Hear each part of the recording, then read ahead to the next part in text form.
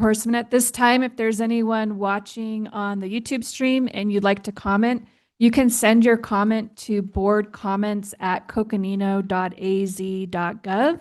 And in the meantime, for those in the room that would like to provide comments, we do have comment cards by the door, but I'll also check once we get through the comment cards. If there's somebody that didn't get a chance to fill out a comment card, you'll have an opportunity to go up to the podium. So we do have 2 comment cards. And I first have Ward Bailey. If you'd like to come on up to the podium, please turn the microphone on and we'll provide you 3 minutes to speak. If you could just please state your name for our minutes. Good morning, Chairman and members of the board. My name is Ward Bailey, owner of W. Bailey Electric here in Flagstaff. I have nearly 40 years of experience in the electrical industry and have been a licensed Arizona electrical contractor since 2020. I support permits and inspections because they protect homeowners and ensure public safety. My concern today is with the permitting process for residential electric vehicle charging installations, commonly referred to as EV chargers. Our company installs approximately 10 residential EV charger systems each year throughout Coconino County. I recently applied for a residential self-issue permit for an EV charging installation. That application was canceled. I was directed to apply under the residential miscellaneous building permit process instead. After completing that process, I was later told the project should have been processed under the residential self-issue permit. Another concern is the documentation required under the residential miscellaneous building permit process. Those processes can include construction plans, skilled site plans, truss information, and manufacturer specifications. If no structural modifications are being made to the home, what role do truss calculations play in improving a residential EV permit? If the installation is for a listed electrical device installed in accordance with the National Electrical Code that will still receive a county inspection, does requiring manufacturer specifications improve public safety or simply add time and expense? I had previously completed another residential miscellaneous building permit for a 50 amp EV outlet. That application was submitted on January 6th of 26 or 25, but it wasn't approved until March 11th, 64 days later. Once issued, the project was completed and closed within 9 days. The permit records show the inspection wasn't the source of the delay. The delay occurred during the administrative review before work could begin. Most residential EV charging installations are straightforward projects installed by licensed contractors in accordance with the National Electrical Code and still receive a county inspection before the permit is finalized. I respectfully ask the board to evaluate whether qualifying residential EV charging installations could be processed through the county's existing residential self-issue permit process while continuing to require the final county inspection. I'm not asking the county to lower its safety standards. I'm asking that a one-day electrical installation not require a 2-month permitting process unless there is a clear and measurable public safety. Thank you for your time and consideration. Thank you, and thank you for addressing us today. We, as you know, because it's not on the agenda, cannot discuss this. However, I am going to direct that this go to administration. We'd all very much like to hear back on this and take a look at this. So if you could provide that to us before our next board meeting. And thank you for bringing it to our attention. Happy to answer any questions that you may have. Thank you. All right. Any other call to the public? Thank you. Next, we have Raymond Mills. If you'd like to come on up to the podium, make sure the microphone is on, and then state your name for our minutes. You'll be provided 3 minutes to speak.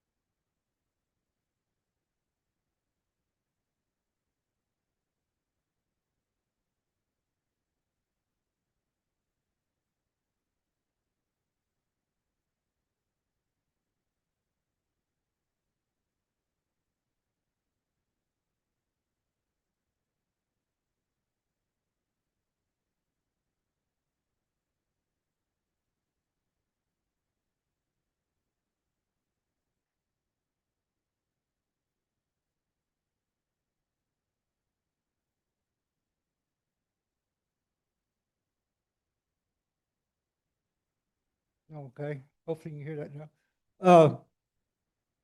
It's not good up there. I ended up moving out. I will not be wanting to move back over there till the drugs are gone, till the theft is gone. My home was burglarized 3 times by John Haddon. My car, John Haddon got into it several times. John has an extensive criminal record, has no driver's license. He does what he thinks he wants to do. And well, we've had 3 people move out of state to get away from him. We've had 2 people move back to Flagstaff because of him. 2 people have moved across the road and down the road. He's totally destroyed the environment up there. I was attacked by Richard McDonald. I was attacked by Mike Campeau. Sheriff's Department says that that's private property, and they have no authority up there. I don't know, it's sad. Something needs to be done. Sheriff's Department needs to take more energy into going up there and getting things done. People up there live in fear. They do. They're burglaries, theft, everything. Twice they followed the tracks from my house to John Haddon's house, and they still haven't done anything. He stole some batteries, a portable generator I had, and the tracks literally leave my place and go right to his place. The sheriff says, well, we need more evidence. John refuses to cooperate. He's going to sit there and lie to him. All of them are up there lie to each other. They steal from each other. And they steal from whatever they can to buy the drugs with. I guess I can say a whole lot more, but hopefully it fits the values that we need to bring up into that part of the state, county, city, or whatever. We appreciate you being with us this morning, and thank you for that information. Hopefully we can have that referred to the Sheriff's Department, please. All right. Any other call to the public? Those are all the comment cards that we have that were filled out. If there's anyone here in the room that didn't get a chance to fill out a comment card but would like to provide a comment during this session for call to the public, you can make your way to the podium now, and we'll provide 3 minutes for you to speak.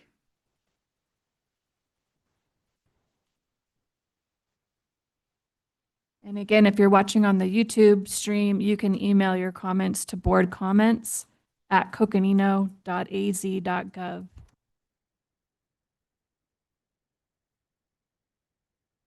All right. Anyone else? Call to the public. Now is your time, members of the community. Now is your time if you'd like to have comments, questions, et cetera, to address the board.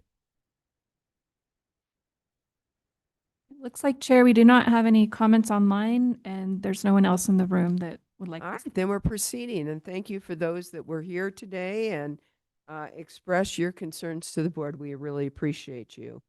And now we have, as we always do, we start out with some very important proclamations. And, you know, people wonder, why do you do these proclamations? Well, twofold. Number one is to give information to the community about important matters affecting our community. And number two, it is important that we as a board and as a county acknowledge and recognize some of the most important events, people, and organizations. So that's what we're doing here when we do our proclamation. And the first is a very important one. Some of us attended the wonderful event that occurred yesterday at the Elks Club for Indigenous Code Talker Day. And today we have consideration of possible action to approve a proclamation for Navajo Code Talker Day, which was August 14th, 2026. So it's coming up. And with that, we have a proclamation before us, and our administrative specialist, Shirley Watkins, is here to read the proclamation. So Shirley, thank you for being with us today. Yes, you're with us all days, but thanks for coming down.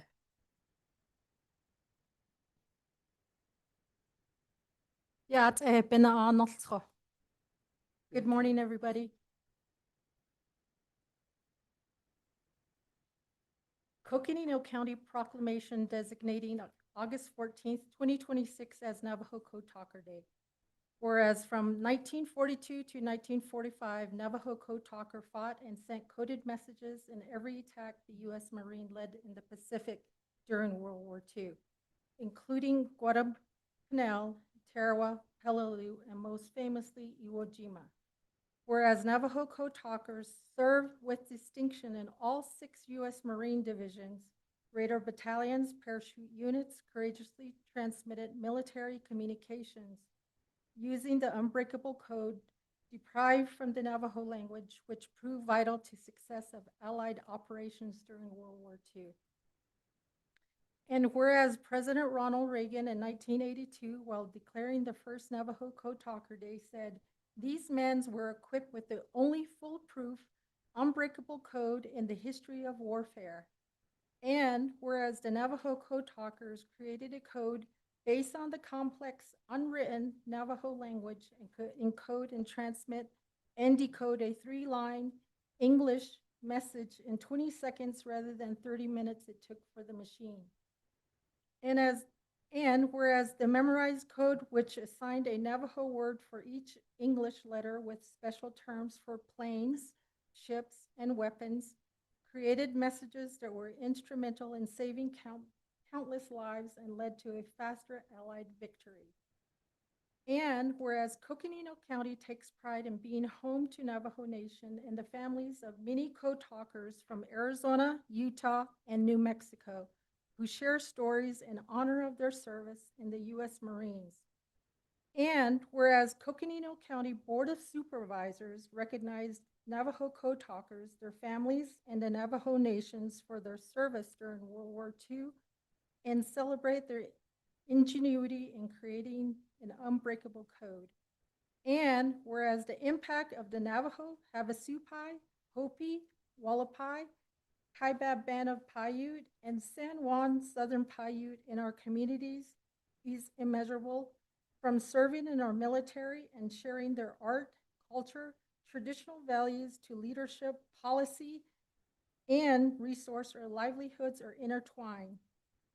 And now therefore, be it resolved that Coconino County Board of Supervisors do hereby designate August 14th, 2026 as Navajo Code Talker Day throughout Coconino County in honor of the Code Talkers' dedication service to the defense and protections of our nations. And I also just want to say that this weekend, I had invited the last living Navajo Code Talker, Honor Thomas H. Begay, to Flagstaff City Hall from 10 to 12. He can only do 2 hours at a time because he's 101 years old and he gets tired easily. Thank you. Yeah. Thank you, and thank you for reading that so much. So, but first, I know there'll be some comments from members of the board, but first, do I have a motion for designating April 14th, 2026 as Navajo Code Talker Day? I have a motion. Do I have a second?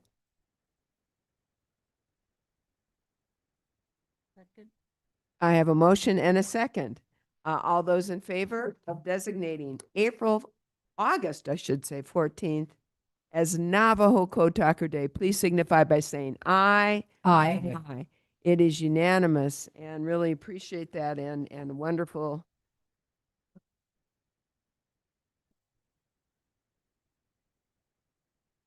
And it's wonderful that you can bring our Navajo Code Talker hero here with us. So, and we're privileged to have him here. So thank you. So, just some comments and seeing the event that was done at the Elks Club was so wonderful, and so much that we learn about the Navajo Code Talkers as time goes on, and their bravery and what they did to really bring a victory for our troops and to get them back from overseas and back home, and how absolutely important it was. And my father, unfortunately, was fighting in Guadalcanal as a Marine, and way before I ever came to Flagstaff, Arizona, and went to school at NAU and had dorm mates from the Navajo reservation. Way before that, he talked about the Navajo Code Talkers and what it meant and what it did. So I love this. Thank you. And we honor them and we celebrate them. Thank you. And others who'd like to make some comments. Supervisor Begay. Yate Epene Nana, thank you for being here. I guess it's kind of like bittersweet, only because, I say this only because, a lot of our veterans and people that that have been served in the forces, they pretty much are living like no water, electricity, homes, decent homes, and that's really what's, bothering me to this day. And so, but I'm happy that, this war, they broke the language and brought the language, and, that they broke the codes and stuff like that. And that's what I mean about bittersweet. I just want to say thank you to all here and everyone on the reservation, and all the families that are there, and that, are still fortunate to have Mr. Thomas Begay with them. I think as everyone is related within our Navajo culture. We have clans. I could have a clan. My clan is Twitichitni. My dad is Sedishkijni, and my grandpas are Ashchi and Tachitni. So those are my clans on my dad's side. So I could go all the way to New Mexico, and I'll say, "Hi, how are you doing?" And they'll say, "My clan is this," and you have an instant brother or sister or grandkids or grandpa, grandmas. So that's how strong the clans are within our communities. So I just want to say that this is something that I was looking forward to, and I know everybody else has. And just what a great day to bring a proclamation, to really acknowledge what is really out there for what they did for us, and being here. That's why a lot of us are here. So I just want to say thank you so much. There's a lot to say about this, but I just wanted to kind of bring those two in, because it is true. That's what we see, and we broke a code with the Navajo language, and that's why we have to encourage our kids, to learn Navajo. A lot of our children don't take the initiative to do. I have a 1-year-old and half, and she already knows her numbers in Navajo. She'll say "Tala naki ta di ishla." So those are the 1 through 5 numbers in Navajo. So it's our responsibility, but a lot of times it goes all the way back to where how we were raised. It's a totally different thing now. Where things are so different. We never had Chinese food in our home. It was always something very basic. To this day, I cannot still get used to different foods that are being made out there. I'm so basic that bread and a piece of meat is fine with me. That type of thing. But I just want to say thank you. I'm really proud to be a Native American. I'm really proud to be a Navajo. I'm really proud that I know my language, and I can convey and talk and speak, and help people in that way. And so, again, thank you. Shadeja, proclamation yilta. Thank you so much for that. And then we're all here. I'm pretty sure my other colleagues are willing to speak on behalf of this day. It's on August 14th. So I just want to say thank you so much for this honor. Thank you, Supervisor Begay. Others? Supervisor Ontiveros. Thank you, Madam Chair, and thank you, Shirley, for reading this proclamation this morning. This is a really wonderfully written proclamation with the history and the importance of what this truly means. And I will just sum it up by saying that this entire nation owes the Code Talkers a debt of gratitude. And it is my great honor to support this proclamation this morning. Supervisor Vasquez. Yes, thank you. I'd like to express my thanks and gratitude for those in attendance and watching online. Today, with proclamation, we honor the Navajo Code Talkers, heroes whose legacy continues to guide and inspire our nation.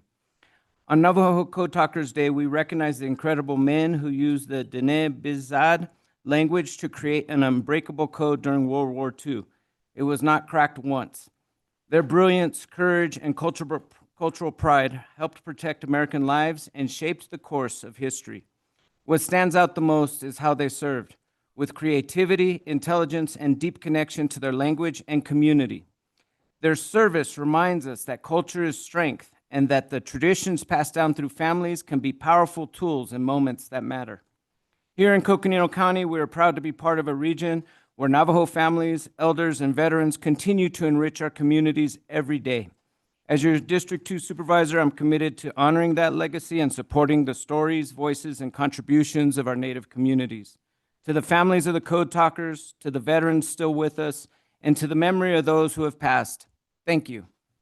Thank you for your service, your sacrifice, and your language. Your legacy lives on in all of us. It is an honor to stand here with you today. May we continue to celebrate and carry forward the spirit of the Navajo Code Talkers, not just today, but every day. Thank you. Thank you, Supervisor Vasquez.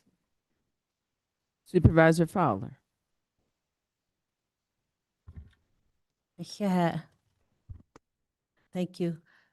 And thank you all for being here on this, another wonderful day, another wonderful breath that we took this morning that set our path to today and into the future.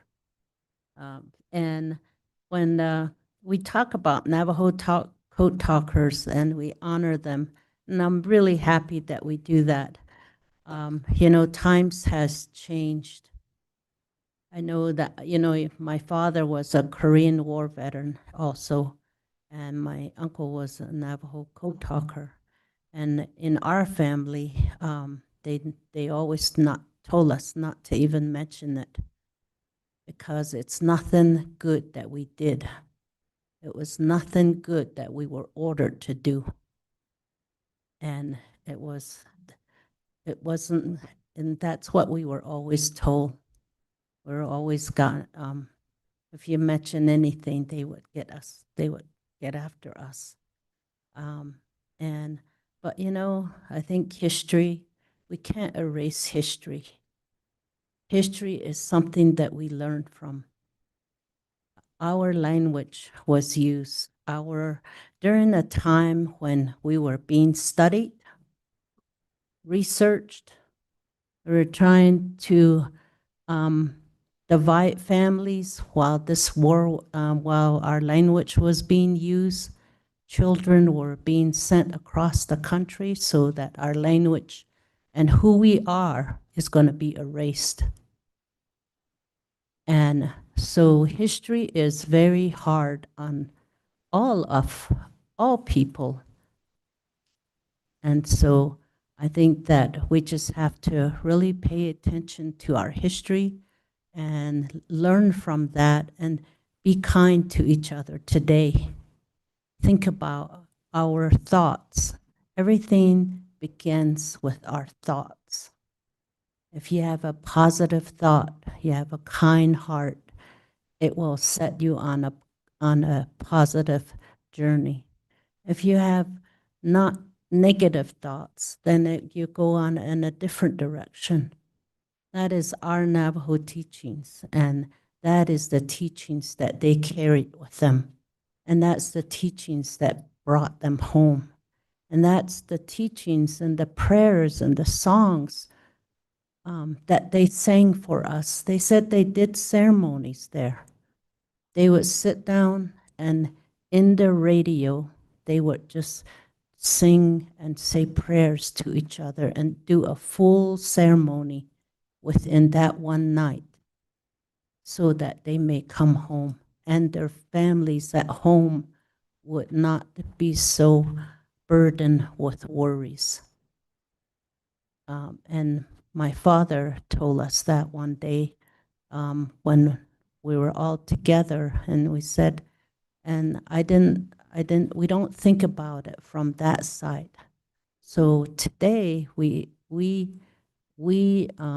are here because I think a lot of their prayers and their songs and the ceremonies that they did out there, and not just Navajos, but all of us, all nationalities. We don't pray for just ourselves when we pray. We pray for all people. So I just want to thank all of you for honoring Navajo Code Talkers and being in reverence during that time. And I just think that it's really really a great honor to be part of this. So I just want to thank the words that were spoken, because those words, when we see words and we see some, your thought and your words are most sacred. And your words become your prayers to us. And that's what was just read. And it's really, really nice. So, yeah, jono intra, jono citizen behind the, yeah. So, in here, Indigenous Council, though, Johnny, yeah, Sago, ni J. Dansada, Johnny, Don, Jonon, Sadakis, and his art, and Jono, Alkita Son, Naha. Yeah, thank you. Thank you, and thank you all for bringing this forward. I know we're going to take some pictures, but we're going to do the second proclamation first. So if you could stay and then go to the other side of this wall, and we'll get some pictures taken if we can. So next we have a proclamation on the National Poll Worker Recruitment Day, which is August 11th, 2026. And we all know we need our poll workers, and we need to make sure we maintain open, fair, and transparent elections. So we're happy to have this proclamation. And who's going to read? This is by Lydia, Miranda, and Vicky is going to read this.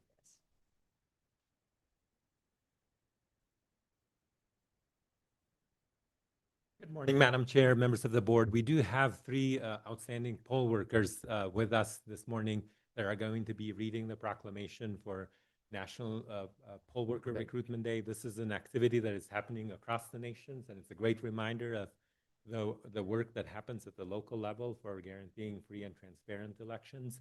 And without any further ado, I'll turn it over to Lydia and Miranda and Becky. All right, thank you. Good morning. Whereas our democracy depends not only on the right to vote, but on the willingness of ordinary citizens to step forward and make that fundamental right a reality for their neighbors. And whereas free, fair, secure, and accessible elections remain the most enduring expression of self-government, reflecting the values and aspirations of our nations. And whereas poll workers serve on the front lines as the public face of every election, welcoming voters, answering questions, and ensuring that every eligible voter is able to make their voice heard. And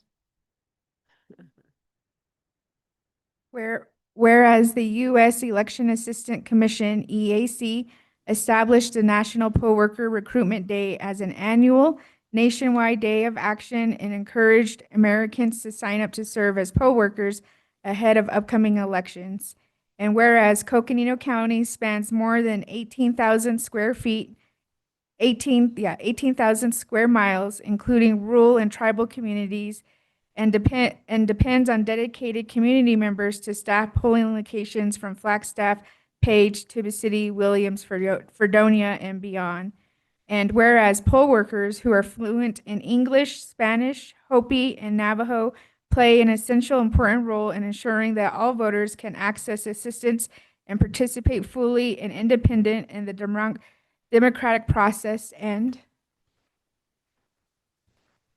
Whereas serving as a poll worker is a meaningful form of civic engagement and that strengthens public trust in elections and offers community members, students, retirees, and first-time volunteers alike a firsthand role in how our elections are conducted. And whereas the Elections Department remains committed to recruiting, training, and supporting dedicated poll workers who help deliver secure, accurate, and accessible elections for all voters.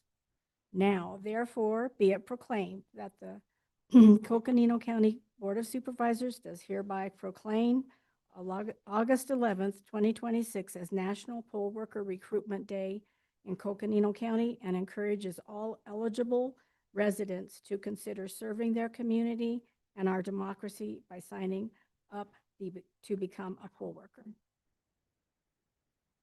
Right. Thank you very much.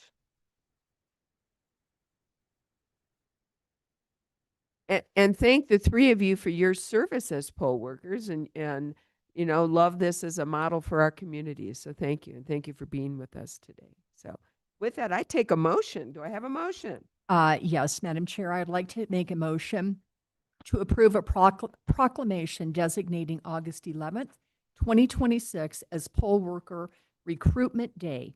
All right, in do I have a Coconino second? County. Second. I have a motion and a second. All those in favor signify by saying aye. Aye. Aye. It is unanimous, so very good. And anything else you would like to say? Our election director is with us. Well, thank you, Madam Chair, for and board for approving the proclamation. I also want to recognize that there are several poll workers. If you can wave at past and present and future poll workers, everybody has it in them.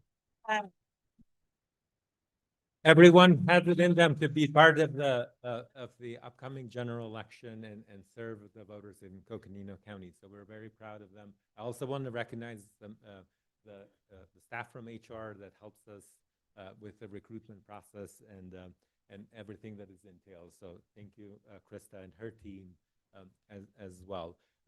To commemorate and to celebrate National Poll Worker Recruitment Days, that we're doing several poll worker recruitment drives. There's one currently going on as part of the in Tucson, as part of the Justice Bus. We have several events scheduled at NAU, and also we are having several open houses for tours of behind the scenes in elections for both this month and next month as a way to attract poll workers and bring transparency in our election process. So thank you very much, Madam Chair. And how many poll workers do we have here in Coconino County? So our goal is to recruit about 450 poll workers for the upcoming election in November, and we are well in the way to achieving that goal. All right, that's fabulous. Wonderful. So many people in our community are willing to step up and help our democracy. So thank you, and thank you for all your hard work, you and your staff. Any other comments, questions, members? Supervisor Ontiveros. Thank you, Chair. This is really a very important thing for all of the reasons that are set forth in this proclamation. And I did not realize that there were so many poll workers in here this morning. So first of all, thank you for the reading, for the three that read the proclamation. Thank you for that. Thank you for every poll worker who is in here.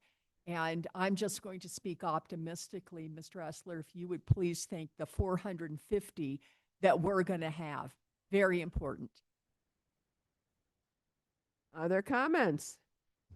Yes, Supervisor Vasquez.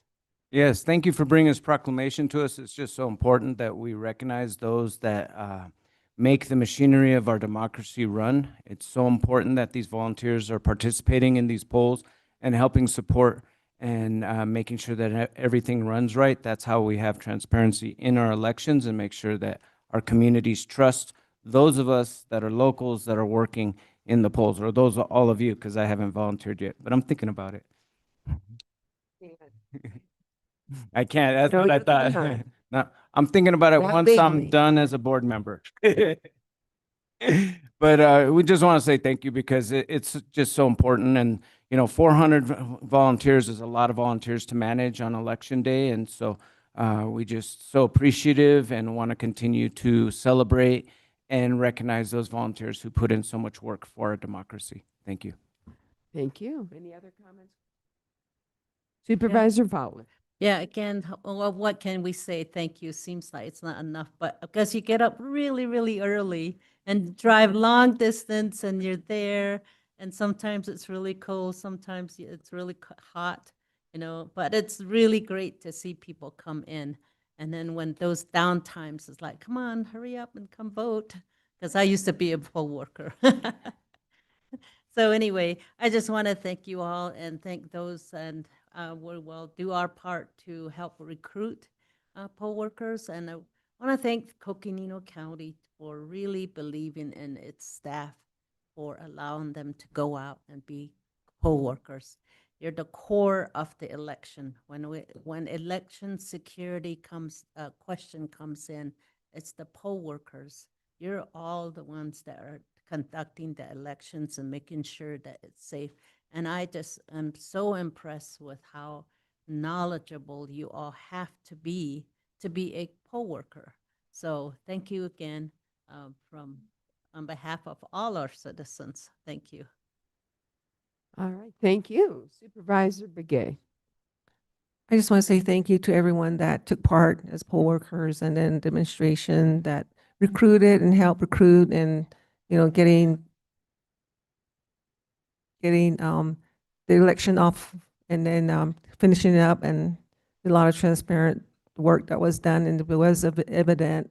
And then, just being there, fair elections, those type of things were happening. And then also, and the secure, I think that's a very important portion of it, is securing the elections. So I just want to say thank you. I think my colleagues said most of it. So I just want to say thank you to everyone that has participated. And we still have the general election. And so we all have a job to do before us, every one of us. Thank you. Absolutely, we all do our part here in our democracy. That's informed citizenry is what it's all about. So I think now is the time for some photos. And hopefully the poll workers who are also here with us, and it's great to see you, hopefully you'll be part of that photo. So let's go to, oh, that's what I usually do, didn't That's what I always do first, so that I don't do exactly this. All right, good. We're ready for photos. So let's go to the other side here.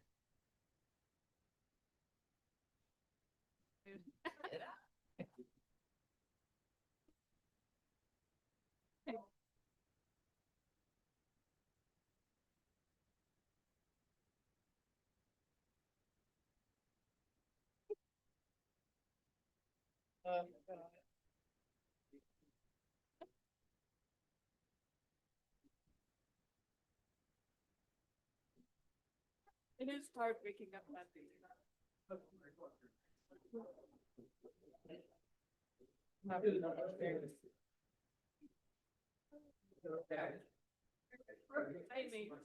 Yeah.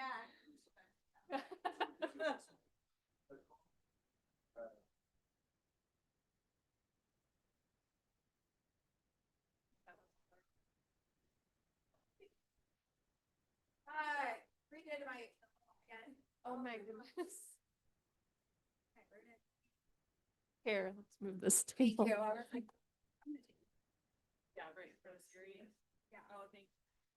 Save this and move out of the way. Thank you. Are you in pain at all? It's okay. It's been a. I'm scared someone's gonna like bump you. I know, right? That's why we're gonna stick her in this back corner. Oh, that sounds awful. The Achilles tendon.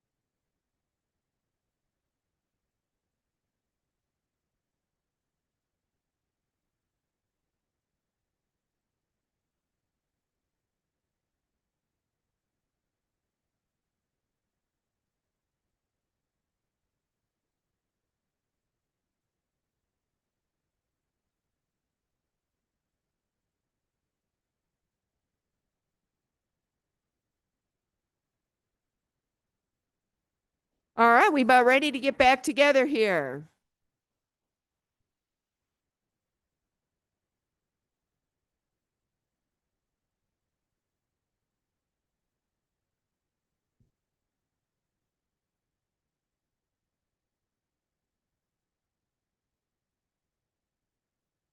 If they're handing us out pictures of people on the water in kayaks, all you're trying to do is encouraging us to not finish our meeting here today.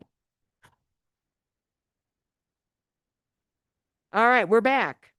And that was important and good to have. And now we're on to the consent agenda. And members of the community, our consent agenda are more administrative or ministerial in nature.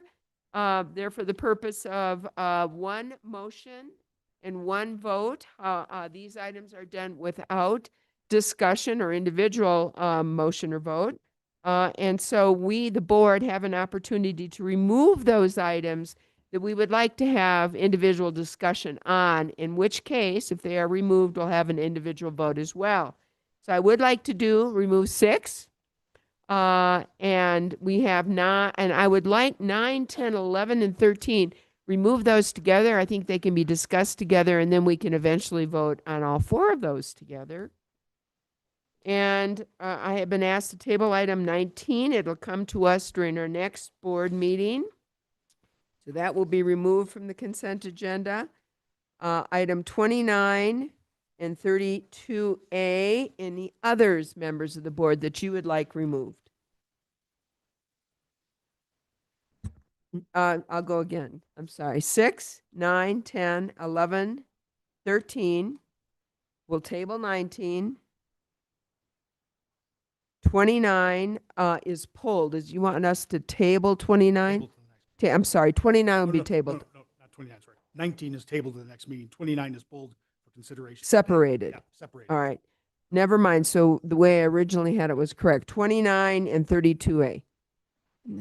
Chair, we need to pull 23 as well for a correction. 23, is that separate for individual discussion or is it to table? It's to separate for discussion. Thank you. Thank you. 23. So I'm going to do it one more time just because it's a confusing matter. Yeah, we're gonna. SRS. Thank you very much. Absolutely. Thank you. Now, thanks. All right, and here we go. Back again. 6, 9, 10, 11, 13. 17A, 18, we'll table 19, and we'll pull 23 for separate discussion. 29, we will separate for separate discussion, and 32A. So, with the exception of what I just read, and with the tabling of number 19, do I have a motion to accept the consent agenda? So move. I have a motion. Do I have a second? Second. We have a motion and a second. All those in favor, please signify by saying aye. Aye. Aye.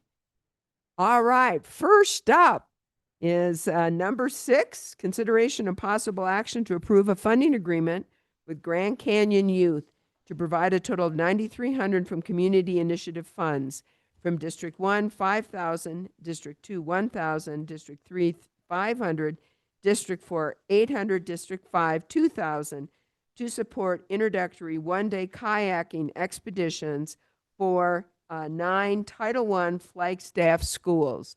And with that, we have Claire. Good to see you, Claire, from Grand Canyon Youth here to talk a little bit about the program. First, let's go ahead and accept a motion on this. Do I have a motion? So moved. I have Second. a motion and a second. All those in favor to approve the funding agreement signify by saying aye. Aye.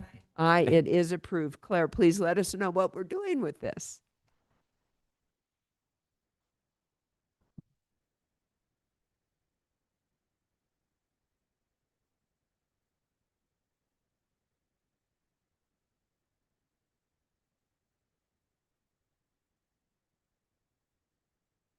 I feel super honored to be included in today's meeting. It sounds like probably many of you are know about Grand Canyon Youth. We've been in Flagstaff since 1998.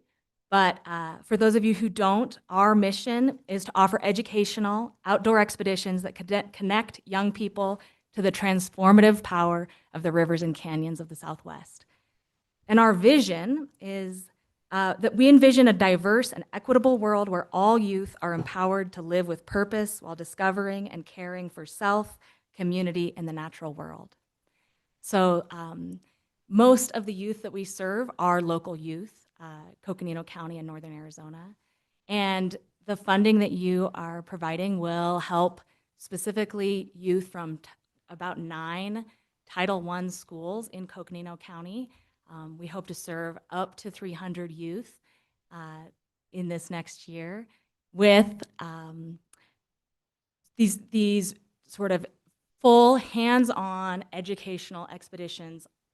We serve fifth graders, local fifth graders on the Verde River. Every fifth grader gets their own kayak to paddle down. They learn how to paddle themselves. They learn about the place. They learn about, this is sort of their local waterway. They learn about water in the West. We hope that they get that spark of maybe a little independence, maybe a little curiosity about where they're from, maybe a little sort of confidence in getting to do this themselves. And then we also included this year in our application Title I schools that are doing multi-day trips from Coconino County. So we also share the San Juan River. These youth get to spend a few nights camping and rafting, and also the lower Grand Canyon section for diving down for some of our Grand Canyon High School students. So yeah, this funding is super impactful, and we're thrilled to be included. And we're so thrilled to have an organization like Grand Canyon Youth out there to be able to provide these opportunities to our young people. And all of us here certainly appreciate our public lands and being able to allow them an opportunity to play in our public lands and to learn about them and to learn a little bit about our environment and about themselves. So really appreciate you and Grand Canyon Youth and all you do. And when you look at the donor page, you can see the support you have from really across our community and for those students, and really looking to those students who would not have had an opportunity but for Grand Canyon Youth. I really appreciate you all. Thank you. Thank you. Any other comments, questions? Supervisor Vasquez. Yes, thank you. I'm just really excited about this program for the kids because it just makes such a big deal for young people to have this exposure young and have these opportunities.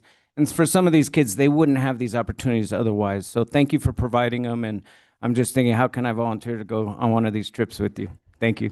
You can volunteer. I have.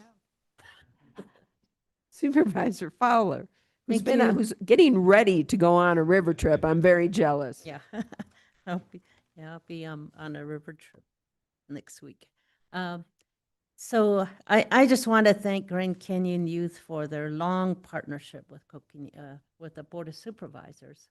As long as I've been on the board, we've been in partnership, and we have always supported. And really, these amazing children from all over come, and those bonds that they make on these river trip last for the rest of their lives, and their view and their outlook of the outdoors and public lands, it completely just embraces them. So I'm just really happy with everything that you're all doing. And through the years, I've seen you all advance and evolve into really very organized and very targeted purpose. And I'm just really happy with the organization and your continued change that you make in our young people's lives. And then that's what we're always striving to do today, is trying to see how we can improve individual, mold them into a better person. And just like over the weekend, we just had a Canalta, and that was the purpose, is just to make sure that these young individuals have a great life. So thank you. Any other comments, questions? Otherwise, again, thank you. Thanks for being here. Enjoy your time on the river. All right. We're moving ahead. Number 9, consideration of possible action to ratify and approve a fiscal year 2027 independent contractor agreement with Victim Witness Services for Coconino County to provide victim advocacy services for victims of crime in cases prosecuted by Coconino County Attorney's Office at a cost not to exceed $179,300 and delegate signatory authority to the county attorney, Ammon Barker. And then 10, 11, and 13. The reason I asked to pull these, 10 is to accept and ratify drug gang and violent crime grant agreement with the Arizona Criminal Justice Commission, and is more fully set forth in the agenda. And 11, consideration possible action to approve and ratify the Consolidated National Criminal History Improvement Program grant agreement in the amount of $167,958.64. And 13 was consideration of possible action to approve and accept award as set forth there from the Arizona Criminal Justice Commission in the amount of $140,051 for the Page Justice Court. And it is more fully set forth in our agenda, but these are really important grant agreements and opportunities for us here in Coconino County. So I thought it'd be appropriate to discuss a little bit of each one of these so that our community and our board can find out the wonderful things that are going on. So thank you. Thank you, Chair Horstman and Chair Horstman, Vice Chair Vasquez, members of the board.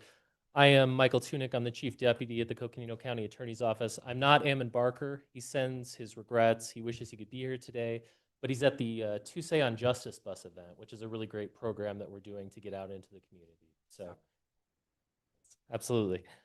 So starting with item 9, victim witness services. Serving victims of crime is at the heart of our mission at the Coconino County Attorney's Office, and we have great partners. We're unique in Coconino County in that our victim services are housed in a nonprofit that is outside of our office, and that nonprofit partner is Victim Witness Services of Northern Arizona.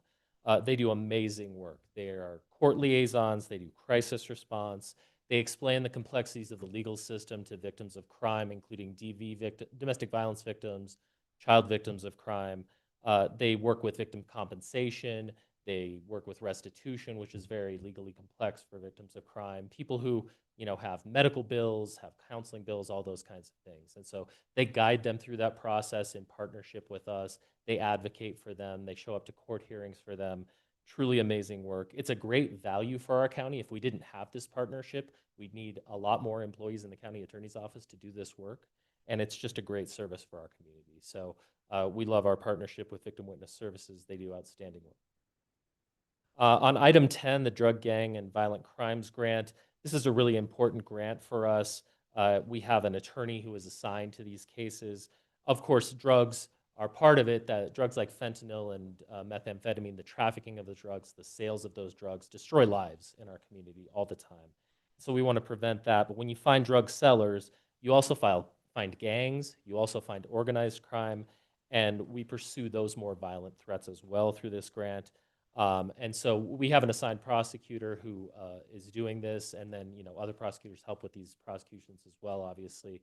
This grant has remained somewhat static, so we are supplementing to some extent with some other funds in our office to cover all of this work, but a very important grant for us to cover at least a whole attorney and then some. Item 11, Criminal History Improvement Grant. Criminal histories are really important to us. It's one of the first things we see when we open the case file, and it's really important for threat assessment, frankly. We've got to see if the person in front of us is someone who could continue to be a violent threat in the community based on their history and what they're accused of in this crime.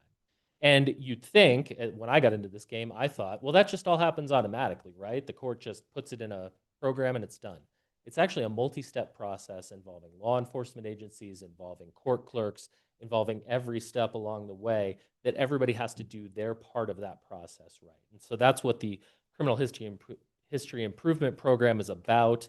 It's training all of the folks along that chain to make sure that they take the right fingerprints, that those fingerprints go into the disposition forms, that the disposition forms travel with the case and are completed.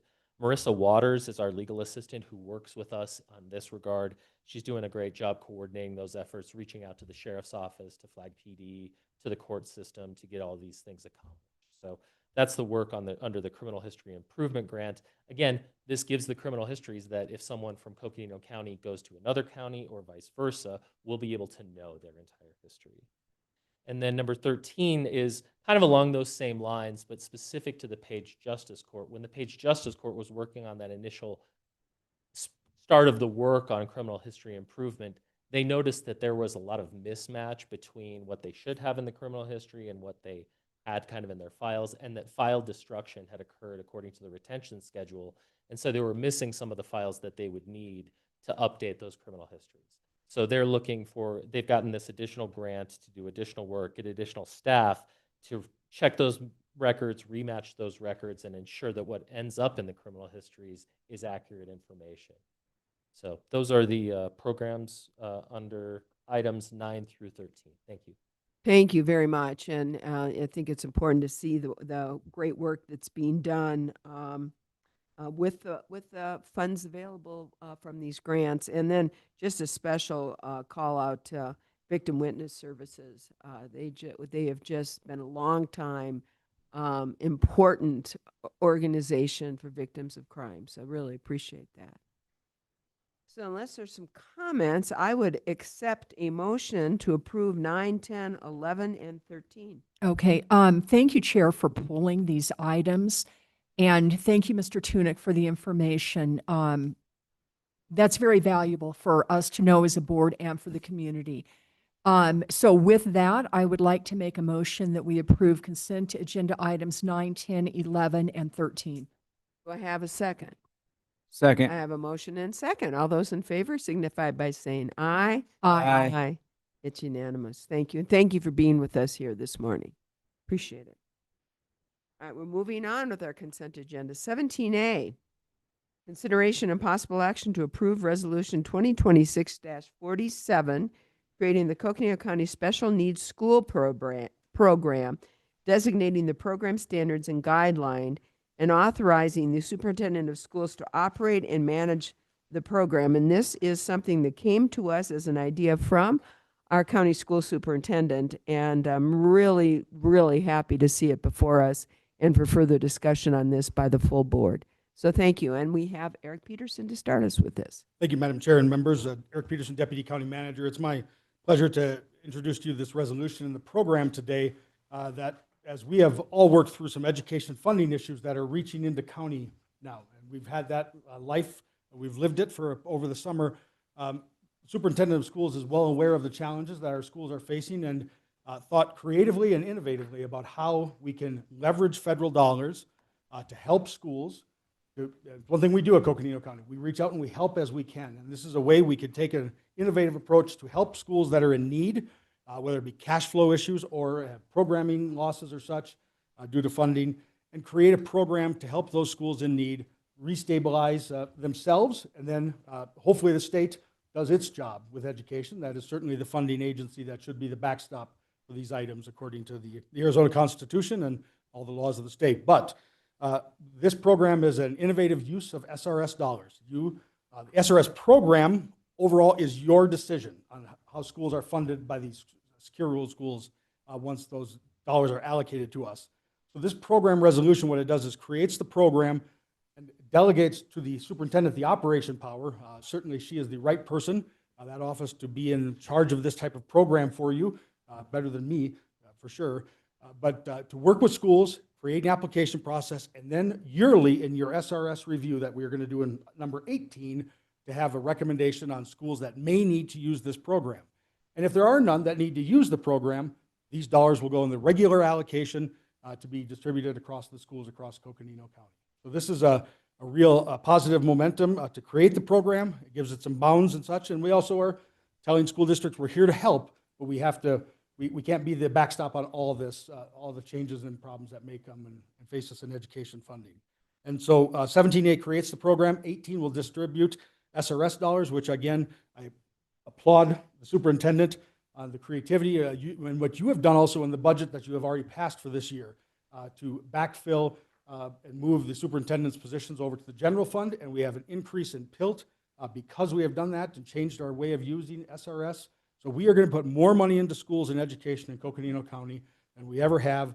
And both the creativity of the superintendent, of our finance director, Siri Mullaney, the management team, Andy and Erica. So I just really want to applaud them, and I encourage you to pass the resolution. I'm happy to answer questions, but I know the superintendent's here as well to answer questions. And yeah, Cheryl, we'd love to hear from you. Thank you for being with us this morning. Thank you, Chair Horstman and members of the board. Like Eric said, it was a collaborative brainstorming session that we had, is how can we further help our schools using what dollars we actually have. And in the spirit of the Secure Rural School Statute, it is supposed to go directly to students, families, and schools. And so we thought creatively, and we have this special allocation with defined parameters. And I have here with me Joe Gutierrez, principal of Killip Elementary School here in Flagstaff, and he is one of the recipients. And so if you'd like to say a few words and tell us your story, because the FACS program for Killips is one of the ones we chose to fund with the special allocation. And those students need that FACS program. That is why they are able to come to school every day. And as you know, the chronic absenteeism rates are 27.8% for K-8, and in high school, it's 38 I think 2 or 6%. And if you're not in school, you're not learning. And so it's also a safety net for his school. So I'd like him to talk about the impact. And isn't Killip the first recipient of this? He is the first recipient, and then I'll say a little something about the second one. All right. Thank you so much. Thank you for being with us. Great to see you. Okay, thank you. And Cheryl, thank you for the invitation and the support.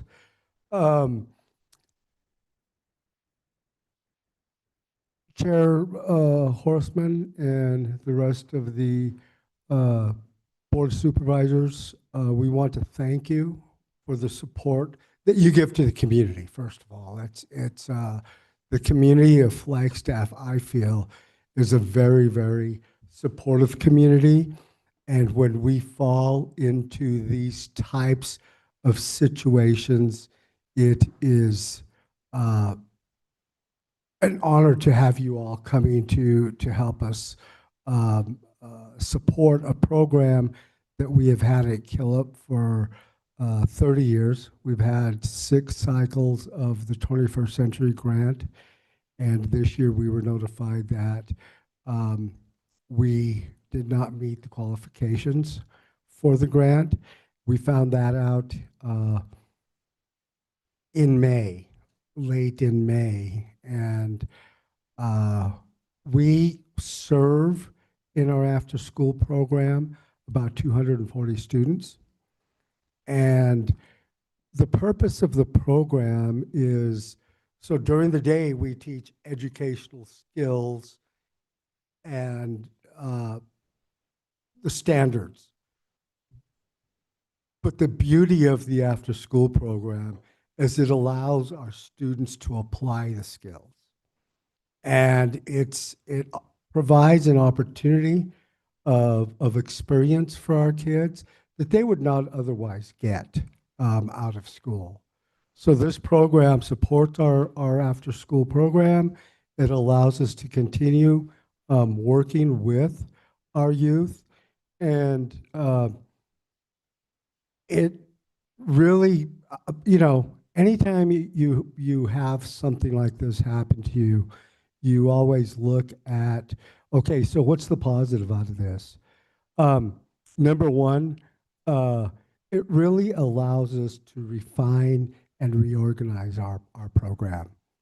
And along with that is a level of sustainability. So we will be working on that during the school year.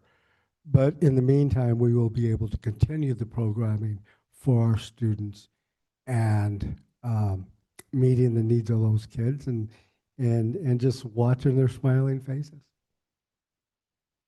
Thank you. Thank you for being here. Supervisor Vasquez, you know a little bit about this program. Yes, thank you. Before I became supervisor, I worked for Joe Gutierrez for 14 years running the specific program he's talking about. And just to kind of elaborate a little bit more during my time, and I know the cost has changed and the program's changed, but during my time, when we had fax fee-based at the school, we only had 25 to 50 kids a day in the programming. Once we instituted the 21st Century Community Learning Center fax fee waiver, that number jumped up to 175 kids a day. And so the impact is real. At that time, when I was at the school, it was about 40% of the school attended in the after-school programs. When fax was fee-based, only about 5 to 10% of the kids attended fax because families cannot afford it. So this is crucial funding. I'm so glad that our superintendent was able to work with our county management and find a way to provide this funding because it's going to give Killip a year of buffer to rethink how to reapply for that grant and other grants to provide this programming that's so crucial to our kids in the Sunnyside neighborhood. So thank you. Thank you. All right. And the second special allocation is going to Maine Consolidated in Parks. And as Eric mentioned, state funding has been severely cut over the last decade and even more severely cut over the last couple years, and Prop 123 has yet to be passed. So some of our districts are experiencing cash flow issues, and this is going to allow Maine Consolidated to have a buffer, meet their payroll and other expenditures, and hopefully moving over, have some carryover going into fiscal year 28 without any service disruption to their students. Because as we think about this and we think about our schools, you know, as you know, when I make my decisions, I ask myself all the time, is this about the children? What is the impact on the children, the schools, and the family? So I want to thank you. Our children are the future in Coconino County. Your foresight in recognizing our community's vitality is directly linked to our kids is very much appreciated. So thank you. Do you want me to also talk about the other 18 or no at this time? Okay, I guess next time. But again, thank you for your advocacy and your tireless promotion for students in our schools. Thank you so much. My pleasure. So, and with that, just I would entertain, unless there's some comments from the board. Thank you, Supervisor Fowler. Do I have a motion to accept both 17A for the approval of Resolution 2026-47 and 18, which is the distribution of secure rural schools funds in the amount of 98% for school distribution and 2% for road distribution? So moved. I have a motion. Do I have a second? Second. We have a motion and a second. All those in favor signify by saying aye. Aye. Aye. Very good. Thank you. Thank you again. Thank you. Thank you for being with us. All right, we're moving ahead here on number 23. Consideration and possible action to approve and accept number 1, the Amendment 4 to Intergovernmental Agreement D1 DI 25-002431 between Coconino County Health and Human Services and the Arizona Department of Economic Security for the period of July 1, 2026 through June 30th, 2027, and the corresponding budget adjustment in the amount of $228,522 to increase the expense budget by 26, I think it's more than $26, and 2, to ratify the contract of July 1, 2026, and all services rendered between the period of July 1, 2026 through August 10th, 2026. Maybe somebody can help me with what the increase the budget by. I know it's more than $26, Michelle. Thank you, Chair and members of the board. Our respect is to remove the budget adjustment component to this action and just approve the contract at this time. We will bring the budget adjustment back. Okay, then I need to make that very clear for our board.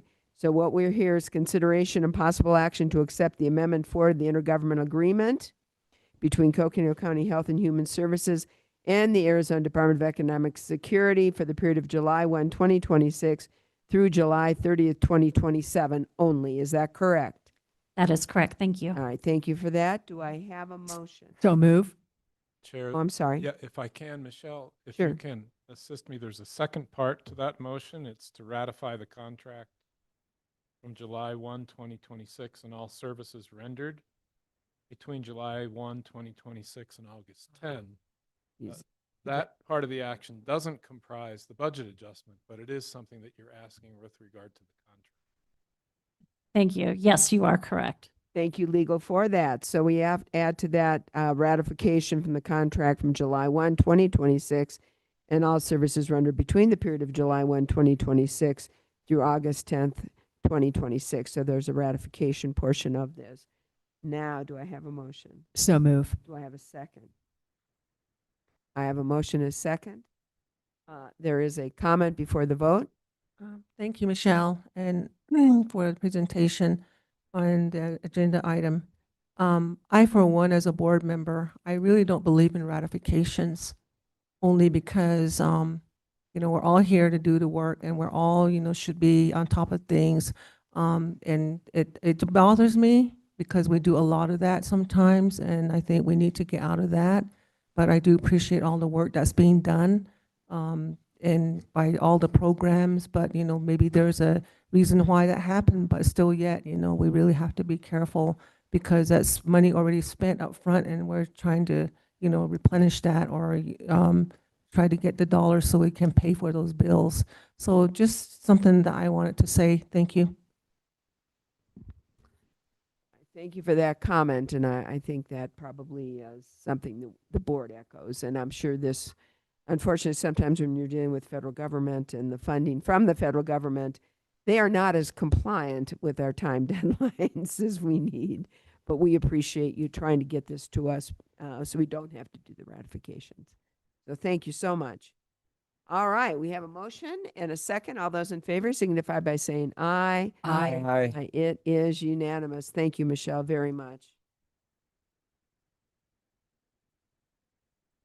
Okay, we are moving along. We are number 32.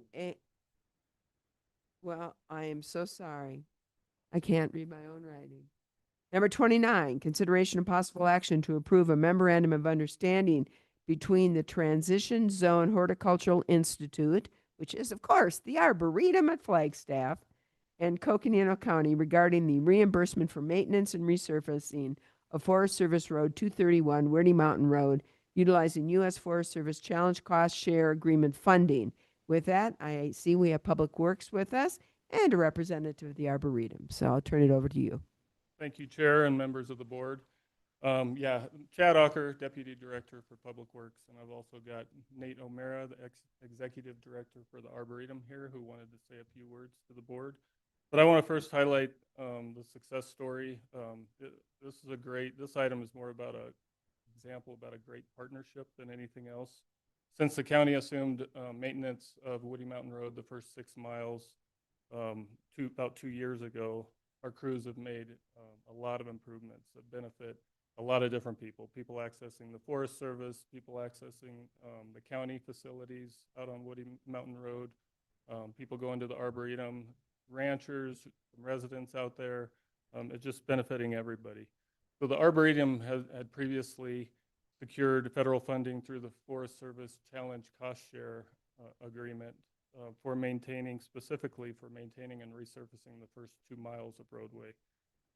When the county took it over, Nate approached us with, "Hey, I've got this funding. It's not needed for anything else. Can we give it to the county? Can we move it towards the county?" And the Forest Service agreed. We obviously agreed, and Forest Service worked with the grants team and the Arboretum to modify that agreement to allow reimbursement to the county for the work that was originally intended for that federal, that federal dollars. The Forest Service also let us use a pit nearby where we crush material. We have a good quality pit, material, and saved a ton of money on hauling and material itself. So we've got the material we need. We've got the agreements in place. I can't say enough about what we've been doing. Our crews have been doing a great job. We've got the expertise to maintain these gravel roads. So it's allowing the county to get the planned work done a lot faster and a lot more economically than originally planned, which is a win-win. It's a great example, I think, of the three organizations coming together, using the available federal funding, using the expertise and the resources to make improvements for the public. So with that said, turn it over to Nate for words that he has. Thank you, Chad. And good morning, everyone. It's lovely to see some friends on the board and also new friends I haven't met yet, Judy and Lena. So yes, I'm Nate O'Mara, the Executive Director of the Arboretum at Flagstaff. For many of you in the room, I'm sure you all know the Arboretum. The Arboretum has been in our community for over 45 years, and it's been Frances McAllister's, was her original vision to give Arboretum, to give the city of Flagstaff an Arboretum and a botanical garden by turning her lovely property into a 200-acre nonprofit. And so the Arboretum has been in our community for, like I said, 45 years. We've done lots of native plant conservation. We do propagation. We also have a very extensive education department, particularly with youth. We serve over 1,600 kids in a year. We also are a botanical garden where visitors from all over the country and all over the world come and visit our property. And then, of course, we also are an amazing event space. So we have everything from concerts to weddings to environmental events that occur on the property. But the number one reason the Arboretum at Flagstaff has had challenges is the road. And I can't say enough. How many in the room come out to the Arboretum? How many people won't come because of the road? Oh. Yeah, the road. And so all of that finally ended for me in the fall of 2024 when you all approved the maintenance and transferring the maintenance over to the county. And that has been an absolute game changer for the Arboretum. It means we have a smooth road. I've been driving out there for about 5 years now as the executive director. My first time out to the Arboretum was back in 2003, so over 20 years ago when I tried to work out there. And so just the improvements that Chad and his crew has been able to do to the road under the new agreement with all the erosion, the resurfacing, the shortening of the road, I can't say enough how much I appreciate that work. And my drive to work every morning is lovely now. I'm not trying to avoid potholes that are the size of the desk in front of me. But the other thing is that the community is responding. People are renewing their membership. People are sending their children out there again. And it's funny just how much that road was really hindering the development. So, we serve over the last 10 years or so, on average, about 20,000 people a year across all programs. And the hope is that with this new arrangement with the county, and the word gets out again that the road is flat and smooth and devoid of all the other potholes and things that it used to have, that we'll see the Arboretum thrive and continue to serve the community. I think, as Chad mentioned, that part of the town is really growing. There's 640 acres of new housing developments that are going in just down the road pretty soon. The work you guys are doing at Rogers Lake, the Edge of the World, the Centennial Forest, and then, of course, just the forest in general. So there's a lot of activity. There's a lot of folks out there.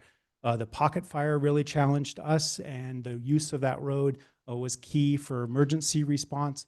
So for all of the reasons, I can't thank the board enough, and the county and Chad and his crews for the very boots on the ground work. And I hope that this grant, I was hoping I had to do it. I thought I had to do the work myself 5 years ago when I applied for this $260,000. But now that we've transferred that maintenance over to the county, it's not only do we want to use the money, it is federal funds, but we also, it's a token of appreciation to the county. And I know the kind of money you guys are spending on on the road. So I just want to say thank you, and I hope that you approve this new arrangement where we can transfer some of those funds over to you guys and actually pay the county by way of the federal government and the Forest Service. We love that. Yeah, right. So thank you again for the time this morning. Actually, thank you, and thank you for all you do out there, you and your staff. So at Frances McAllister's, her legacy continues because of your great work. And Supervisor Entreveris and I, we share that Woody Mountain Road. And before I was elected, all I heard about was the road. After I was elected, all I ever heard about was the road. And so I'm very glad to see this partnership take place. And the Arboretum obviously is an important treasure for us here in Coconino County. So thank you, and thank you for all the work you do. So Thank you. any other comments, questions?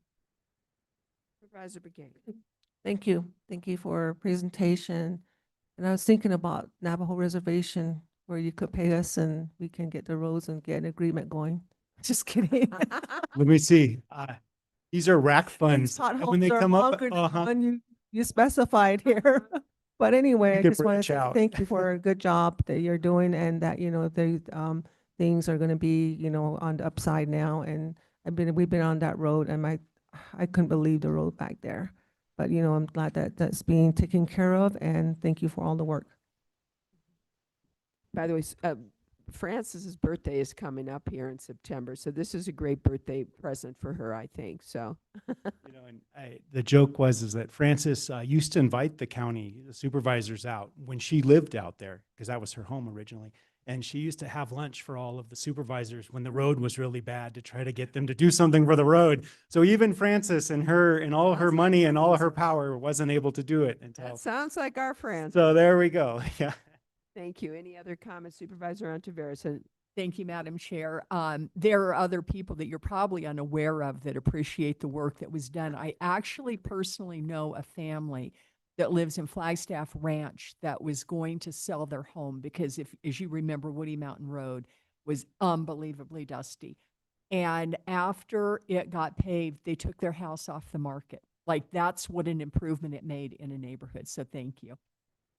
I do have to mention too, the city that, the county, the Forest Service, and the city all worked together to do a road swap back in 2024.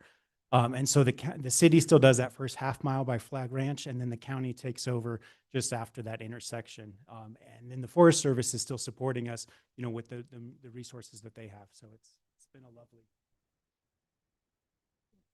Supervisor Vasquez. Yeah, thank you. It's such a great partnership. It's exciting that we'll get some reimbursement from the feds for the work that we're already doing. Thank you, Public Works, for maintaining that road, because I was out there last month and it looked great. It was definitely a difference. And, I remember when I was young, going with my dad to Arboretum a lot, and that road was just terrible. So for the fact that we got it up and running now, that's great. And I just want to know, when's our Board of Supervisors lunch? Hey. Let me get back to you on that. We'll have the next meeting out there. That'd be really fun. So, hey, it's in District 3. Exactly. We have all right, very plenty good. of Well, opportunity. thank you. And by the way, I saw you had Frances McAllister buttons, and one of your board members gave me one.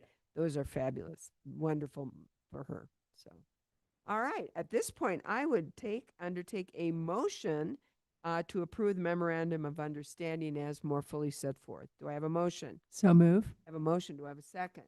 Second. Motion and second. All those in favor signify by saying aye. Aye. Aye. It is unanimous. Thank you. Great to see you. Right. We have, I think, the last item on this consent agenda.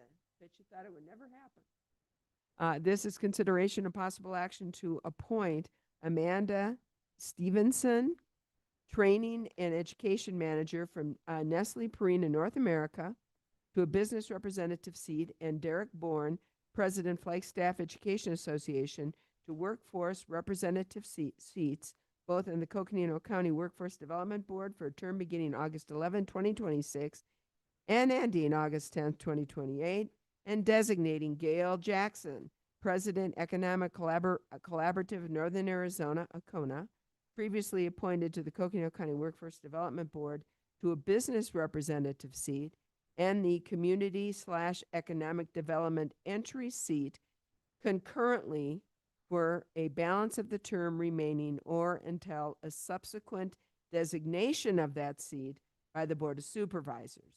That's what's before us. And with that, do we need any comments? Anybody going to make any comments on this? I would just add, Madam Chair, thank you to other members of the board. We have 3 more appointments coming to you next meeting on the 25th. So we will be completely certified and with the board, but we do have people ready to cycle off of this fall. So I still need you all to be looking at your districts and businesses that are high impact and people that you may feel want to serve. And we have some great connections with the unions, which have certain seats on the board. So we are getting those filled as well. So. Very good. You know, it's important. I know there was a big change because of the change in the bylaws on the membership, and so many people basically transitioned off. So it's great to see the board being built. And our representative on the board, of course, is Supervisor Vasquez. I don't know if you have any comments to make. Yeah, I'd just like to thank those that are coming onto the board. It's really important. It is a volunteer board, and so it is extra time, but we do get some great folks, and we're just really appreciative that they are joining and having those conversations and looking for ways to expand workforce development in Coconino County. Thank you. Would you like to make the motion? Yes, and with that, I'd like to make the motion to approve the agenda as mentioned, or do I have to read it out? Okay, I'd like to make a motion to approve agenda item 32A. Good. We have that. Do I have a second? Second. We have a motion and a second. All those in favor signify by saying aye. Aye. Aye. It is unanimous, and congratulations, and also a big thank you to Amanda Stevenson and also Derek Bourne, and of course to the ever-ready Gail Jackson for taking on 2 positions. Really appreciate your service. All right, members of the board, we have accomplished the consent agenda. We have about 20 more minutes. Why don't we start continuing some of these consent agenda items? That's okay with everybody. Then let's proceed. We need to resolve as a Flood Control District Board of Directors. Do I have a motion? So move. Motion, do I have a second? Second. We have a motion and a second. All those in favor signify by saying aye. Aye. Aye. It's unanimous. We are now the Flood Control District Board of Directors, and we do have our Flood Control District Director here with us, Lucinda Andriani. We have item 33. It's under consent agenda. Consideration and possible action to approve a modification to the collection agreement between Coconino County Flood Control District and USDA, U.S. Forest Service, Southwest Region, Coconino National Forest, to increase the contract amount by $777,500 for additional costs related to the LaRue Complex Fuel Reduction Project in the Upper Rio de Flag watershed. This is a consent agenda item, but I'm going to pull it, and I'd love to hear the update on what's going on. Some of us were up there recently and saw the unbelievable work that's being done there on both on LaRue East. So, but here we have, you can tell it better than I, so tell the story, please. All right, thank you, Chair and board members. Very excited to have this project launch. This is the area of the peaks, the Upper Rio de Flag watershed that had been identified through the J. Fuller study as being contributing the most to the risk of post-wildfire flooding, this LaRue section. And we've been working with the Forest Service on several other areas, as you know, investments being made over the last several years. And now we're addressing this area, which is really critical. And there'll be 2 sections, LaRue East and LaRue West. And LaRue East is underway now. We made an initial investment of $3.5 million. The Forest Service also added a $500,000 to that effort. With the cost primarily of diesel fuel going up, that increased the cost of the project, the proposals that came in. But we made a decision that we should add this additional investment to this area given how critical it is. And this will ensure that we can get a significant amount of the dead and down out of these areas, and that's what really contributes to burn severity. And so getting that material and all the what we call historically the biomass off this land is going to be very important to reducing that threat of catastrophic wildfire and then severe and repetitive flooding. So Appreciate your support for this. This is, again, a critical piece of the puzzle. And in terms of how we had budgeted funding, importantly, one of the other projects, the Hawk project, we've actually are seeing savings there. They've been able to accomplish more with less investment. So we expect that the vast majority of this 777,000 we will actually be covered by the savings that will come back in from the other project on the upper Rio. So that's good. I mean, we're just reinvesting those dollars into this area, and then we do have the funding still for this year to begin LaRue West later this year, likely. So, and to initiate and complete the work on Bill Williams Mountain as well, which we're out with the Williams Council this Thursday to update them on the projects there too. So really excited that this work is all moving forward, including Lowell. That's underway. Things are really moving forward. And I think this shows this board and this county's commitment to our protection and safety as we've identified, of course, catastrophic wildfire and post-wildfire flooding as the #1 health and safety risk facing our communities. So this goes a long way in quite frankly, serving our communities and to acknowledge how we as a county and a board can help to mitigate these risks and make them safer. And then also, I don't know if anybody saw it, but if you didn't, you should go online and find it. There was really a lot of great press, media coverage on what we are trying to do with forest restoration projects, this time focusing on the Upper Rio. I think Channel 5, It was 12 and 10. 12 and 10. KNAU and the Daily Sun. So And great coverage. It was really good coverage and getting the information out to the public, which is so important. So thank you for you and your Yes, staff. thank did a you great for job. supporting that, and I'll collect up media and get that out to everyone. And Yeah, that'd be great. And as we get rolling on Bill Williams, we need to get the Grand Canyon News up there too. Yeah. So, all righty. Thank you. All right. Any comments, questions? Supervisor Vasquez. Yeah, I just wanted to comment that I was out there driving out that area a couple weeks ago, and it just looks amazing. You can really tell the difference, and it's really good to see the work that we've talked about over the last couple years finally coming to fruition. And so I'm really excited to see how it proceeds forward, and just want to thank you and your team and the Forest Service and their team for all the work that they're doing to make this happen. Thank you. And thank you for your advocacy. And we need to continue to advocate for federal funding for this as well. We're still stepping forward, and others are. SRP's coming forward with funding in our area now as well. And we need to continue that advocacy at the federal level, these investments. Look what's happening across the West, British Columbia through Washington, Oregon. Right now, if you look at the NOAA map, it's all red. It's just a solid mass of red.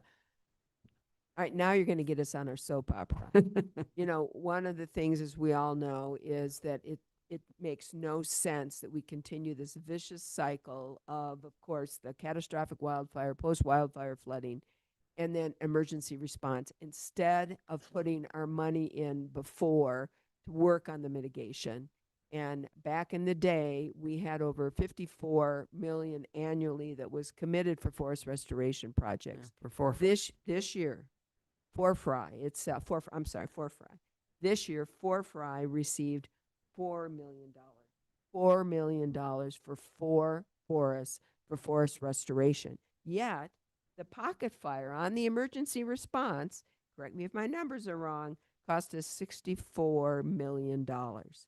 So, again, I think that this board have been strong advocates, and we need to continue to speak out on where we need to have the money that really affects the health and safety and protects our communities. So, thank you. Supervisor Fowler. So we started. Sorry. Don't get us started. And for that reason, it is so important for us and we are very involved at the national level. That is the reason why we dedicate so much of our time, and in partnering with other counties and agencies across the country to bring attention to the decision makers in DC. And those policies have direct impact on us as counties, local government, our actions, and how much we can respond to our federal agencies and to our residents. And that is so important for everyone to understand, to say that, you know, where and how is our things done. It is really having a really strong partnership, the same understanding to educate each other. Every time we go, every time we do something, we're learning in that process, and it's been a long learning journey. So just want to add that to the discussion, and there's so much more to say, but really that's just the way it is. So thank you. Thank you, Supervisor Fowler. Other comments or questions? I have plenty, but I feel that it has been well said, so just preach it. Yeah. Mm-hmm. We're preaching it right here. So, And back to the statement about what's been spent, we heard yesterday that the Forest Service has already exceeded the 10-year average of expenditures, and we're not even into fire season in California. And so we have a long way to go this year, potentially. we also, the second VP for NACO here with us, Sarah Yes. Benatar. Oh, And thank I know you. she's taking notes on this, right? And that is the reason why we campaign so hard for her to That's become right. That's second right. VP, because that really elevates just our advocacy and just the attention that these real issues deserve. Absolutely. These are really. Thank you. you. Well said. All right, did I make a motion? Was there a motion? Oh, good. Do I have a motion? Second. All right, we have a motion and a second. All those in favor signify by saying aye. Aye. Aye, it's unanimous. Thank you. Thank you. And I should add too that Jay could not join us this morning. He's actually on a panel on this very topic right now. So, but definitely very supportive of this. And Jay is, of course, our representative, this Forthright stakeholder, been very active on that. So, thank you. All right, now we need to resolve back as the Board of Supervisors. Do I have a motion? So move. Have a second. Second. Motion and a second. All those in favor signify by saying aye. Aye. Aye. It's unanimous. We're the Board of Supervisors. But now, you want us, can we go forward? Okay. Okay. Let's resolve as the Health District Board of Directors. Do I have a motion? So move. I have a motion and a second. All those in favor signify by saying aye. Aye. We are now the Health District Board of Directors. Members of the board, this is one of the longer consent agenda items that we've received. Part of it is to make sure that we don't have to ratify. This is to try to get ahead of it as much as we can with the federal government. And so we have items 34, 35, 36, 37, 38, 39, 40, and 41. Do we want to remove any of these from the consent agenda? If not, I would entertain a motion to accept and approve the Public Health District consent agenda. So move. I have a motion Second. and a second. All those in favor signify by saying aye. Aye. Aye. Aye. It is approved. Now we need to resolve as the Board of Supervisors. Do I have a motion? So moved. Second. Motion and second and third made. All those in favor signify by saying aye. Aye. We're now the Board of Supervisors. We need to resolve as the Jail District Board of Directors. Do I have a motion? So moved. Second. I have a motion and a second. We are now, all those in favor signify by saying aye. Aye. Aye. We are now the Jail District Board of Directors, and we have a consent agenda item for the Jail District, and which you have before you, consideration possible action to approve a budget adjustment in the amount of $130,000 for a total project amount of $380,000 to complete the inmate shower resurfacing in fiscal year 2027. It is set as a consent agenda item. If you are willing to accept it as a consent agenda, I'd entertain a motion. Do I have a motion? So moved. Second. I have a motion and a second. All those in favor signify by saying aye. Aye. Aye. It is unanimous, and that does pass. we need to resolve again as the Board of Supervisors. So moved. We have a motion and a second. All those in favor signify by saying aye. Aye. Aye. Woo! All right, we're now the Board of Supervisors again. We have one more action item, so let's go ahead and take this on before lunch, if we can. This isn't a real long one, is it? Okay, then, number 43, action item, and then we will break for lunch, is consideration of possible action to approve Resolution 2026-48, approving the levy taxes for fiscal year 2027. We have with us our Finance Director, Siri Mullaney. Thank you, Chair and members of the board. This item is a routine item that the board is asked to do every year. There are a few statutes that drive the adoption and, well, there's very many statutes actually that drive the adoption and collection of taxes within the county, which includes our county rates and also includes special district rates. An important piece of information for today is that the county has already held their hearings, their truth in taxation hearings, several public hearings to adopt the county's budget and the county's tax rates. The item before you today is actually to accept all of the rates for every district that appears on a property tax bill. As I know you are all familiar, our property tax bills are sent out by our county treasurer and the taxes are collected by the county treasurer's office. And they include a variety of districts, not just those where the taxes are collected and retained by Coconino County. In fact, the majority of the taxes on a tax notice that a taxpayer would receive goes to a different entity and is distributed back out. Most of our tax dollars actually go to support education. 59% is what we're projecting of the taxes levied are for some type of education, be it our school districts or our community college. There are also special district taxes that support fire districts, which is about 14% of those taxes levied. And a couple of our cities also have property taxes that are collected by the county treasurer and distributed back out. There is a component that is maintained by the county, and we did discuss those with the board at length. So our board has adopted 4 of the rates that are on the rate sheet that you had handed out. And the rest of these rates that are on here were submitted by individual districts that have their own independently elected boards. In taking the action today, the Board of Supervisors does not have authority to modify the rates that were independently adopted by these other boards. So some of those boards also have various requirements under statute that they are required to follow. Your adoption today is not speaking to whether they followed those statutes, whether they followed the rules. That is really between them, the Property Tax Oversight Commission, or other watchdog entities or taxpayers within their district to ensure that they followed the rules and regulations. In the review process, we did do a review compared to things like levy limit worksheets or statutory rate limitations. And we did go back and forth. There's a team of people who have gone back and forth with some of these entities to ensure their correctness, but we do not take ownership of these rates. We are really presenting these as a statutory obligation for the board to move forward with our property tax levies.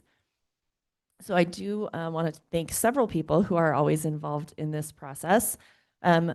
Lindsay Daly, our clerk of the board, and I know other offices will want to come up as well. In particular, I want to point out Christy Monroe from our office, who really was very diligent in her review and her follow-up. And I'm also very excited to announce that Christy has accepted the position as our new budget manager.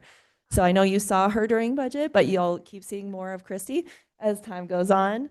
Of course, also very involved in the process is our county treasurer, along with Aaron Beckett, and our superintendent of schools, along with Jean-Marc Patineau, their new hire. Hopefully I didn't butcher that too bad.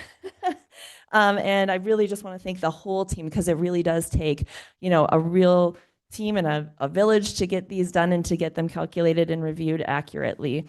And as you saw, this is a game time decision. There were emails flying this morning even, which is why they're being presented to you today. The other thing I wanted to point out before they come up for any comments is that I do have available to you an entire packet of information. This will be in the clerk's official record. This is all of the information that was provided that helped come up with these rate sheets, including some mandatory forms from the various boards that adopt these rates. So you can see the backup documentation for where these rates, how these rates were determined and adopted. So with that, I'd like to see if our treasurer or superintendent of schools would like to make any comments.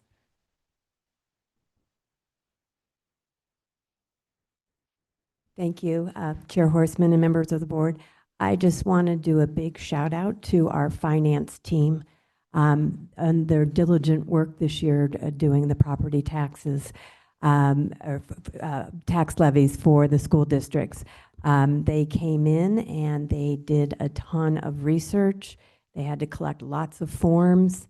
And I want to do a big shout out to Scott Walmer and John Mark Patno. And I'd like to introduce him, and he can just real quick give you in a nutshell the process we went through.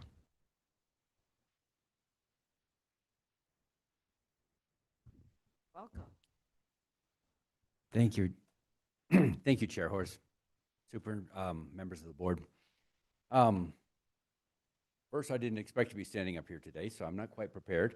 The process was very illuminating. So I came on June 15th.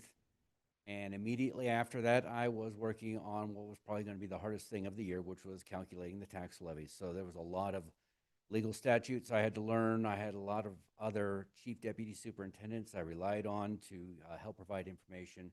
But it was a very illuminating process. And then through this, I'd like to let you know, I really, really do look forward to continuing to support our schools. Thank you. Thank you and welcome on board.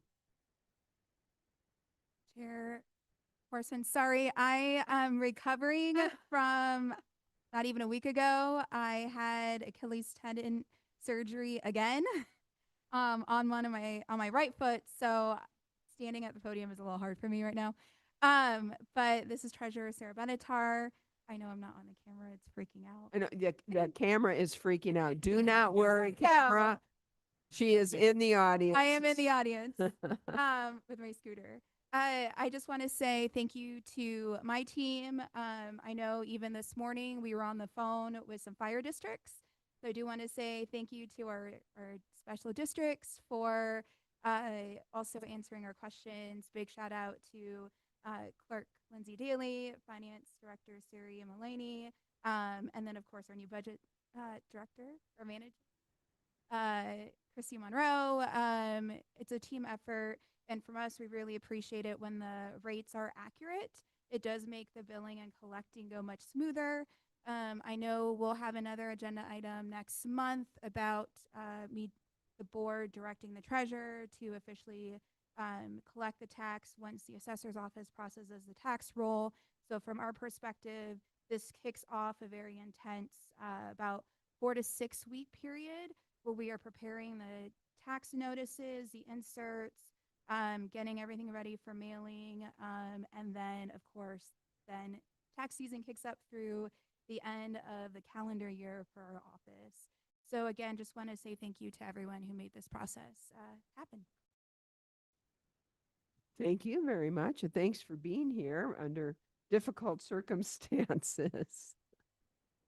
All right, Siri, please. Thank you. So with that, after these rates are accepted and adopted, there is some reporting as well to the Property Tax Oversight Commission that will take place.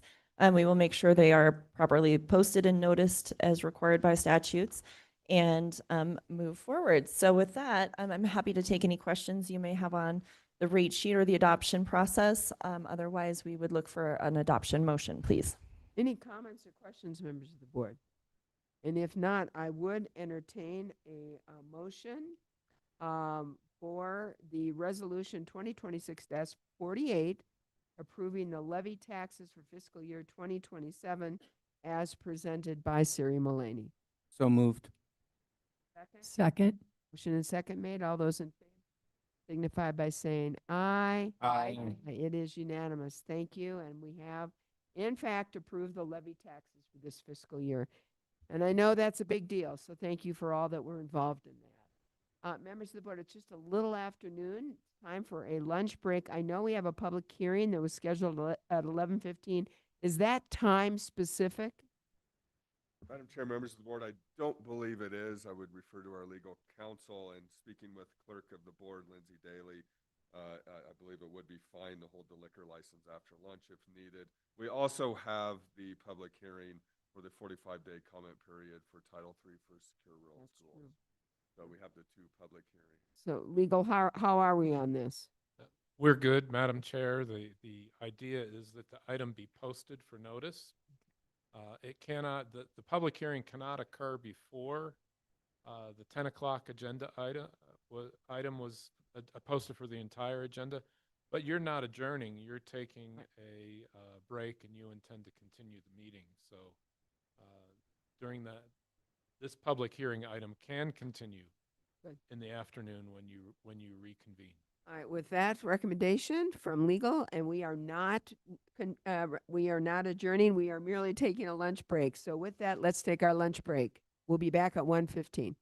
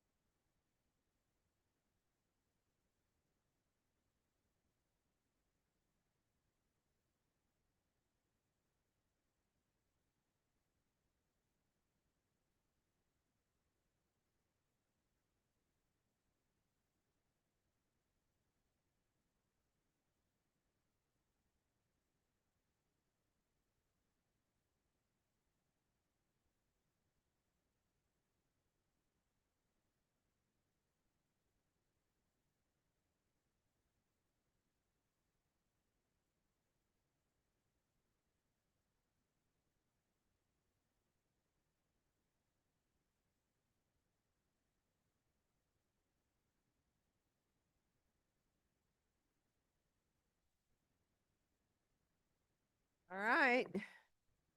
We're ready? I hope. All right, we're ready to rock and roll. It's 1:17. We're back. And we are on to public hearing items. We're on item number 44. Members of the board, it's a public hearing, consideration and possible recommendation to the Arizona Department of Liquor License and Controls regarding a sampling privilege application for an existing liquor license, number 100333023, for Mountain Air General Store located at 952 Mountain Air Road in Flagstaff. And the applicant is Nicole Holst. And with this, I'm going to turn this over to our clerk of the board, Lindsay Daly, to proceed and let us know what we need to know at this point to proceed with the public hearing. Hi, Lindsay. Hi, thank you. Thank you, Chair Horseman and Supervisors. So the Mountain Air store already has a liquor license, and so they're interested in getting the sampling privilege license. And we received this from the state, the application, and it, much like the other ones you're familiar with, it goes through the process of going out to our departments for review, to health, community development, risk manager, and sheriff's office, and they don't have any concerns regarding the application. It was posted at the site that this was going to be considered today. We did not receive any comments regarding the application. And then also, I did check in with the state to check to see if they have any violations, and they do not have any violations. So they're in good standing with their already existing liquor license. And so the board obviously makes a recommendation to the state based off of your knowledge of the area. And I did reach out to Nicole to let her know that the hearing was happening today, but she was not planning to be here for it. And that's all I have. Very good. And so this, they've got a current liquor license, and this is to allow them to do the sampling privilege portion of a liquor license. That's correct. Yeah. Very good. So, well, this is in District 3, not a surprise. And I would, and Supervisor Ontiveros, are there any questions or concerns that you have?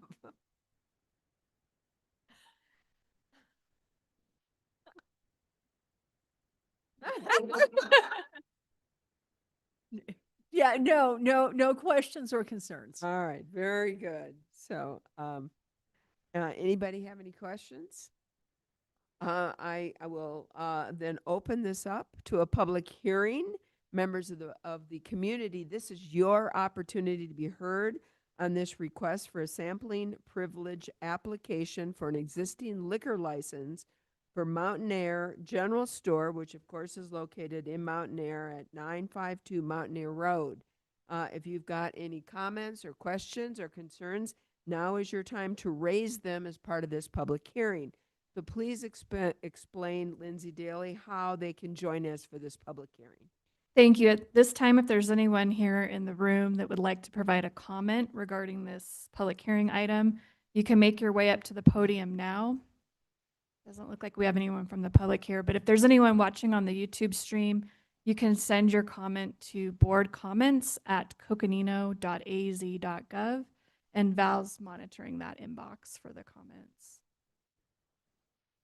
Now's your time, members of the public.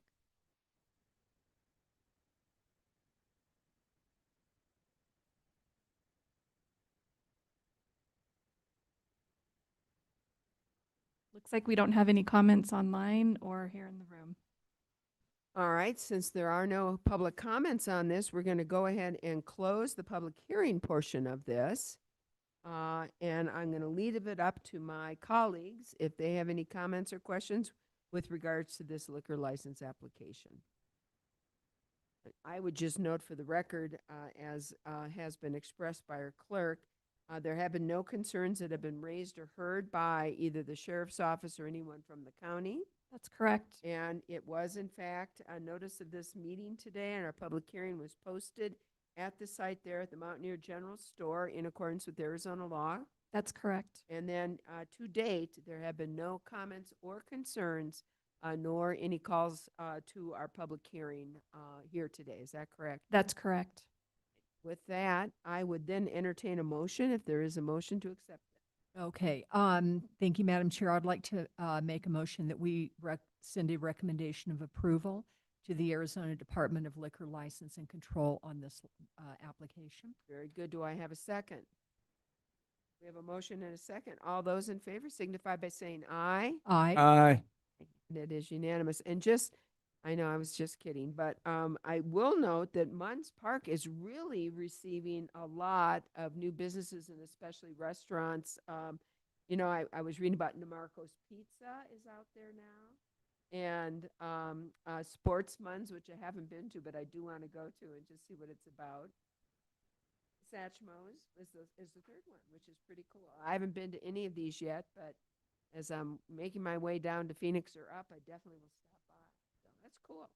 It just shows you how much is growing out. All right. Any other comments, questions? If not, we're moving ahead. So we are now at items 46.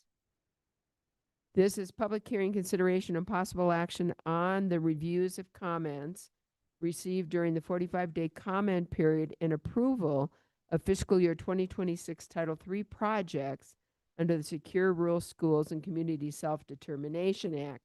And Siri Mullaney is here to present on this and will basically explain what is this comment period, what is this about, and what is this public hearing. So thank you, Siri. Thanks for being with us. Thank you, and Chair and members of the board. So as noted, we have had a comment period open for 45 days on this item. In that time, we have not received any items yet, but we will close the public hearing today. So there's still an opportunity for comment. So what this is there are 3 titles under the Secure Rural Schools and Community Self-Determination Act, also sometimes referred to as forest fee funding. Title I is the one we addressed this morning with distributions to our school districts. That's the largest title, and 85% of the funding goes towards that title. There's also what's known as Title II, which is 8% of the funding, and that actually does not come to the county at all. It goes directly to a Forest Service committee. And then there's what's known as Title III, and Title III is limited in the ability for the county to put towards certain purposes. But the only existing program that the county has that's Title III eligible is to support our sheriff's office as they provide patrol hours on federal land. We do have an IGA with the Forest Service that allows for some limited billing for that patrol, but they additionally support patrol on those forest lands within Coconino County. And the Title III funds allows some reimbursement. It's still not full reimbursement for the annual costs, but it does help offset some of the time that the sheriff's office spends performing that essential patrol. So the public hearing was noticed and published for the last 45 days, noticing that the purpose being proposed was to continue our support of patrol on federal lands with our Title III funds. The amount it works out to for our upcoming, or the distribution we actually received at the end of last fiscal year to use during this fiscal year, is just under $215,000. And I'm happy to take any other questions the board might have. So the comment period closes today, is that right? We will be closing it with this item. Oh, with this item. Okay, that's what I wanted to verify. So now is the time. So if you're going to make a comment, you have about a minute or two before the public hearing, or you can just be part of our public hearing. So, all right. Any comments or questions about this? It's a continuation of existing Title III monies for the Sheriff's Office for patrol on federal lands, which is a pretty good deal for, quite frankly, the federal government because of the incredible federal lands we have within our county. So I'm sorry, Supervisor Fowler. Yeah, thank you. This is very important because, you know, at one time, the federal lands, Forest Service, BLM, even the national park, they used to have a law enforcement and rangers, really the arm of the law enforcement arm of these federal agencies, and those through the years have been just they're no longer, those positions are not available anymore, and so but the public visitation has increased there's more usage in our public lands, and we see them in all our county services, not just with with our sheriff's department, but um, so when the federal agencies reduce their staff, the impact really comes to the county, and that's where it's very important for us to continue to carry that message at the national level and work with other counties throughout the country, because this is the same holds true for everywhere. And so it's just really important educational piece that we need to continue to carry. And then it really puts a strain on our sheriff's department, our search and rescue. We're the ones that do the search and rescue, and also our CERT teams, our volunteers. So, and then local communities as well. And that's where Public Works with the maintenance, maintaining the federal roads in the Forest Service, all of that is all combined. So the county is very involved in making sure that public is safe on our public lands. Part of the team out there. So I just want to thank our sheriff for that as well.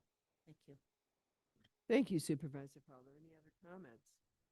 Otherwise, at this time, I'm going to open this for our public hearing and turn this over to our clerk of the board to explain how you can join us for this public hearing. Thank you, Chair. At this time, if there's anyone here that would like to provide comment on this public hearing item, you can make your way up to the podium now. If you're watching on the YouTube stream, you can email your comment to boardcomments@coconino.az.gov. Now is the time, members of the public, to be heard.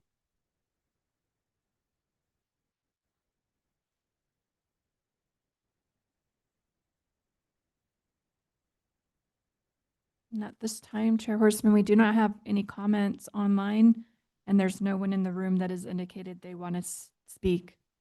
All right, very good. Then at this time, we are going to close that public hearing, and we're going to move forward. If there are any other comments from the members of the board.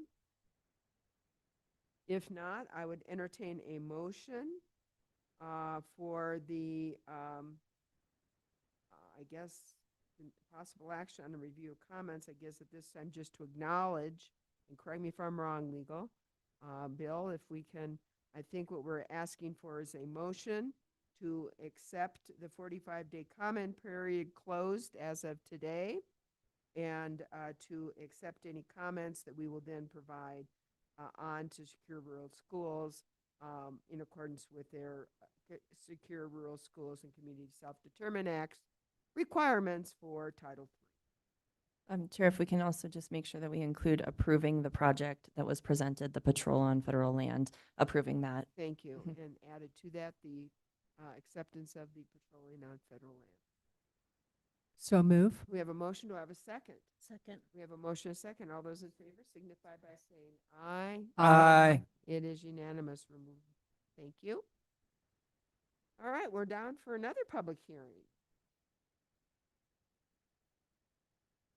We are now at item number 47, and we are out of our public hearings. We've completed those. We do have some discussion items. And at this time is discussion and update regarding state and or federal legislative and or administrative matters. And I see Keith Breckus is with us today. And I'm sure he's going to enlighten us on where we are. Madam Chair, I don't believe we're going to do the roundtable items. I think we're going past the roundtable items, correct? Okay. To the executive session. Are we going to executive session? Yeah, Madam Chair, that was agendized for after lunch, and I believe County Attorney Ring is ready to have that executive session. Well, if the county attorney Ring is ready, we are ready. So should we, at this point, we are going to adjourn I should say, we will break for executive session. We will go to our executive session room. Members of the public, we should be back here in about 30 minutes. And we hope to see you then. It is, in fact, 51. But before we get there, I need to know if there's going to be a motion pursuant to legal counsel's recommendation for executive session Do I have a motion to go into executive session pursuant to ARS 38431A4? Do I have a So motion? moved. Second. We have a motion and a second. All those in favor of going to executive session signify by saying aye. Aye. Aye. We are going to executive session. Thank you, members. The public will be back in about 30 minutes.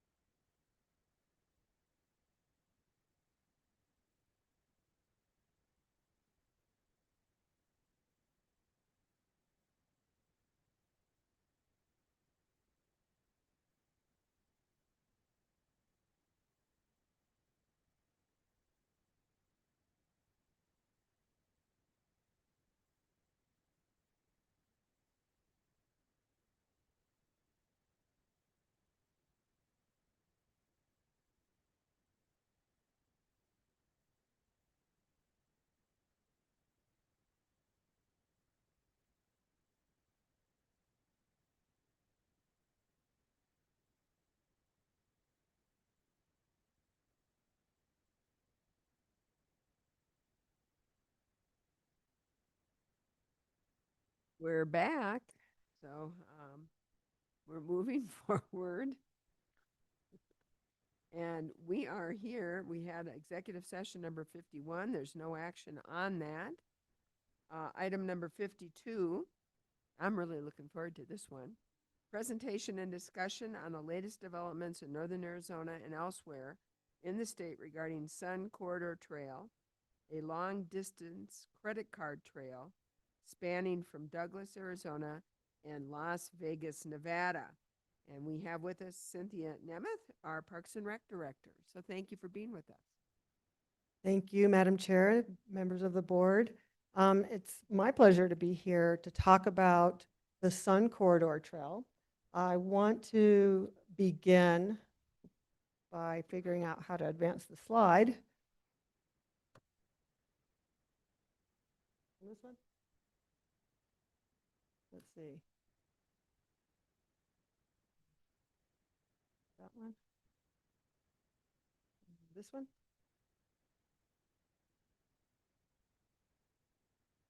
There we go. Okay, so just as an overview of what I'll be discussing today, we'll begin with just a reminder of, or perhaps the first time for some of you, an understanding of what the Sun Corridor Trail is all about. I'd like to focus mostly today on updates with relative to northern Arizona, and then give you some briefer updates on central, south central, and southern Arizona. And then I'll conclude jumping all the way north and talking to you a little bit about the Nevada-Arizona alignment, because this is actually an interstate trail. And then I'll conclude today's presentation with the Sun Corridor Trails Alliance idea of taking this concept to reality, and then address any questions that you might have. So the Sun Corridor Trail quite literally was hatched on the back of a napkin. It was the director at the time with Maricopa County, Parks and Recreation, and Trails Planner in Pima County, who thought about linking the loop systems in the Tucson area and the Phoenix area, utilizing the Central Arizona project. That's the canal that we are mostly familiar with as we head south in the Phoenix area through Pinal County and Pima County and onwards. So when that project, that canal was built, it was built with the intention to also be utilized in the future for recreational purposes. So these two individuals hatched the idea of connecting the two loop systems in their respective communities and counties, utilizing the Central Arizona project for the canal. So then as their idea kept evolving, they thought about, well, what if we were to link to other loop systems to the north of the Phoenix area, to the north of Maricopa and south of Pima County? And then eventually it matured into what is now deemed as a credit card trail.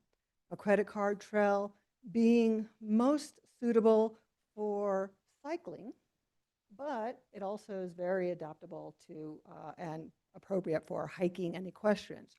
But let me back up and talk to you a little bit about what a credit card trail is, right? So the idea of a credit card trail, well, yes, that too, is that within a day's bike ride, approximately 30 to 50 miles within a day, you can go from one community, one destination, to the next destination, pull out your credit card, and you can pay for your lodging, you can pay for your food and your beverage. This is different than a wilderness trail where you're packing your tent and your sleeping equipment and that sort of thing, right? And your food and all that. So this is to accommodate that style of travel. And again, also still very adaptable to hiking and equestrian users as well. This all started in 2013, and since then, the trail has been advancing through the hard work and dedication of counties, cities along the alignment, the state department, basically the Parks Department, Arizona State Parks and Trails Department, and federal entities like the National Park Service and the Forest Service have also been partners in this effort. And the now formed, as of 5 to 6 years ago, the nonprofit, the Sun Corridor Trail Alliance. And this is all without traffic. This is all trails. Is that correct? This is all trails, but I take that back. It's forest roads, and in some cases featuring, for example, Route 66. Okay, but yes, not on heavily trafficked roads. Like we'll talk a little bit about this in terms of what is a viable alignment versus an aspirational alignment and that sort of thing. But in northern Arizona, a lot has happened since 2017.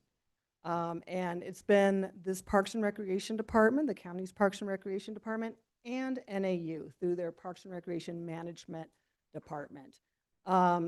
There's a professor there, Professor Franklin Vernon, who has taken has used the Sun Corridor Trail as an educational opportunity for his graduate and undergraduate students. And through their work, their field work, they have identified trail alignments. They've gone out, they ground truth those trails, meaning like it looks great on the map, but what does it look like on the ground? So they've gone and done that and created an alignment, which we'll see here in a moment, for northern Arizona. That is a viable trail alignment. A few little gaps here and there, but mostly viable trail alignment. And they've identified alignments between Kingman, Peach Springs, Seligman, Ash Fork, Williams, Flagstaff, the village of Oak Creek, and Sedona. All these have been identified. And through the students' work and the professor's guidance, they continue to do some great work. For example, they're creating a curriculum that could be taken out, could be taken statewide to communities along the route where they can do their own trail assessments because they know their communities best. They can learn how to do the ground truthing and trail selection based on the criteria that the Sun Corridor Trail Alliance has created. Because part of that criteria is that, you can reach destination within a day's bike ride. But that also it's accessible. It's not a super challenging trail. You don't need to be an expert mountain biker, for example, to be able to enjoy this experience. The NAU students, through the guidance of Professor Vernon, are also working on developing a database, a repository of the mapping of the trail itself, and what is a viable alignment, what might be an aspirational alignment. So they're also working on that. And then the latest development here in northern Arizona is the funding request through the National Park Service Rivers, Trails, and Conservation Assistance Program that would allow NAU students to further their work beyond northern Arizona and throughout the state. Now, while we're hopeful that that funding will be made available to the Sun Corridor Trail Alliance through NAU, we're still pending notification of that award. So that's the latest update for northern Arizona. Now, Any idea when they're going to confirm whether the money can be used for the trail? Or? well, as of our last meeting, which was in July, they were anticipating within the next month or two that we would hear about that funding. And it is in the amount of, if I'm not mistaken, about $150,000. And it would go towards, purchasing, for example, will help the students pay for travel to certain destinations, perhaps some equipment, like mapping equipment. Well, it's not actually for the trail development itself, the on-the-ground physical development of the trail. It's to continue finding those alignments and doing that ground truthing, okay, in areas that have that has not happened. So now for the fun part, like what are the viable alignments in northern Arizona? And if we begin in the village of Oak Creek and head north and then west, here we have the trail coming under I-17 and utilizing Forest Service roads, heading up towards Stoneman Lake and popping out at Mormon Lake and into the Flagstaff area. So Mormon Lake being a potential place where someone could find a place to sleep and eat and replenish the next day's snacks and waters or whatever they need to do. The next alignment, Flagstaff to Williams, has the trail popping into Belmont and Parks and then Williams. Also utilizing portions of the old Route 66 where it is feasible. And here you see the alignment from Williams to Ash Fork. And here's an example of what's viable. So this is viable utilizing Forest Service roads. But the aspirational trail would actually not have it kind of go so far out of the way. Aspirationally, the trail would connect certain forest roads that you see in this image here very lightly. It would connect some of those Forest Service roads to make a more direct alignment. So while this is viable today, there are aspirational concepts as well.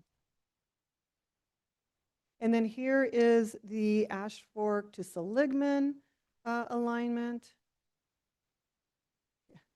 And then Seligman to Bullhead City, of course, stopping in Peach Springs, stopping in Kingman, Golden Valley, and into Bullhead.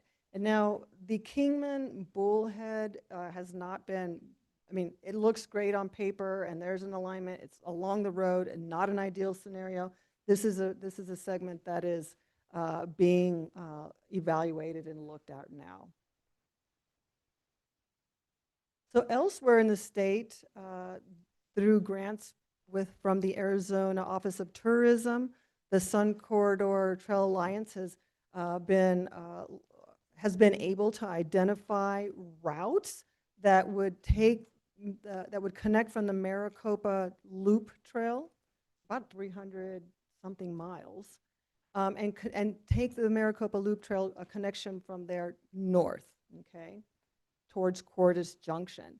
That work was able to continue with the Nina Mason Pulliam grant, and that grant allowed for some ground truthing work to really get then on the ground to see if those potential alignments were going to work towards Cordis Junction, okay?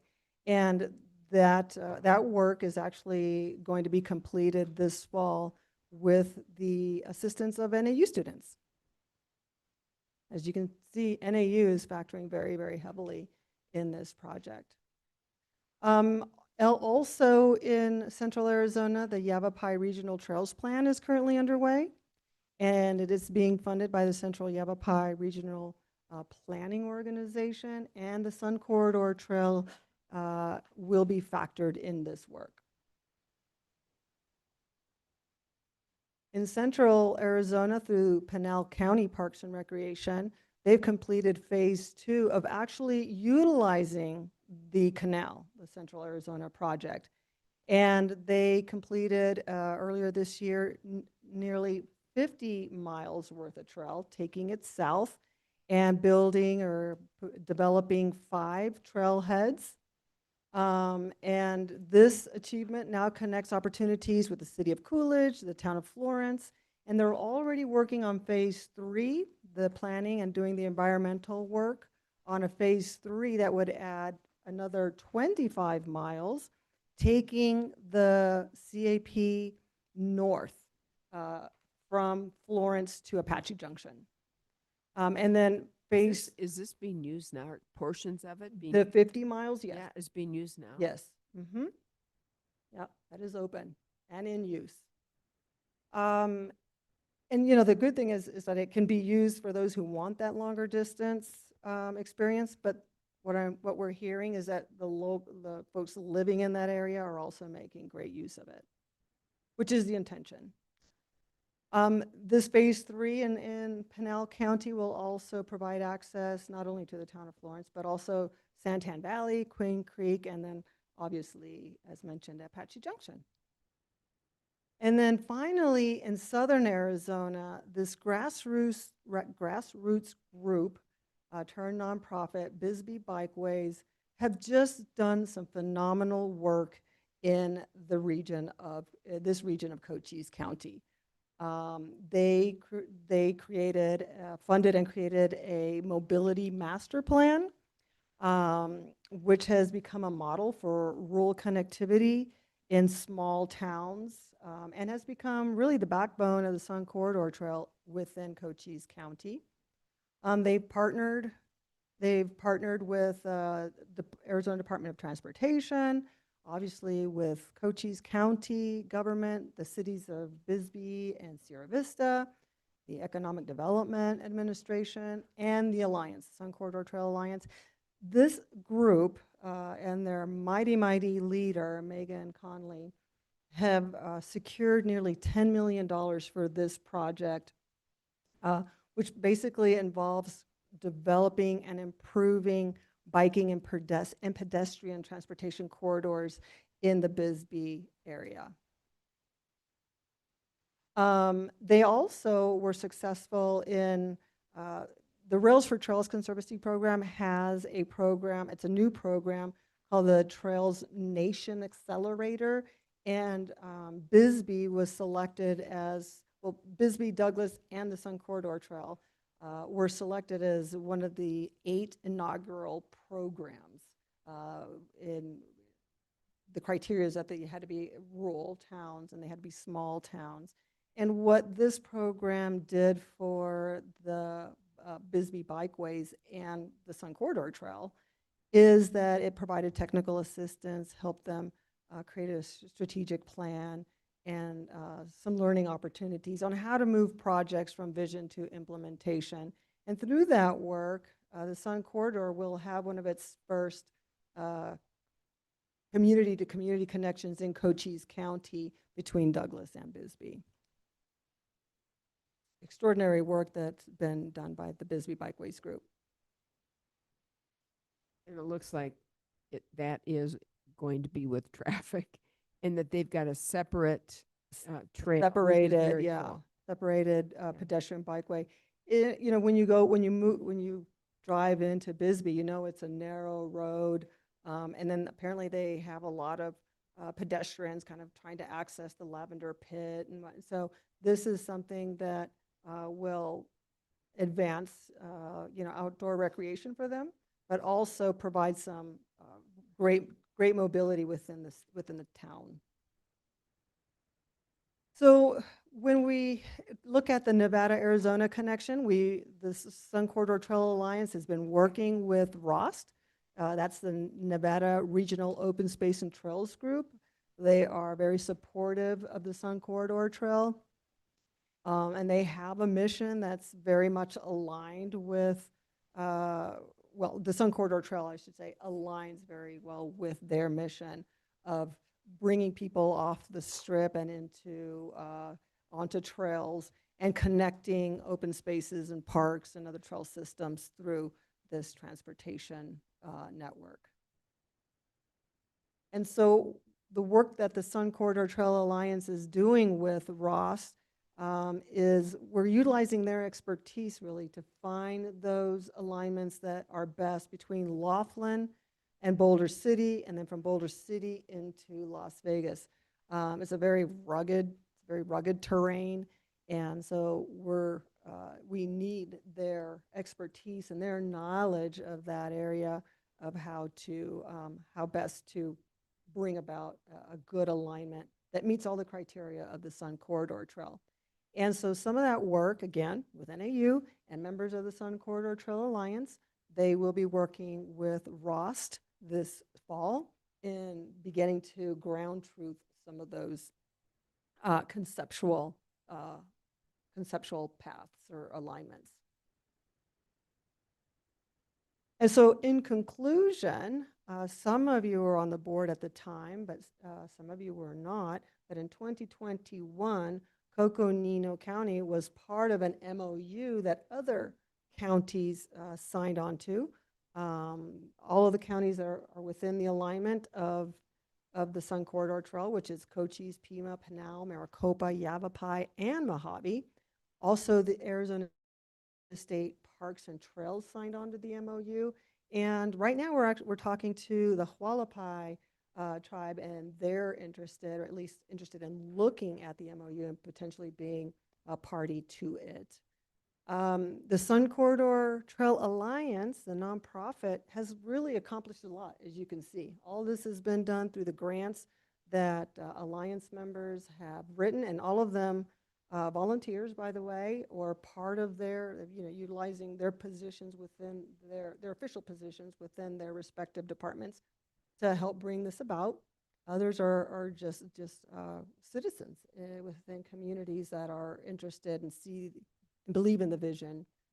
So while a lot has been accomplished, the Alliance is feeling that continuous funding and a staff position dedicated exclusively for the advancement of the trail remains our primary challenge. Everything is in spits. All that's happened within the last 13 years has been in spits and spurts, We've been very, very fortunate to NAU because what they've been able to do for the Alliance and the trail itself has been tremendous. But following the model of the Arizona Trail, where the Arizona Trail sought state legislative support to fund kind of like the final push of really putting it on the map, the Sun Corridor Trail Alliance proposes the same type of model where state legislature would fund a temporary position, a temporary position to be housed within Arizona State Parks and Trails to officially put the Sun Corridor Trail on the map. Kind of someone who is dedicated to making those final connections, bringing together those final partners, and then actually then doing the work of putting in the markers and all the things and creating the promotional material. So staff, i.e. myself, has submitted a proposal to this board to consider supporting a resolution and working with partnering counties such as Cochise County is already offered support. We think there's great support from Yavapai for this proposal to advance the Sun Corridor Trail by funding a coordinator, by funding operations and travel for a period of 5 years. And that cost is at about $750,000 for the 5 years. And there's more information in a proposal package, a legislative proposal package that we've submitted. But the Sun Corridor Trail Alliance believes that this trail will become a nationally recognized trail. And it will be great for the state of Arizona, and it will be great for the communities along the trail because, as you saw, a lot of them are rural and small communities that could benefit from an economic boost such as this. So my question would be, the 750, is that divided up between the Pima, Pinal, Cochise, Yavapai, Mojave, or is that our portion of it? No, the request is being made from state funds. CSA proposal that we're going to be talking about. CSA proposal, sorry, yes. Makes it really easy. Yeah. That's 750 I across thank 5 you. years. Oh, across 5 years. Okay. Yeah, CSA, I should have mentioned that it's through the CSA. Mhm. Wow, that makes it a lot easier. Yeah. So.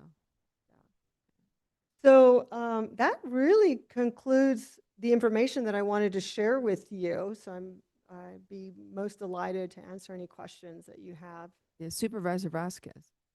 Yes, thank you. Thank you for the presentation. It's really exciting to see this trail come to fruition, especially for how long it's been since you guys started this process. I guess my only question is, for the areas that pertain to Coconino County, what kind of timeline are we talking about before we actually see these trails available to the community? Well, within Coconino County, most of those trails are viable. We are waiting on a MOU, and it's not just for Coconino County, but areas of Cochise County as well, and probably in the Prescott area also. We're waiting to finalize an MOU with the Forest Service that they acknowledge that this trail will be coming through Forest Service roads and potentially trails. And so we're waiting for that.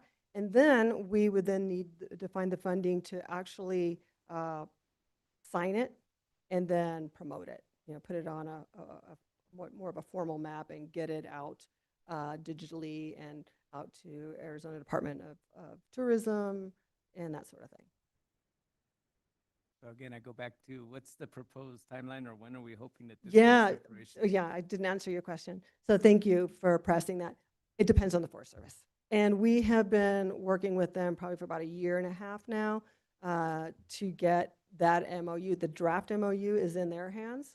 It's under their review and has been under their review since I think December. So, yeah. Well, they've had a lot. They've had a lot going on. So if this hasn't been signed by February, this might be something that we want to advocate for when we go to Washington. That would be helpful. That would be, because it not only helps Coconino County, but it helps the trail overall throughout the state.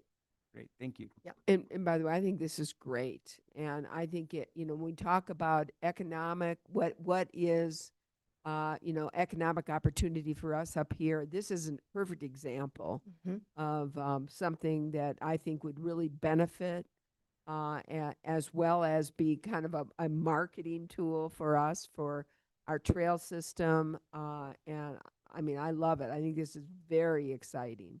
So we definitely want to put that on our list of to-dos and to advocate for. So, and God, I'm gonna have to go down there in the winter with my e-bike to Phoenix, because that's pretty, 51 miles, that's pretty cool. Yeah. So, And, the idea is that it's an accessible trail to a great a number of the population, right? So, any other comments, questions? It's very exciting. Thank you. Well, thank you. We look forward to updates. Have you ridden any? Oh, wait, have you ridden any of it? Okay, all right.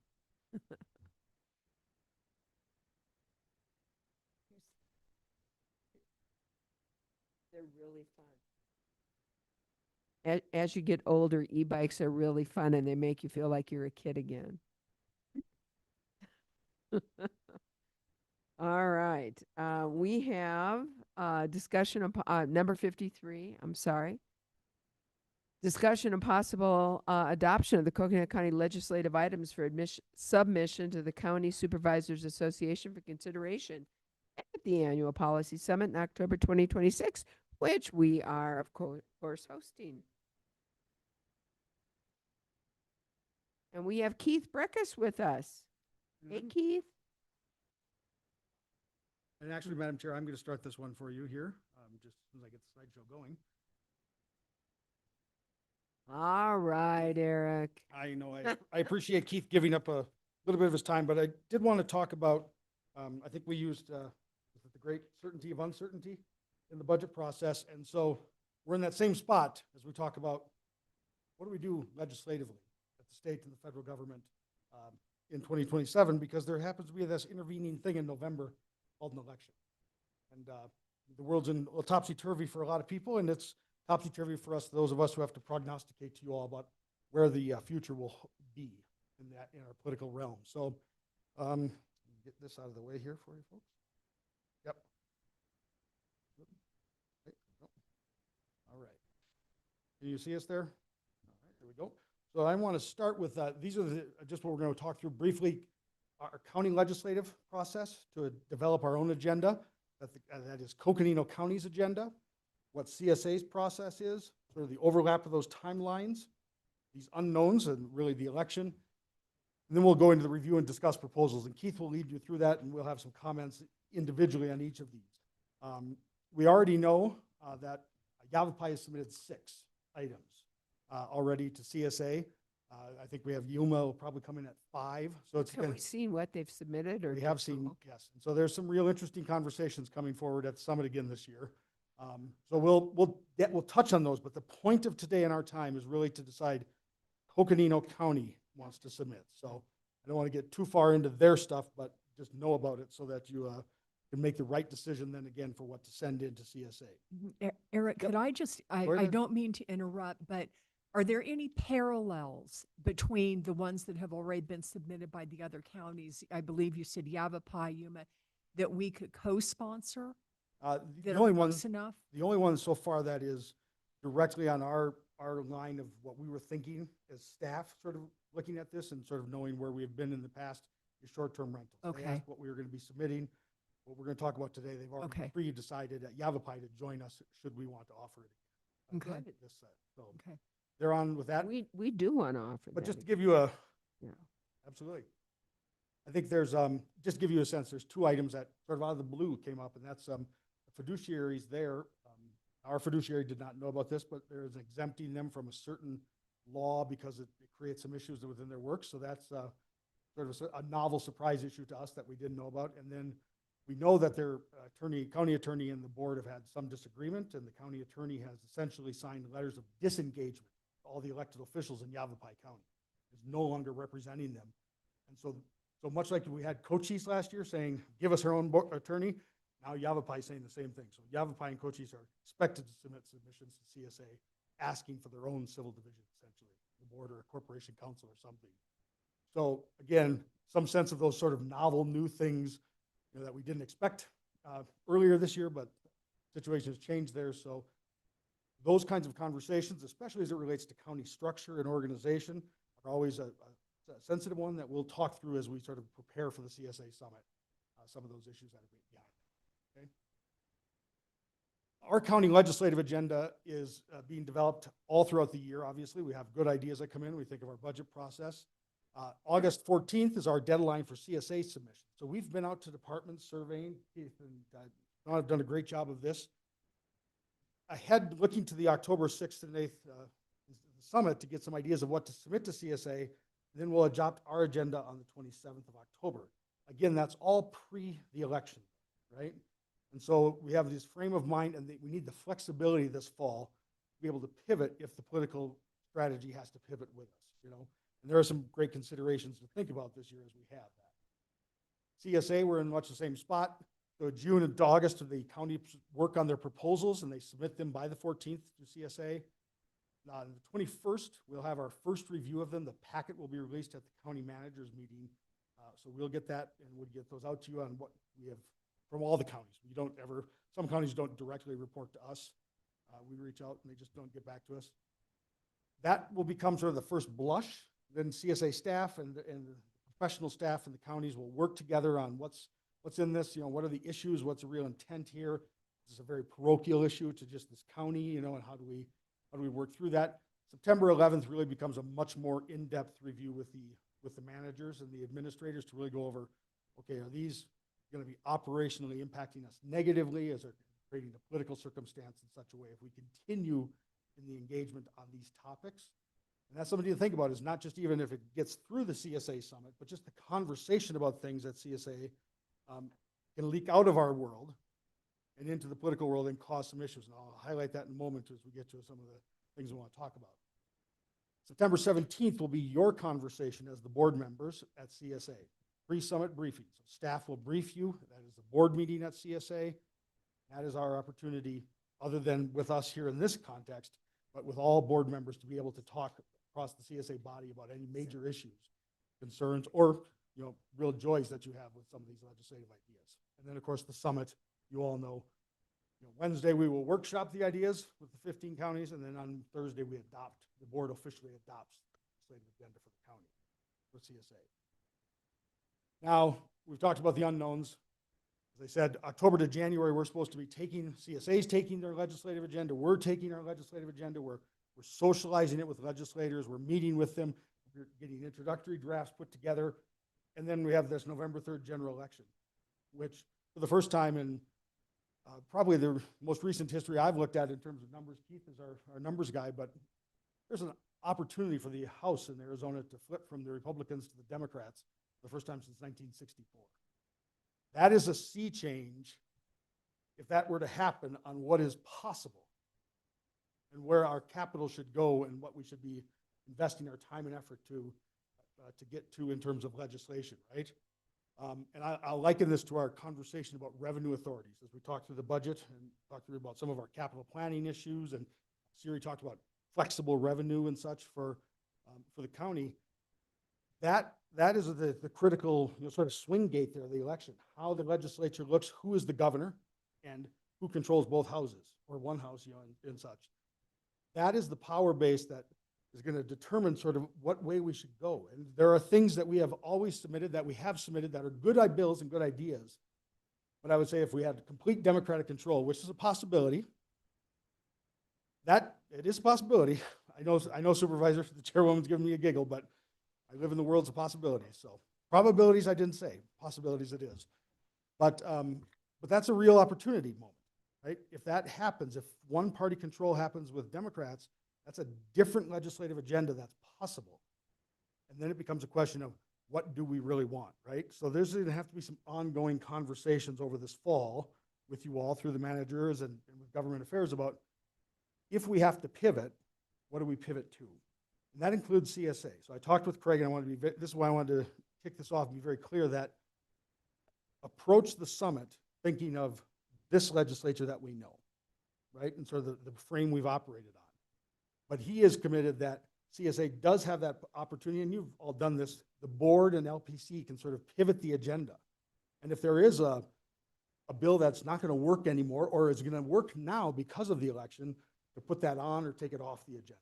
So this is not a once-in-a-time opportunity. There's an ongoing process here, especially in this type of an election year with the potential for change in the power base. So that makes what we do, I think, a little easier, because if we think of where we're at with the legislature now, looking at the summit for this conversation, to submit things to CSA, we're in a good spot. But we're going to need to keep talking about what happens, because that period right after November to the first day of session on January 11th after the election, the first day of session is going to be filled with lots of things, I'm sure. I'm going to set election battles aside, you know what I mean, about the results of the election, but that's a short time to bring a potential new majority into an idea, get them to understand it and understand sort of the bounds of what they want to do and where they want to go. Because we haven't had for many years talked to that majority potential about some of the things that could be done. That's not going to say we're going to do them. That's all your decision. I'm just saying that we need to be thinking about where we have to leave some time this fall for those kinds of conversations if the chamber should change. So with that, I'm going to turn it to Keith to walk us through the proposals.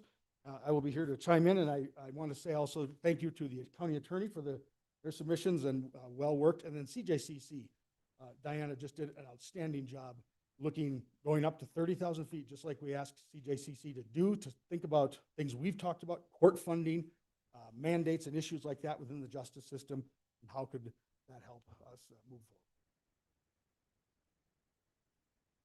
Clicker's right here if I need it, this one.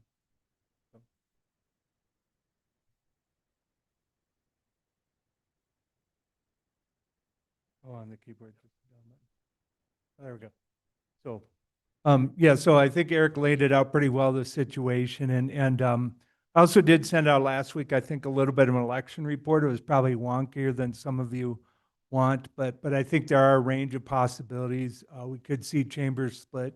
You could see the status quo or the thing stay the same. We could also see ties in one or both chambers, which would also complicate our agenda. So there's all kinds of possibilities. There's a range of possibilities, but as Eric kind of outlined, I think as we go into CSA, we sort of work with the environment we know, the limitations that some of the same players will be there. We'll probably have, for example, Representative Blackman's likely to return. He made it through his primary.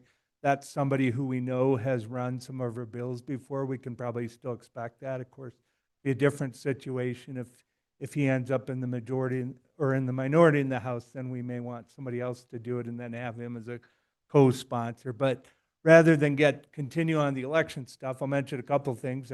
Karen Cruz is online, so if you have questions, I think she'll just be sitting and listening and paying attention, but if people have questions that she could better answer than I can in terms of legislative strategy, we can have her raise her hand and talk at some point. But I wanted to frame I'm not going to go into great detail on each of these because it's a lot to digest. There's 10 different resolutions here that we could consider. Like you said, Yavapai submitted 6. I think maybe we should have a Price is Right strategy where winning is getting as close without going over. Like, I don't think we should submit 10 resolutions to CSA. I think that would be unwieldy. And I think we got to consider too, a few things are what benefits other counties, or what, some agenda items, if they're more specific to local, we should still pursue them, but we may want to pursue them individually as a county rather than run them through CSA. The other thing is, what kind of things would the legislature have an appetite for? If we know it's dead on arrival and they're not going to do it this year, it's probably not a CSA resolution. We should still advocate for it if it's important to us, but we don't need all the counties to get on board for something that's going to go nowhere. So what I'll start with is the first 3 here you should be familiar with, because these are essentially the 3 we submitted last year, but they've been revised and modified a little bit to reflect what we learned last year and to kind of make them more presentable, or make them closer to what would get us across the finish line. So the first one, Wildfire Prevention Authority, that is the bill that Blackman put forward. And that one did get pretty far, but didn't make it across the finish line. But that was a good bill. There's a lot of money involved in there. The other thing I'll say before about the ones that we're resubmitting is some of these were very close votes. So unlike at NACO, where some of the resubmissions were like, oh, we did it last year, it's just a voice vote. Some of these could be contentious, 1 or 2 votes flip on the wildfire insurance or this first one, and we may not get the super majority needed to pass it. The short-term rental ones, I think, had 9 votes against, so it wasn't unanimous either. So those are things to consider too, is that even if we choose to resubmit some of these, they're not slam dunks. They could, we could get discussion on them. Go ahead. I just wanted to highlight, Wildfire Prevention Authority is the insurance package. Correct. So Yep. using the insurance premium. So I know it wasn't in the title of what we put on the slide, so. And Yeah, you should have. just for your information, everybody should have this. So we should be able to. Yep. What I did, I reprinted them and put them in order, because I know that we also have them all in your packet, but I want to make sure, because they may not be in order, and I want to make sure that as we're following along, we're in the same spot. So this one is the one that's numbered 1, and you can see that grade typeset. I numbered them with a pen. But number 1, the Wildfire Prevention Authority. And also, I should mention, these aren't necessarily final drafts. If you approve this agenda, we'll still run them through professional staff. We'll talk to other counties. So you will notice in the first one, there's one line from the draft that you can tell it's a draft in progress, where last year we asked for 20 million. We could do that figure again and almost got through with that. But if we wanted to do something like with all necessary funding, or something that doesn't put a price tag, we could also consider that, because sometimes putting a price tag on stuff gets people squirrely, but sometimes if we don't put the price tag on it, then they approve the concept and they don't allocate enough money. So, we can decide internally if we choose to go with this, whether we want to put that price tag on there or not. But as Eric said, this is essentially the wildfire insurance bill. And I think all of you know that the insurance situation is as challenging as ever. I know people personally have seen their rates go up when they've been reassessed 7 or 8 times what it was before. So working with our legislators to try to continue to pursue that. And we did get some action. Blackman co-signed it, but also Representative Bliss was very supportive of this. I think we have good support from our area on this bill, so it's one we could try to run with. And we've had some conversations with the governor's staff as well. And I think there's some potential for this one to move if we consider doing that one again.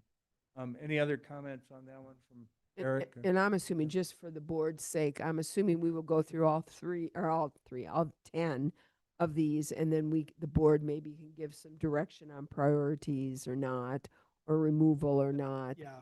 And I also would like to hear, so Karen, don't fall asleep. I would like to hear from Karen Cruz too when we get to that point. Yeah, I think it'd be good. Right after we get to number 10, we should have Karen And weigh in, I wanna think. highlight, again, deadline is the 14th, so we need to pick our package and sort of be ready to introduce. So we can wordsmith a little bit this week, but we'll need that direction. Supervisor Vasquez. Yes, thank you. Just quick question, are these listed in order of preference for These are, staff? these or are is not it in a, just thrown in? they're in a order simply for presentation. 1, 2, 3, I think I would say the staff has considered them a priority to reintroduce. We think we have a pathway forward, but that's it, just simply because of. No, thank you for that. That's why I'm asking is just what are the staff, and I'm sure we'll get to it in the discussion, but just what are the staff's recommendations for the priorities? Thank you. We'll get there. Yeah, correct. And we sort of divided, so the first three are the ones from last year, the Sun Corridor one you've heard stuff on, and then the next three after that were the county attorneys, and then the final three were Eric and CJCC. So so they're kind of in groups, not by priority of importance, but sort of by category, if you will. Yep. So the second one, the Emergency Council Disaster Funding, that is the one where we're trying to increase the state's disaster funding. There's a fund that they have that's at $4 million a year. We were going to try to up that to $8 million and expand support for local disaster response and hazard mitigation, and also allow mitigation to be part of that fund if it isn't all exhausted on disasters. Blackman also ran that bill last year, but it didn't get through. But from the 4 to 8 million, it's in a governor's item. We were initially going to do it through is that through DFFM or DMI? Just briefly, this is the DFFM issue. We've talked about over years that after the big fire, Rusty Bauer's cabin burned down, and of course, they created a non-statutory fund. We've kept asking to have them refill that.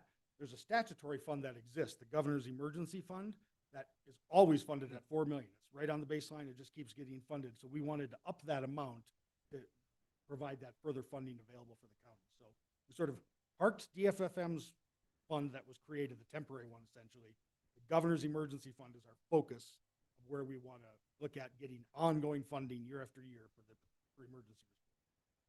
And so, yeah, so we looked at doubling that from 4 to 8 million. Obviously, bigger number would even be better, but kind of doing with the limited financial capacity of the state budget that it's been the last few years. We tried to ask that was an increase, but not such a big increase that it would miss right out of the gate.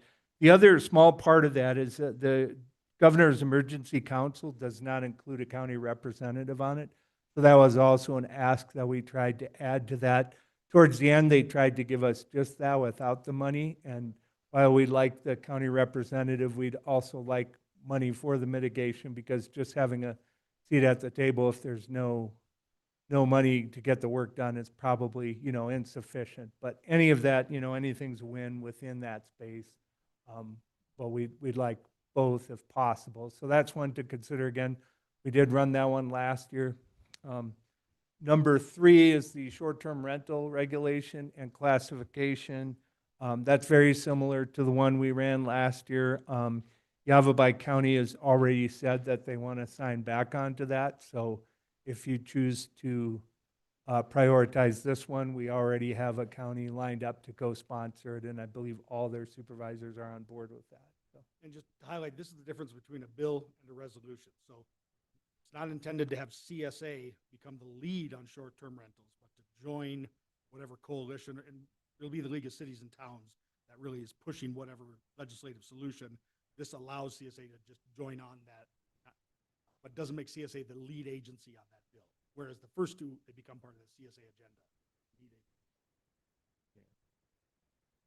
And there is a lot of activity now in the short-term rental space. There's a divide in the legislature between people who really want to do some relief there, particularly northern legislators who are dealing with the problems in communities like Williams, like Sedona, other places, high resort communities. So the divide on the short-term rental thing isn't a partisan divide. It's more of a regional divide. If it's a problem in your area, you're probably hearing about it from your constituents, and you want to do something about it. And if you're somewhere in an area where there isn't a lot of visitation, you might still be defaulting to property rights without recognizing sort of what that entails in these kind of communities, where it changes the character, quality of the community, and inflates the housing stock prices for residents and workers.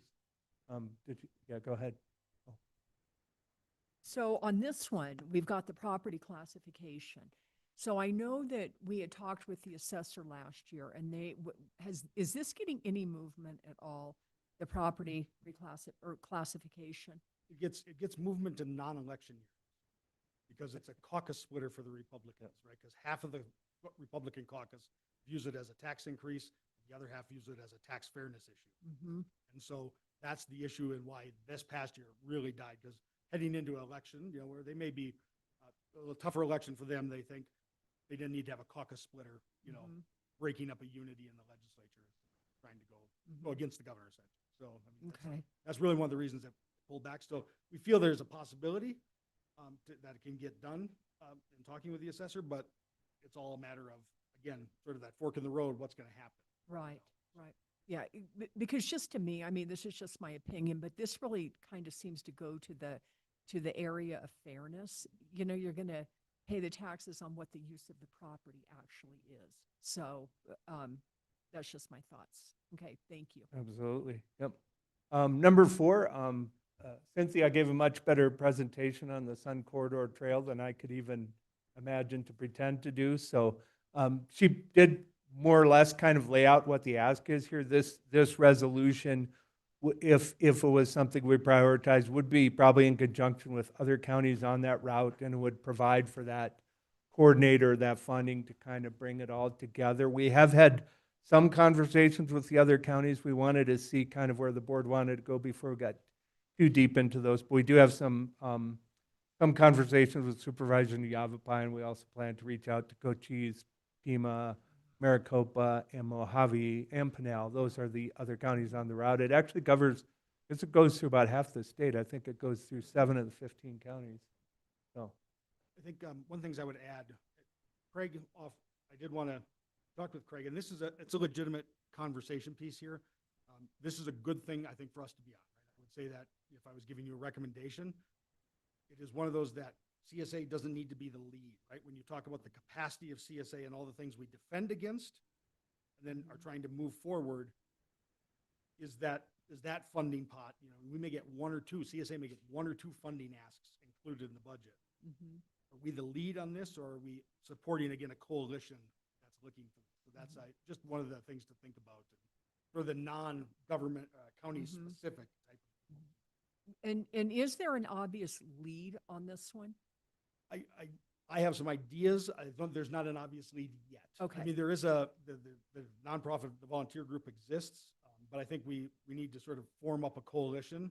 CSA has been the most at the table because of, I think, the work Cynthia's done and our support of this trail here on the dais for many years. So we've been at a vanguard there. So I've got some ideas on how we could help form up a coalition, but we just need to be cognizant of that as you think about passing it through CSA. There will be plenty of people that be like, is this really ours to lobby about, or should we let somebody else do this? Yeah, and I get that concept. Yeah, so, okay, thanks. then the next 3 are from the county attorney's office, and I don't know, I see Michael's here. I know the timing of this meeting is probably a little bit unfortunate because it's the same day as the justice bus. So both Ammon for the county's attorney's office and Diana for the CJCC aren't here present at this meeting, but I think I'll let Michael present those 3 if you want. Or yeah. Good afternoon, Madam Chair, Vice Chair, members of the board. I want to talk about these because they're really important to us in terms of shoring up parts of our system and really dealing with new realities that we're seeing on the ground in our system. So starting with number 5, the Judicial and Public Safety Services District. The idea behind this, and really the motivating idea, is that Coconino County is a place that draws visitors, that we deal, and by drawing visitors, it ups the volume of criminal incidents that we see. And so we essentially, one way to think of it is that the Coconino County residents are subsidizing law enforcement benefits that are being given to the visitors to our county. So especially for our county, we think that it makes sense to have some kind of a sales tax related district in order to raise more revenue to help a judicial system that it frankly is being swamped by many, many cases, more detailing cases, more work than we can really do. And so the idea behind this, and we've presented this to the County Attorney Association, we presented it to the county sheriffs, they're both in support of this idea, which is to start either a district or some kind of taxing framework that would raise revenue specifically for judicial services, for justice services, and for public safety. So the idea would be that this would be enabling authority for localities, for counties to pass that tax, and it would be something on the order of like tenths of a penny or something along those lines that would be added, and then that revenue would come into something like the CJCC, which was mentioned earlier, where then we could have a committee to decide how to use that money to shore up our judicial services and districts. So this is an idea that has a lot of widespread support statewide. When we presented it to the county attorneys, they just had a few questions, and then everybody was pretty much all in. So this is something that I think has some momentum statewide. And just for the thing about the creation or allowing the statutory authority to create the district doesn't even mean that we create the district, but it gives the statutory authority for Coconino County or anybody else in the state of Arizona to be able to do this. It just is a new revenue, a possible revenue generating option.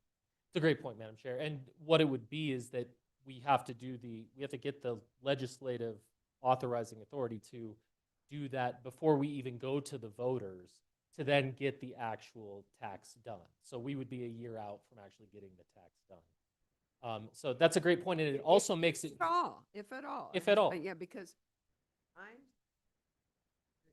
we have to be cognizant of what it can and cannot be accepted by our community, right? But this at least gives you and us a tool to be able to look at this, because you're right.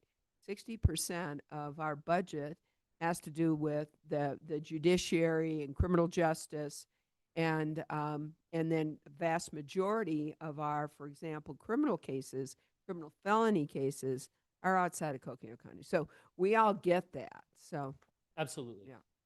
And I'll say, along those lines, we need to make it versatile. Different counties have different views of taxation, frankly. But when we went to county sheriffs and county attorneys, it was widespread support from here to Maricopa to Cochise. I mean, all of those folks were really in support of this idea. So any questions on that before I move on to number 6? Supervisor Vasquez. Yes, thank you. I understand the need for such a public safety services district. I had 2 questions. I was just curious, what is the anticipated amount to be raised if we were to have this special district based on the cents per percentage or whatnot, that it would be raised a half cent or whatnot? Like, what are you anticipating to raise if we were to actually have this going? That's a great question. I'm not totally sure we're there yet, because I think that would have to be a separate conversation on what the rate of the tax would be. I do think that in terms of palatability, I think a half cent's probably higher than we would aim. I think that's a lot. So I think we would probably be aiming somewhere south of that. Half cent is generally 13 million. I'm sorry. Go ahead. I'm sorry. Second question, and that was just, and it sounds like you probably can't answer this, but I'll ask it anyway. Is just, sales tax is important because that catches revenue from the visitors, but it also impacts our residents. And when I read about, raising taxes and some of the different sales taxes that we already have, I hear complaints about that it's making affordability difficult for residents. And so I was just curious about the tax impact for our current residents. I'm glad you asked that question, because I probably wasn't precise enough in my language. I mean, I think, and we're still shaping this, but I think the intention is for this to be a tax that's related to hotels, to visitor services, those types of things. So it would be more of a consumer tax for people coming to the county rather than something that hit just absolutely everyone. Supervisor Fowler. So we will, I'm just thinking this is going to be set up like the health district. We have a maintenance that we have to contribute general fund. I think it's like 60%. So it would be set up similar like that. Yes, it is set up to augment, not replace the county funding, so that we can, frankly, address the augmented demand that there is on our judicial services. So that's correct. Just offer we've been working on this project for over 2 years. there's a draft piece of legislation that we've created. So Keith or Eric, if you need to present the actual bill in rough form for comment by CSA, we have a draft available for you. And you're right, there's a maintenance of effort. It is a sales tax. It goes to the voters. It would be a fraction of a penny.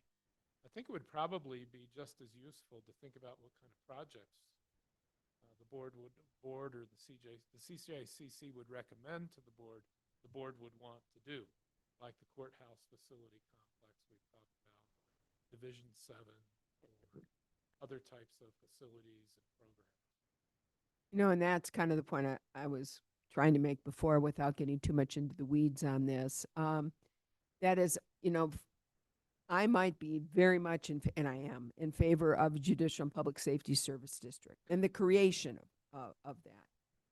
If and when we implement that and a tax on that, I think is for further discussions. How we utilize it is for further discussion. I mean, we have a board that have talked a lot about the need for a justice center, if you will, and utilizing the old county jail, not the historic, the old county jail, which we are going to take down as a site to do exactly that. And I think we need it. I mean, we hear that we need a District 7 or Division 7. We hear we need more space, and we do. More space. I've been up there. More space in the county attorney's office. We need more space in probation. And right now, probation is we're leasing a building. So, I mean, there's lots of things we've been talking about that we see a need to do. What mechanism we use or don't use, I think, is still a lot of discussion. But this gives us another tool in our toolbox, as they say, as a way to get that revenue. So I don't want us, and unless my colleagues think otherwise, myself personally, I don't want to get involved in the weeds on when we're going to do it, how we're going to do that, how much we're going to put in there, what's it going to be used for until a later date. Right now, this gets the statutory authority for us to have those discussions, is the way I'm looking at it. Exactly. I think that's an excellent point. I think that it's tempting to jump ahead to the end of the road and start to talk about details and stuff, but when we get this authorization passed, we're still, a year out from actually deciding those details. So I think it's very well said.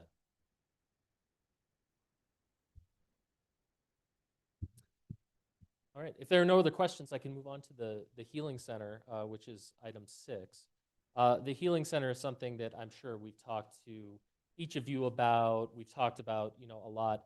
And it's something that we really discussed a lot in the CJCC strategy session as well, as something that, when we talk about problem solving in the criminal space, in the space where people, really need help, the Healing Center keeps coming up as an answer to a lot of these questions. Healing Center would be a place where we could put people for stabilization for mental health issues, a place where we could use it for some stabilization on substance abuse issues. Could also be a living room model, where folks who were our unsheltered relatives could find a place to have a cup of coffee, maybe get some help with some problems that they have, maybe get some help with some short-term housing, things like that. There's a lot of, we use the judicial system as a hammer to hammer everything in a lot of ways, and to hammer a lot of different problems. And really, there's a lot of other ways to solve those problems. There's a lot of other ways to address mental health problems, a lot of other ways to address housing problems. And this would be kind of, in its best form, I think, a one-stop shop in order to get people routed to the places they need to go to get help without undergoing the expense of the criminal justice system, all of the resources of the criminal justice system, employing all of that stuff. We can instead deflect people out of the system with this, get people going to where we won't see them again in the justice system, try to shrink that pie that we're trying to address. And so that's the idea behind it. It's taken a lot of different forms. I think similar to our past discussion, I think sometimes we get in the weeds on the details of it. I think we just want this thing. We have an idea of where we think it would be the most effective. It would be the most effective at the juvenile center that's next to the jail, because someone who's dealing with a problem, an officer who's dealing with a problem, could just drive them right there and it would be very convenient to just get them on that path at that point. But I don't want that to be a deal breaker for anyone. I mean, we can solve this problem in any number of ways. So this is just to get funding for that healing center so that we can get started on planning, on building, and on getting other providers in there in order to provide this kind of service to the community. You know, and you know, I obviously was at the CJCC meeting, and think that the healing center would be an answer to many of the concerns that we have. You know, the criminalization of really things like homelessness and addiction, and I think the healing center provides an alternative to keep people out of the criminal justice system, which is ultimately a huge goal of ours. My concern, and it's been all along, is further really fleshing this out, because quite frankly, the actual cost of the facility may be cheap in comparison to the actual provision of services and the ongoing maintenance of this. And I think that one of the things for the healing center is we've got to get behind it, but we need our partners behind it. And that would be Northern Arizona Healthcare. It would be the Guidance Center. It would be NARBA. It would be the city of Flagstaff. And it needs to be a stakeholders partnership, quite frankly, moving this thing forward. And so, and I'm just throwing this out. I'm not sure it's ready for prime time yet to go down this time to make the ask without some of these other answers and the partnership fleshed out. And it may be more, quite frankly, it might even be a more sustainable at the state legislative session if we had these partnerships, because then we have more of us together advocating for it. So as much as I'd like to see the healing center, I want to make sure we're putting all of our ducks in a row as we proceed to get it done, if that makes sense. And maybe part of that, and I know you want to come next, I've seen you there. Maybe part of it is that I've seen what they tried a long time ago here and failed. We don't want that. We want something that's going to be successful and implemented in across our partners, and is something we can afford and is funded by our partners that we can do. I want this, when we do this, and we roll this out, it's got to be successful. I mean, Absolutely. So that's the way I look. I agree 100%. I think there's something of a, and I don't know, I'm going to classify it as a chicken and egg problem. I think it's hard to get stakeholders on board if they don't know what we're doing, and if they don't know that we have a commitment from folks here. And so, you know, it's who's going to jump in the pool first on some level. The other thing I want to make clear, though, is that I am not suggesting, Ammon's not suggesting, nobody's suggesting that the county get in the business of providing these services. We want to get providers in there to provide these services. Got it. But we need partners to do it. I don't want us to go in alone. I understand what you're saying. Yeah. You know, you want to have your generals leading the charge, and I don't mind being the general. And I think you know, county attorney is truly been a general on this, but we can't do it alone. Okay, we can't be Napoleon. We need to. Who's a collaborative general? I don't remember, but you understand what I'm saying. I'm And- trying to think of a collaborative general now. Sorry. And so, well, you know, Teddy Roosevelt, well, how that, he was a collaborative president, and you know, Yeah, tried yeah. to get his ducks in a row to get things accomplished for our country. So maybe that's better than a general, because you're right there, it's very collaborative. Sorry, go ahead. Yes, thank you. Thank you for the presentation and talking about number 6. I've been involved in those conversations for several months now. And one of the things that finally we just got in this last week that will help us determine some of those factors is the needs assessment of what our area needs. And I think that's really important, going back to what you're saying, is allowing those stakeholders to see what the actual needs are so we can cater our response accordingly. And as far as moving forward and getting there, I look and think about this on this agenda now as opposed to a year ago, and we're so much further ahead. We've already had 3 different independent providers come in and explain their models and what they could potentially do in our area. So we're moving forward in that direction.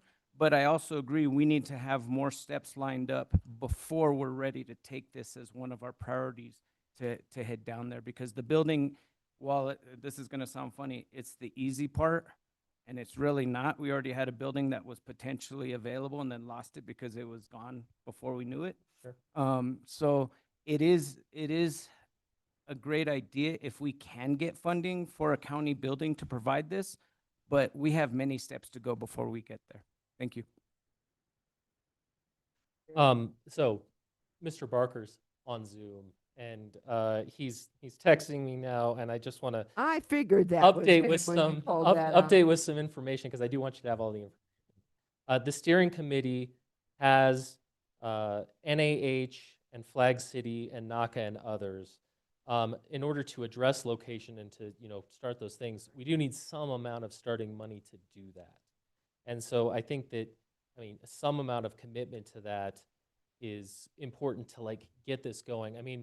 What we're trying to do right now is that there's a big boulder and we're all kind of trying to push it ourselves. And until somebody really gives it a big push, and honestly, the force of the push is money, it's hard to get partners to commit. So I think some amount of money up front to really push this would show a commitment. That's not what this is asking. This is asking for a state and federal capital funding together with operational support to establish a regional health center in Coconino County. Okay, that's great.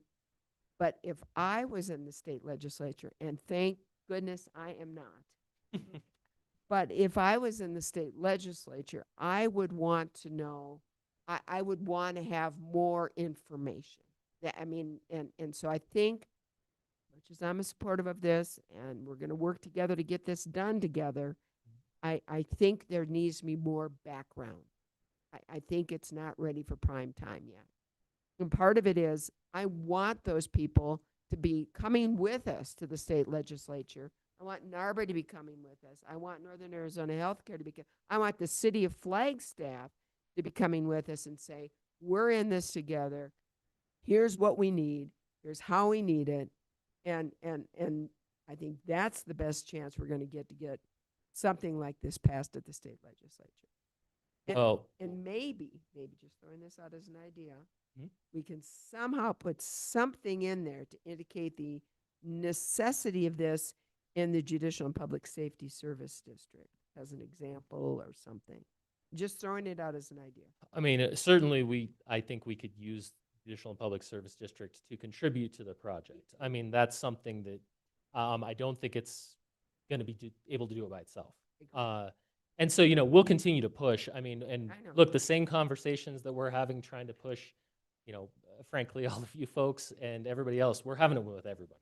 We're just we're not going to give up on this. I know you're not going to give up on this. We don't want you to give up. It's just timing is everything, and how we do it, I think, is important. So, absolutely. That's the power supply. Oh, okay, good. Okay.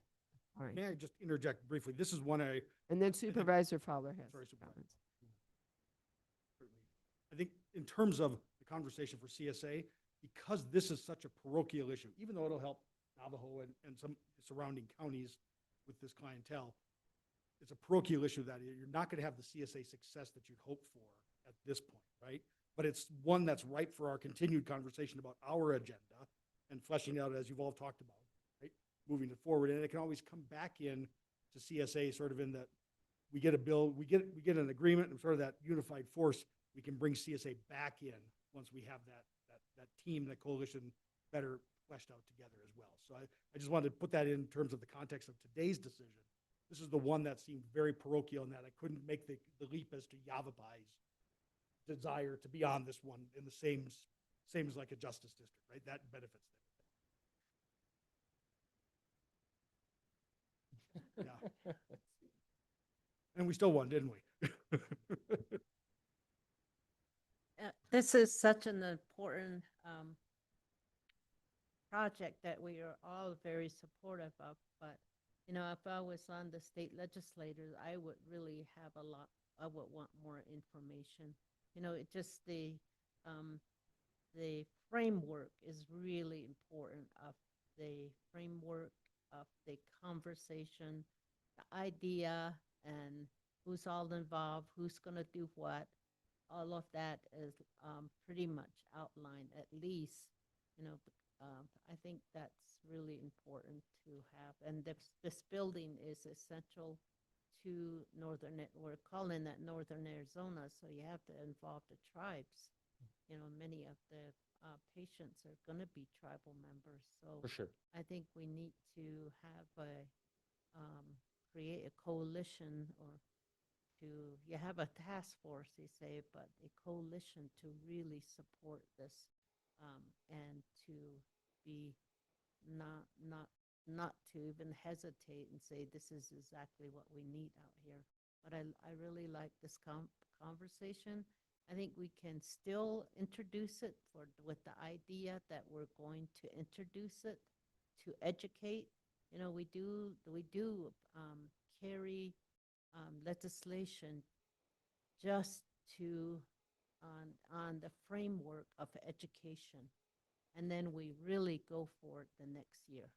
It may be that we take that approach with this one, unless we have a strong supporter on state legislators, and we have several of them that are like gun ho, then they can, you know, really, by the time we have the framework and everything, the proposal, they will be able to push it through.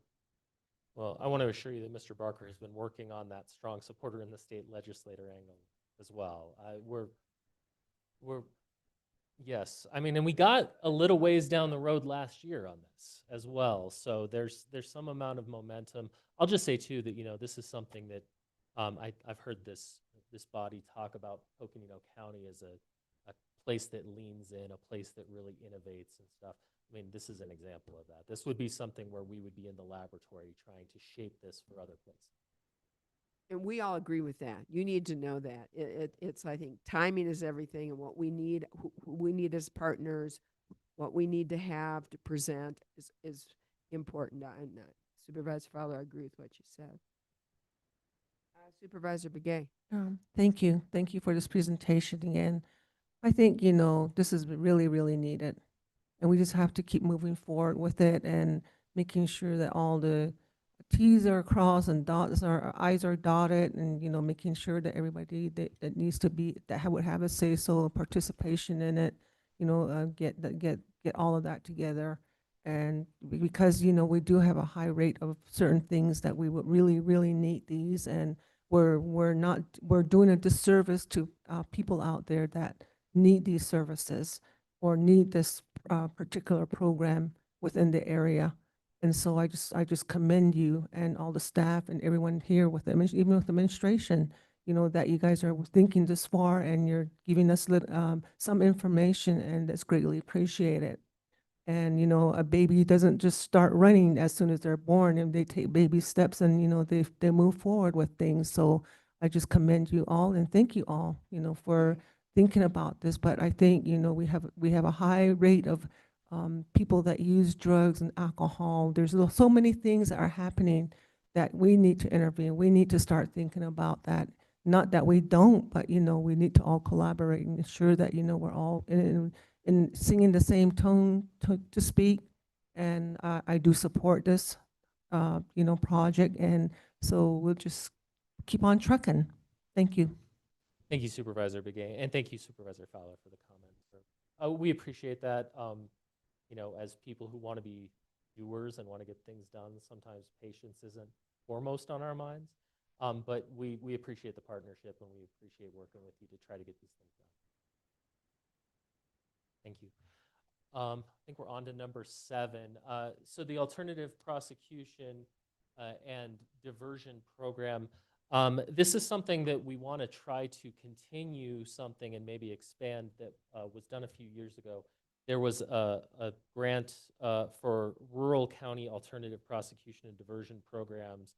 The rural counties were given this money, and talking to county attorneys and chief deputies around the state. It's been a great success. It's been a great way for them to start these programs going, get them going in the right direction. We still have money. We're making a hire. We hired Candace Littlefoot from the Navajo Nation President's Office to work with us as a second prosecutor, along with Keaton Williams, to coordinate our program here in Coconino County. We've still got some money left from it, but some of the counties are out of money. And unfortunately for them, with their realities, their programs are going to end because they're out of the money. So we'd like to ask the legislature to continue this effort, which is both kind and it fills a need for all of our communities, and also is cost effective. It keeps people out of the criminal justice system, which is always the most expensive solution for these kinds of problems. Additionally, I think the proposal, and I think what we talked about in the county attorney meetings is, we're not sure that there's a reason this needs to be limited to rural jurisdictions. Maricopa County has a diversion program, but could certainly use funding to expand it. Pima County has had diversion programs over the years. This is something that, our office is committed to expanding diversion programs and alternative prosecution programs. This is just something that we really value and we think should be promoted statewide, and would help our efforts, certainly locally, a lot. Madam Chair, I just had a question for the Attorney's Office. Are all three of these intending to go to the ACO process for the ACO board to put into their legislative agenda as well? It goes through the attorneys to ACO, but is that? the Yes, intent? yes. So let me just, the Healing Center, I think, was local enough that I don't think we had that on But the other ACO. two are your- Judicial Services definitely is one of the primary ACO priorities, and then alternative prosecution is also one of the great ACO That's helpful priorities. to know. So yes, absolutely. They'll be pushing for those. So yes, and I think, and with Judicial Services District, also the sheriffs were involved. ACASA was going to promote that. ACO, I think, was the only one on the alternative prosecutor one because it doesn't really apply so much with the sheriff. It's a good question. Thank you. Do you know what the funding is, right? It says recurring funding for the Rural County Alternative Prosecution Diversion Program. What's it being funded at right now? And how's it being funded?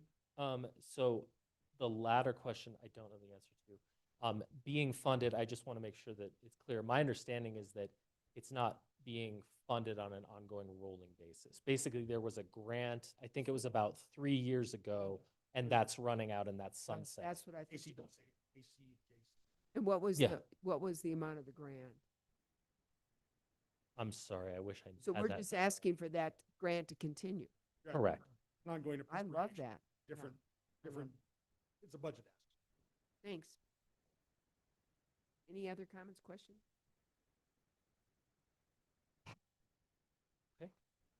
I think those are all of my items. Thank you. If there are no more questions, thank you so much for your consideration on these. We really appreciate the partnership and the help in trying to get the resources for our community. Absolutely. And by the way, we really appreciate the advocacy shown by the county attorney and really your office on this. I mean, these are important issues. And it's so nice to see a prosecuting arm, if you will, being really the driver for something that to keep people out of prosecution, keep them out of the criminal justice system. I think that's unique. And I think it's important, and I really appreciate the leadership that's being shown in the county attorney's office on this. So thank you. Madam Chair. Yeah, thank you. I'm sure, I think I'm just going to hop in here and deal with CJCC ones for Keith. But Diana did a great job on number 8.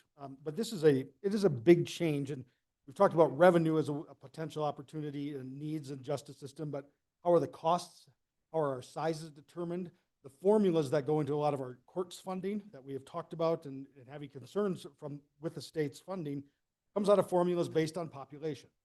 The concept that if crime is happening, it's happening by someone in the local community. It was written at a time when we were not such a small community, meaning we could drive in a day and be in the other corner of the state.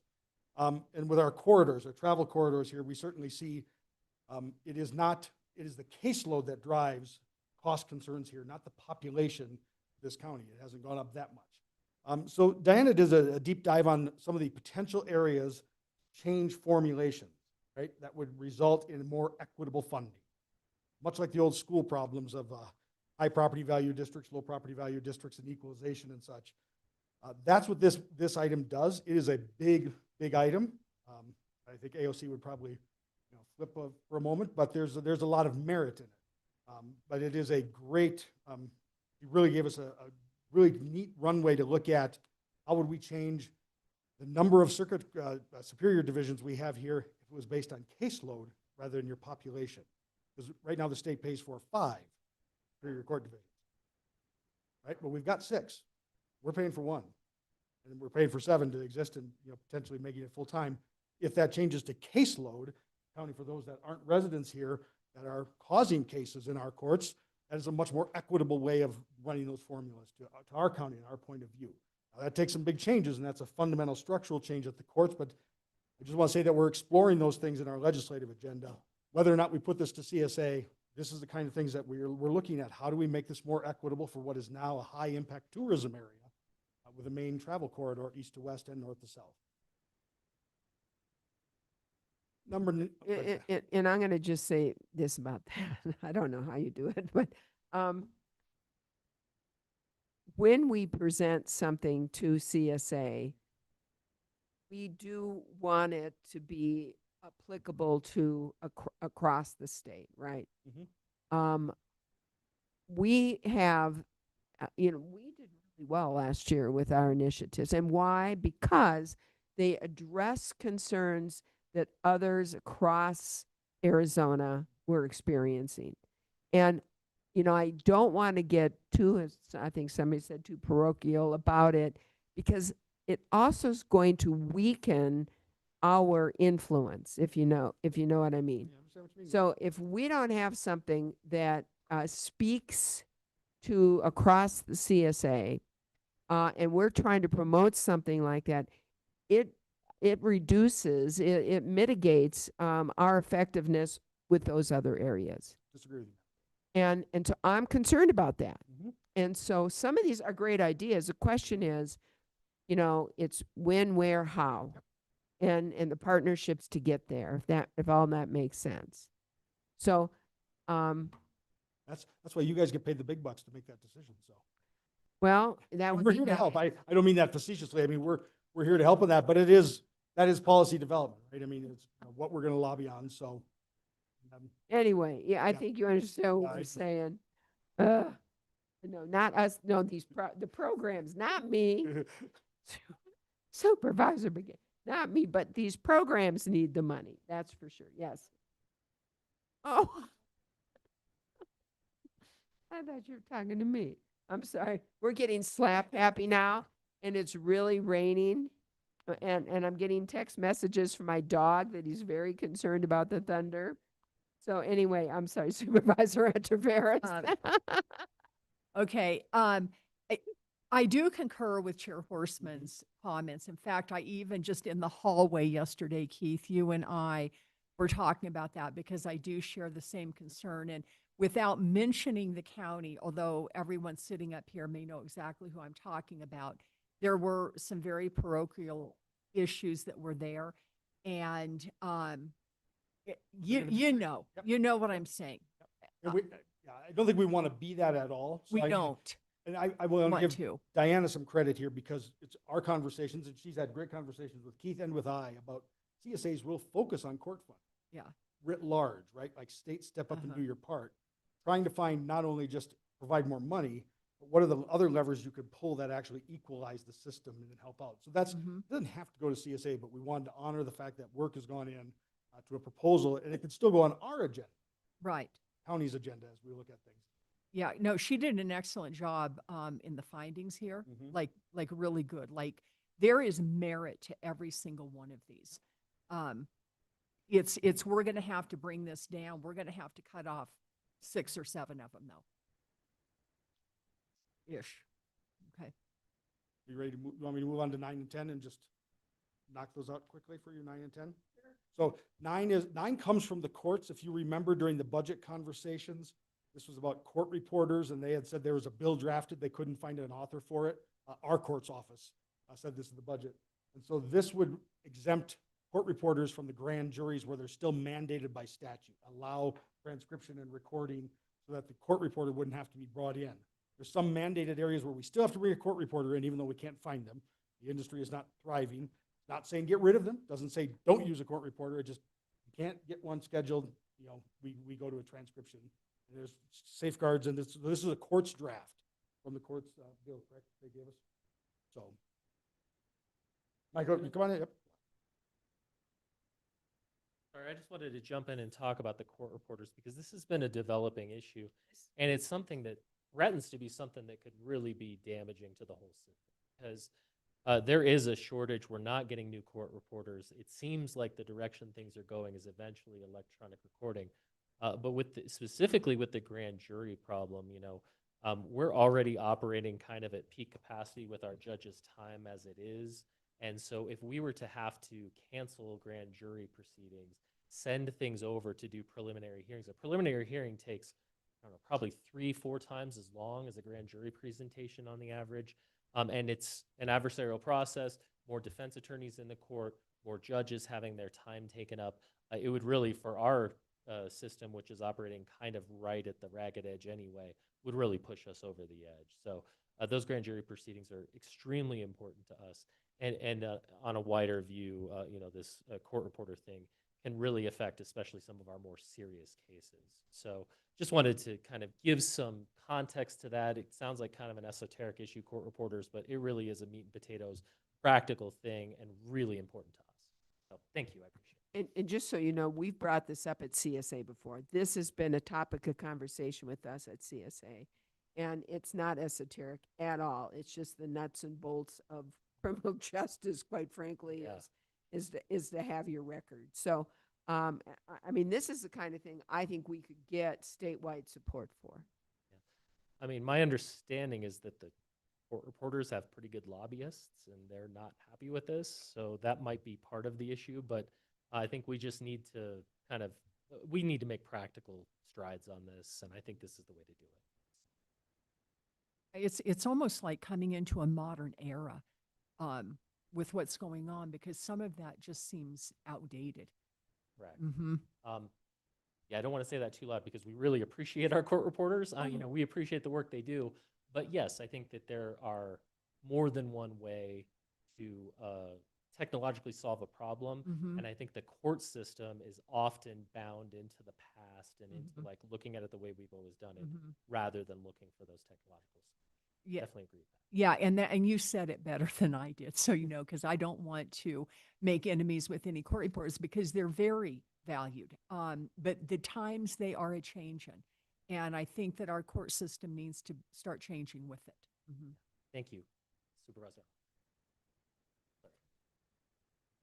Number 10 is an issue that arose, and we had some conversation as staff about it. There are some essentially fees, weddings being the predominant one, where a use of a public facility is allowed. The justice of the peace is not, essentially pockets the fee, right? That's the way the law is written.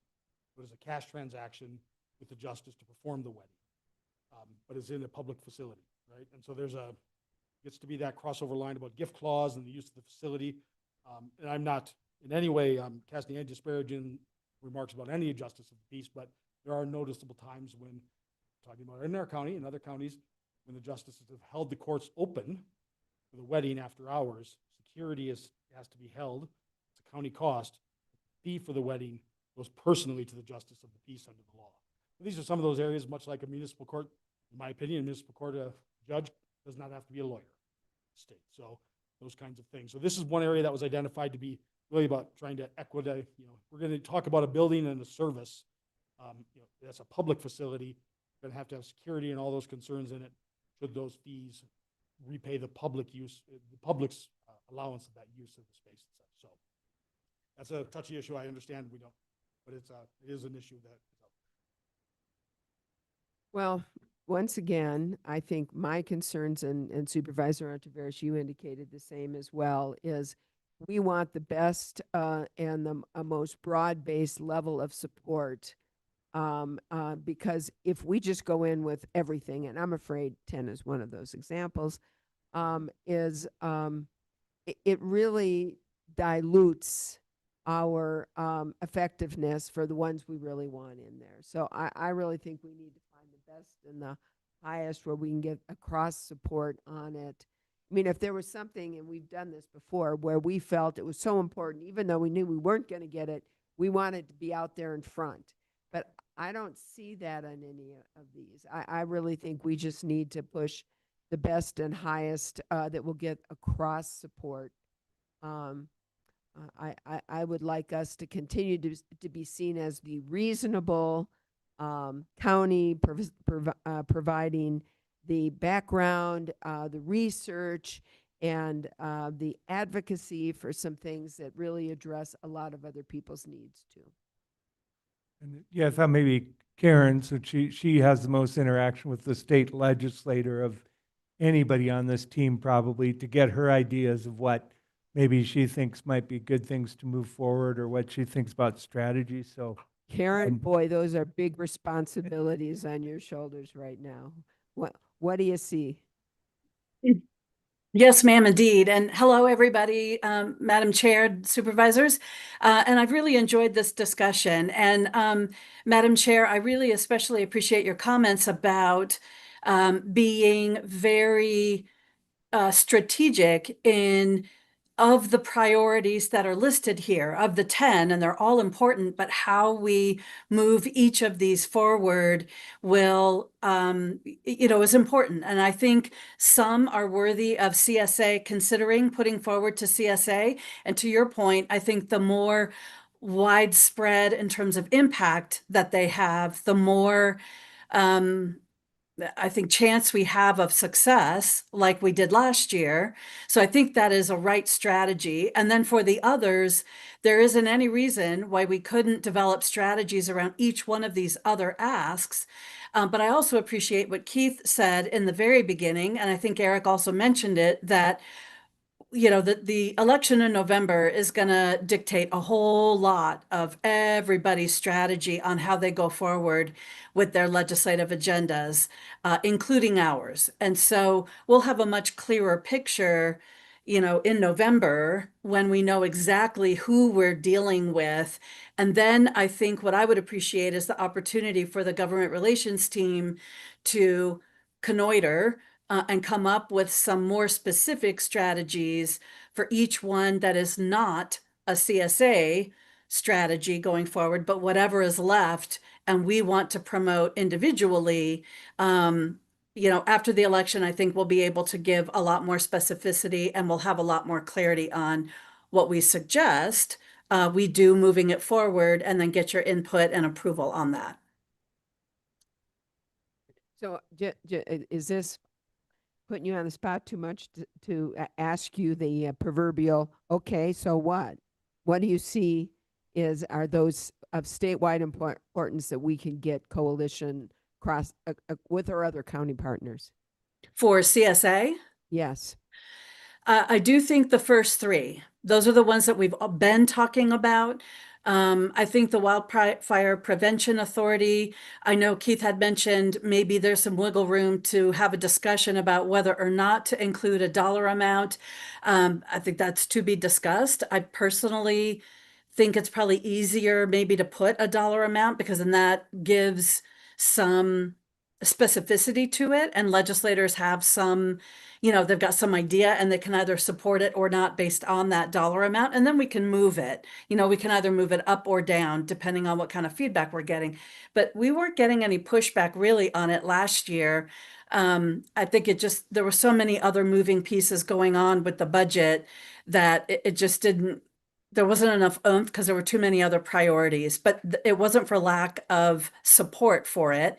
So I feel pretty confident that if we start early and start talking to our other county partners on any of those three, we will go in not only at CSA during the CSA summit and hopefully get enough support to get it passed, but then beyond that, when we actually are transitioning into getting it passed at the legislature, it's not just on us and CSA. We've got, some other counties that are engaging with us on any of those three, but those three in particular. The other one that I know we have talked about in the past, and in fact, you may remember at the County Supervisors Association's the board meeting, CSA board meeting 2 or 3 months ago, Supreme Court Justice, the Chief Justice, Ann Timmer, was talking, just kind of briefing everybody about the court system and sort of her perspective. And she highlighted our alternative diversion program, our court program, and highlighted it and touted it as an example of, some really creative thinking and government efficiency and how it actually helped to expedite the rights of people. And so that's something that maybe we could discuss as a CSA, idea. That's just another one there. But otherwise, I think the first three for sure. First three for sure. How about the court reporter support? Is that Yes. too controversial right now? Because I mean that I agree with what Michael said on this is something that really is necessary and is could be fundamentally damaging to our criminal justice system if we don't get the support. Totally open to that. And I apologize. I have to be honest. The mics are not super great. And so some stuff I heard very clearly from Michael, and others I had a hard time hearing everything, the full discussion. But yes, absolutely. I think that's another one. If we can make the case that this is impacting other counties, or do a little bit of digging and research. And yes, in fact, this is something that other counties could join on. Then, CSA is willing to take up any banner. They're really membership driven. So if there are other counties that are impacted, enough of the impacted counties come forward with any of these other issues, and they're willing to engage beyond the summit and identification as a priority legislative agenda item for CSA, then I think, yeah, absolutely. And then how about that Judicial and Public Safety Service District, the creation, the ability to create it? What's your thoughts on that? And I'm just asking is this, yeah, it's a great idea, but it ain't going to work down in Phoenix. That's what we're looking for. Or this is a good idea and you've heard support for this. Yeah, that one, I probably need to get a little bit more detail on it. And again, I apologize. I could only hear part of the discussion about some of this stuff. I'd be open to that. I wouldn't dismiss it out of hand, but I'd need to know a little bit more about it. And if it's just, this past session, the governor touted the ability for development districts to be created in order to allow for more of the expedition of affordable housing, allegedly. So there's appetite for these sorts of creative districts being created for different things. So I think it could be interesting. I think I would want to know, if other counties would be interested in utilizing it. And then sort of poking around a little bit at the legislature to see if there would be appetite from the governor's office first and foremost. And again, after November, we'll know exactly who we're dealing with and have a lot more clarity on who's making decisions. But I'd be open to that one. Supervisor Ontiveros. Well, that was the one that I was going to ask for your opinion on too, Karen, was number 5, the Judicial and Public Safety Services District. Okay. And I have always thought, as we start kind of winnowing this down, those first 3 have always been the ones that I thought stood the best chance for statewide county approval. I have always thought that. But was interested in number 5, the Judicial and Public Safety Services District. May I add? Yeah. Just to Karen's commentary. I think it's Karen's spot on about that. I think there's also a conversation. I'm not going to speak for Andy, but I think what I've heard around the table of managers and with you all, if we're going to go for a revenue authority, what kind of revenue authority do we go for and for what purposes, right? This is, with all due respect, it's a great proposal written by the constituent parts of a team looking for the funding, right? I can write you the same thing for transportation, write you the same thing, to help the Public Health Services District change their funding model. In fact, what is our revenue base? as a county is a much larger conversation, you know, because you're not going to get 5 or 6 different type of authorities in a session, right? You're maybe if you get 1 or 2, that's, if you get 2, you're really lucky through a session. So I don't know, I just want to say that I think that's a bigger conversation with, well, which revenue authorities we'd want to have as well. You know, that you probably want to have some more input into that conversation. And I just wanted to, I'm sorry, on number 4, I wanted to add, I know we didn't commit, but we did have that meeting with the Medium County Caucus about bringing the Sun Corridor Trail item to CSA again as a resolution to support coalition. I feel a little bit of ownership that we've stepped into that pond and we've been there. We've sort of been the Vanguard County. Even if it's not us, someone needs to submit it, and I can work in with the other counties in to try to get somebody else to pick it up, so it's not us having to take it, but somebody's got to get it into the CSA hub. If somebody does, it would be nice if somebody else would, and then we could sign on. I agree, but I think it might be like that Maricopa thing last year where we signed on, and I have a trick in my pocket. I have a did thing sign in my on for pocket. them, and I'll we check in my we got that that cold plunge. Plunge with was us. one of our successes. I have a chit in my pocket, but I mean, I think there's a conversation there with a real conversation. We all talked about how great that was an idea at that caucus meeting that gives people a sense of like, okay, I've got some support, right? So I don't want to pull the rug out from them. You know, I would, if for us, for CSA, I think if we would go with 4 or 5, I can't see more, 5 may be too much, but, you know, 4 or 5, I can't see think 5 is our going, top. yeah, I can't see going more than that, is my thoughts. I don't know how everybody else feels. Yeah, I was even at 3 or 4. Okay. So, but Right. that's just me. So I am interested in hearing what everyone else is thinking. Any other I'm going to take it down the line here. Supervisor Fowler, what are your thoughts on this? And I'll just take it down the line.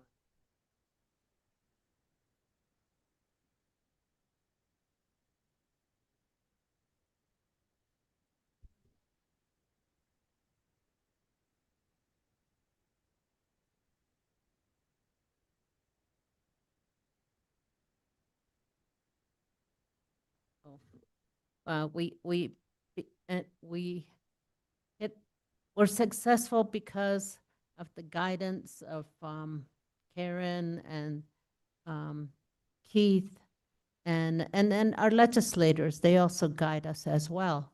And we bring proposals that are completely vetted and finished and very clear explanation. Each of us, when we're asked questions, we're able to answer it. And so I think that's where we need to get to. We can, if we have questions ourselves, if we're questioning one of the proposals ourselves, we're not going to be able to get it through. So I think that we need to really look at each one of them and see which ones we need more information on, or we don't believe that it's, if we don't understand it, if we're not completely secure on the proposal, we need to maybe put that in another category. So I think that, I mean, that's what we're going through right now. We're going through that process, which is a really great process that we have. And so I would say that we just need to go through to every one of them and figure out what category they belong in. And then we're questioning a couple of them already. And that is a really, I think that process has worked for us all these years, especially last year. Last year, we really had strong proposals and we were able to succeed with that. Thank you. Thank you, Supervisor. Supervisor Vasquez. Yes, thank you. Just looking at these proposals, for me, I just went through and ranked all 10. I agree we should focus on 3 to 5 as the proposals that we submit. I agree that the 1, 2, and 3 are priorities. And then instead of going through the top 10, I'll just do the top 5. I think the next one for me would be the Judicial Public Safety Service District, just because that would give us authority and the ability to raise new funds for our justice system. And then I think for number 5 for me would be the alternate prosecution and diversion program, just because I think that's so important to help people avoid our justice system. Not to say that the other ones aren't important or that I don't want to see those come, but if I had to shorten the list and really pick 5, those would be the 5 that I would support moving forward at this time. Thank you. Thank you, Supervisor Begay.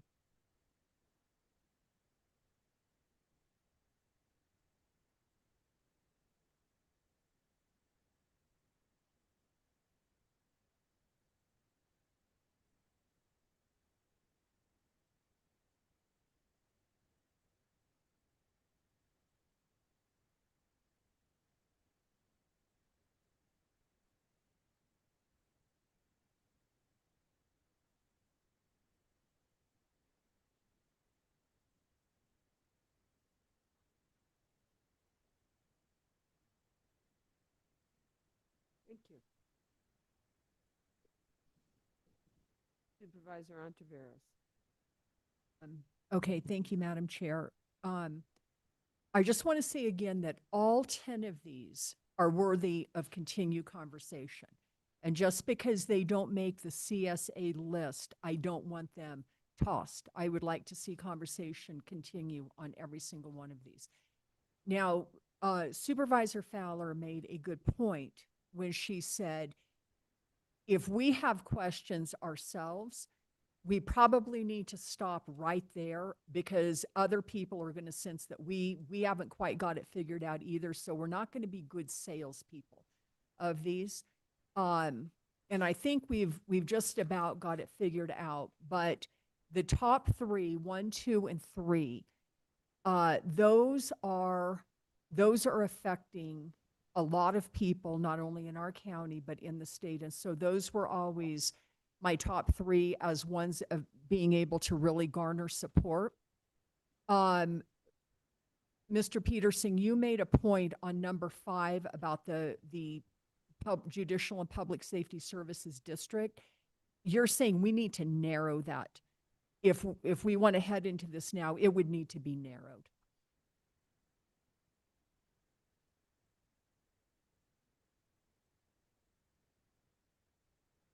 Mm-hmm. At the revenue authority you want to seek, Right. right? Because you could write them for different purposes. Mm-hmm. Same kind of authority, so. Mm-hmm. Okay, I am supportive of that. That's been something that's been talked about a lot. I don't know that CSA is the venue for that. The other one, Karen, could I ask you about number 8, modernizing Superior Court authorization and funding? What are your thoughts on that? You know, and again, I apologize, Supervisor. That was another one that I didn't get to hear the full discussion on it. So I'm not clear about what that means. But generally speaking, taking a step back, that's another one. What I've noticed about CSA and their legislative priorities and the applicability across all 14 counties is if this is something that impacts more than just Coconino County, then I think it's definitely worthy of exploring whether or not we submit it. And to be clear, some of these may be worthy of CSA consideration, but maybe some, if they do impact some of our sister counties, maybe another county would be interested in spearheading, spearheading some of these. So we've got 3 or 4, and maybe another county might be interested in picking up 1 or 2 that we feel are CSA worthy, but maybe we don't want to overwhelm and be piggish about it. So maybe that's another strategy that we could deploy. If that modernizing Superior Court authorization and funding is something that impacts other counties, and maybe it just hasn't occurred to them to think about it in this way, maybe we could talk to some other counties about whether it is impacting them and whether they would want to move it forward. Okay. I would just add, Madam Chair, for Karen's benefit and yours, we're not ready on that one yet. That's a great list of many different possibilities. Yep. Really good, big things. Mhm. I don't know that we've socialized it enough to really be ready internally. We might get a reaction from some of the court insiders there. Right. And that's what I was thinking, but I just wanted to get the opinions there. Okay, if it were me today and we do need to make this decision, The ones that I feel absolutely I could talk on all three of them with confidence and answer questions, it is number 1, 2, and 3, and I'm going to leave that to be my choices. Thank you. And yeah, and again, I think for the reasons we've had a good discussion here today, I think all 10 of these are excellent. And I think just if we are not pushing them forward for CSA right now, doesn't mean we do not want to do that. And some of this is going to depend on, so I think there's more work to be done for some of them. Healing Center is an example. I don't want to give up on that, but I do think we need more work on that to push. 1, 2, 3 for sure. And the other is probably would be for me, the alternative prosecution and diversion program. And then if we go to 5, and I don't know if we should, it would be court reporter support and mandate exceptions. Those would be my top 5. And Supervisor Fowler, you had another comment? Yeah, I just wondered, does a decision need to be made today? So we have a deadline of August 14th, which is the end Oh, of this okay. week. Now, in the past, we've overshot sometimes and added, Mm-hmm. and then we've taken away things that we weren't quite ready as we've gone through the process. But we've never added late generally in Coconino. Okay. So I would pick the number 7 because we've been working on that diversion program and the court reporter, and that's been in the discussion for I don't know how many years. And then the Sun Corridor as well, because that one is pretty vetted out, and there are stakeholders from various counties and organizations that are completely aligned. And there are state legislators that are in support of that as well. Madam Chair, I will just say that I could support 7 and 9. I just listed my top 3, but I'm not disagreeing with 7 and 9. I think 5, I do think 5, those should be our absolute amount. Right. So we have a consensus. A 1, 2, 3 for sure. That's unanimous. And then a consensus on 7 and 9. I can support that. Supervisor Fowler, I think that's where you're coming from. Supervisor Vasquez. You know what? And I love 6. I love that Sun Corridor, and I hope we can work with our other. my next question is, if you would permit me, I will put it in with the big asterisk. And Craig knows that we've asterisked at times where we're putting this in because we're trying to find the sponsor. Maybe another county can carry it. We'll work on that, but we need to get it, I want it in the hopper, not adding lates. The add lates become the problem. We don't want to add. I'd rather have it in and then we could pull it back. We're timely here. And I can support that as well. Yeah. Yeah, I can support the ones that have been proposed, and the ones that are still needing to be vetted, just ask that we look at other strategies or talk to other counties that might be able to take a lead on those. And again, we'll talk to the other counties, and on top of that, if they don't go to the CSA agenda, we still have our county agenda to approve coming up as well. That authorizes Karen's work and the work of government. And that doesn't mean CSA couldn't add on and be a part of those coalitions.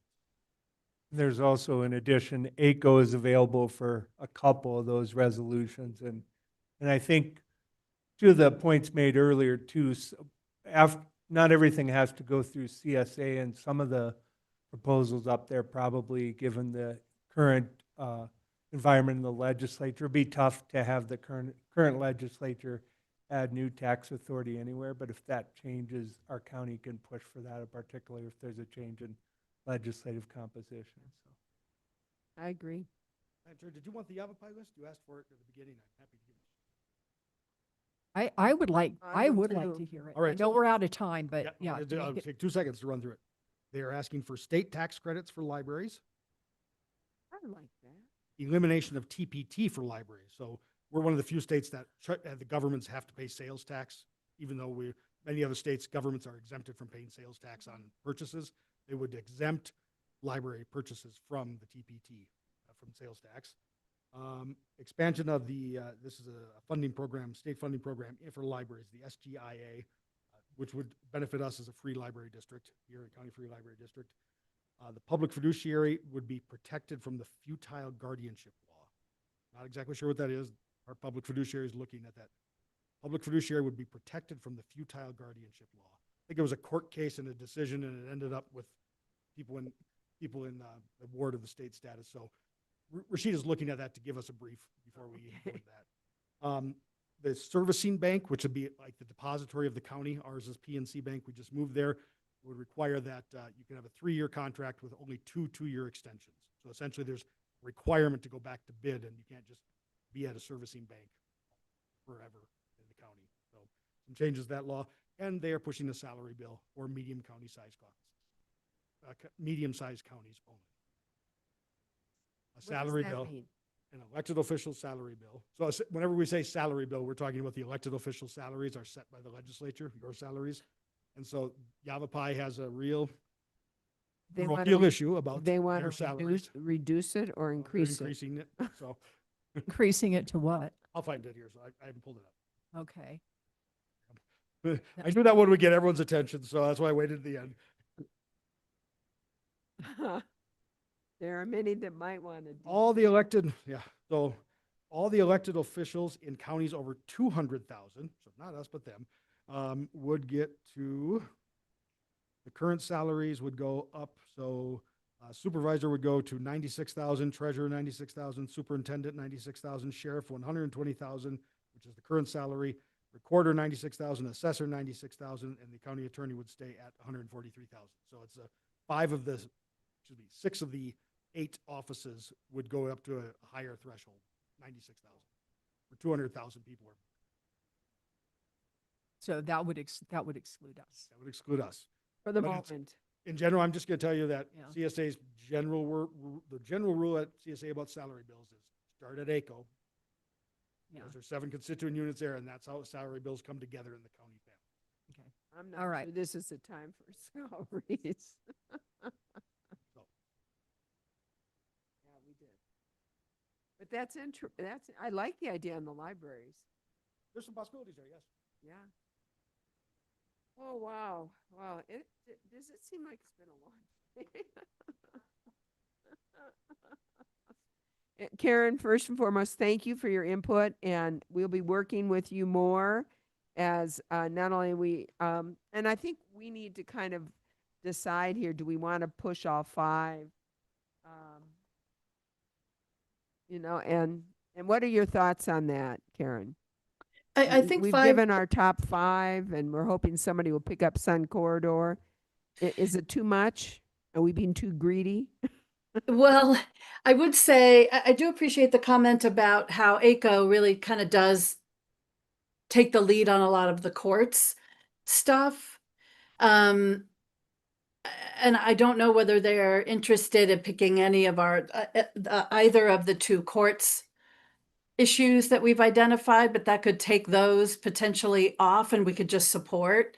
5 is a lot, I would say, but if there are other counties that are interested in maybe being, the sponsor rather than, I don't know. I know time is of the essence, but I think I would want to do a teeny bit more poking around with the other counties before we decide, knowing 3 to 5, I think 5 is the absolute max, to your point, Madam Chair. All right. Well, okay, we've got our top 5, and I would be willing to, I agree with what you're saying, if we can get, maybe if we have to do 4, I think we've got our top 4, right? And I think it's great to keep close with Keith and Eric and county manager. And I think that, and correct me if I'm wrong, colleagues, that we would go with whatever of those 4 or 5 you feel best we should push.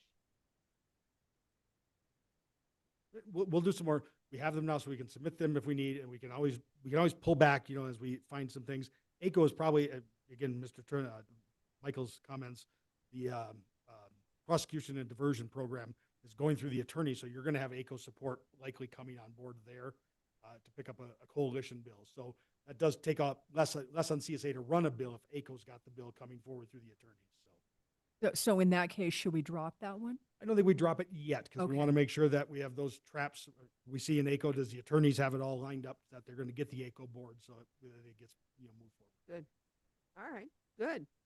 Well, this was very productive and good discussion, so thank you. And, I want to really thank the departments, County Attorney's Office, Diana from CJCC, and others that have come forward with Parks and Rec for coming forward with some proposals. I know it took their time, and they're great proposals. I think they do represent the belief and feelings of this board and our county. So thank you to all of the people who came forward with these. So I see our county attorney sitting back there. And I know you heard, my comments that all of these are worthy of discussion, and I don't want any of them to drop. So I just want you to know that I'm very supportive of them. I'm just looking at what's most likely to pass in this arena. So just know that.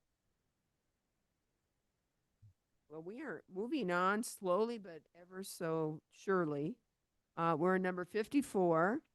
We've had Michelle being very patient back there.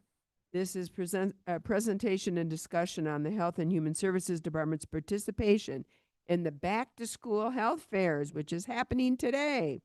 Changes in the vaccine schedule and the new AHCCCS work requirements.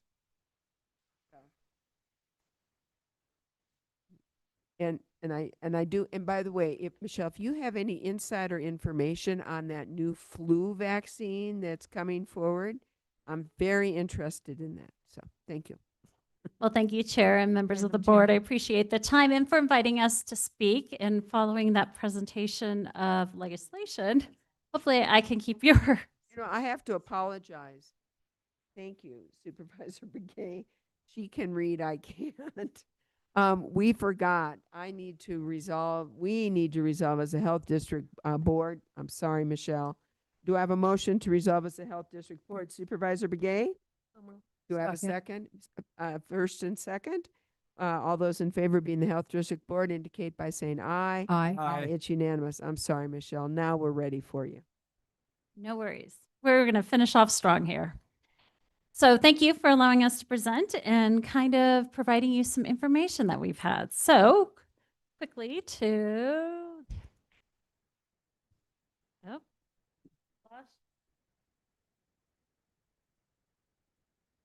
is it still showing?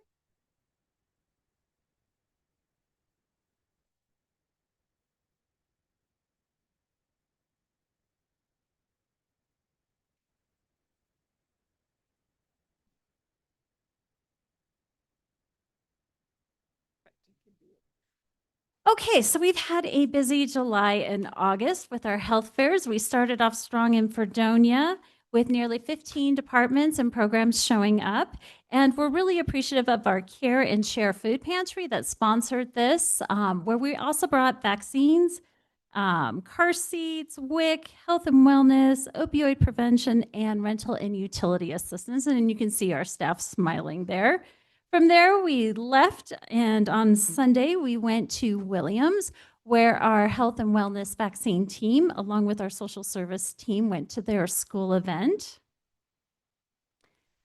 Then on August 1st, we opened up our big parking lot and filled it. So we served over 160 children that came for backpacks until we ran out.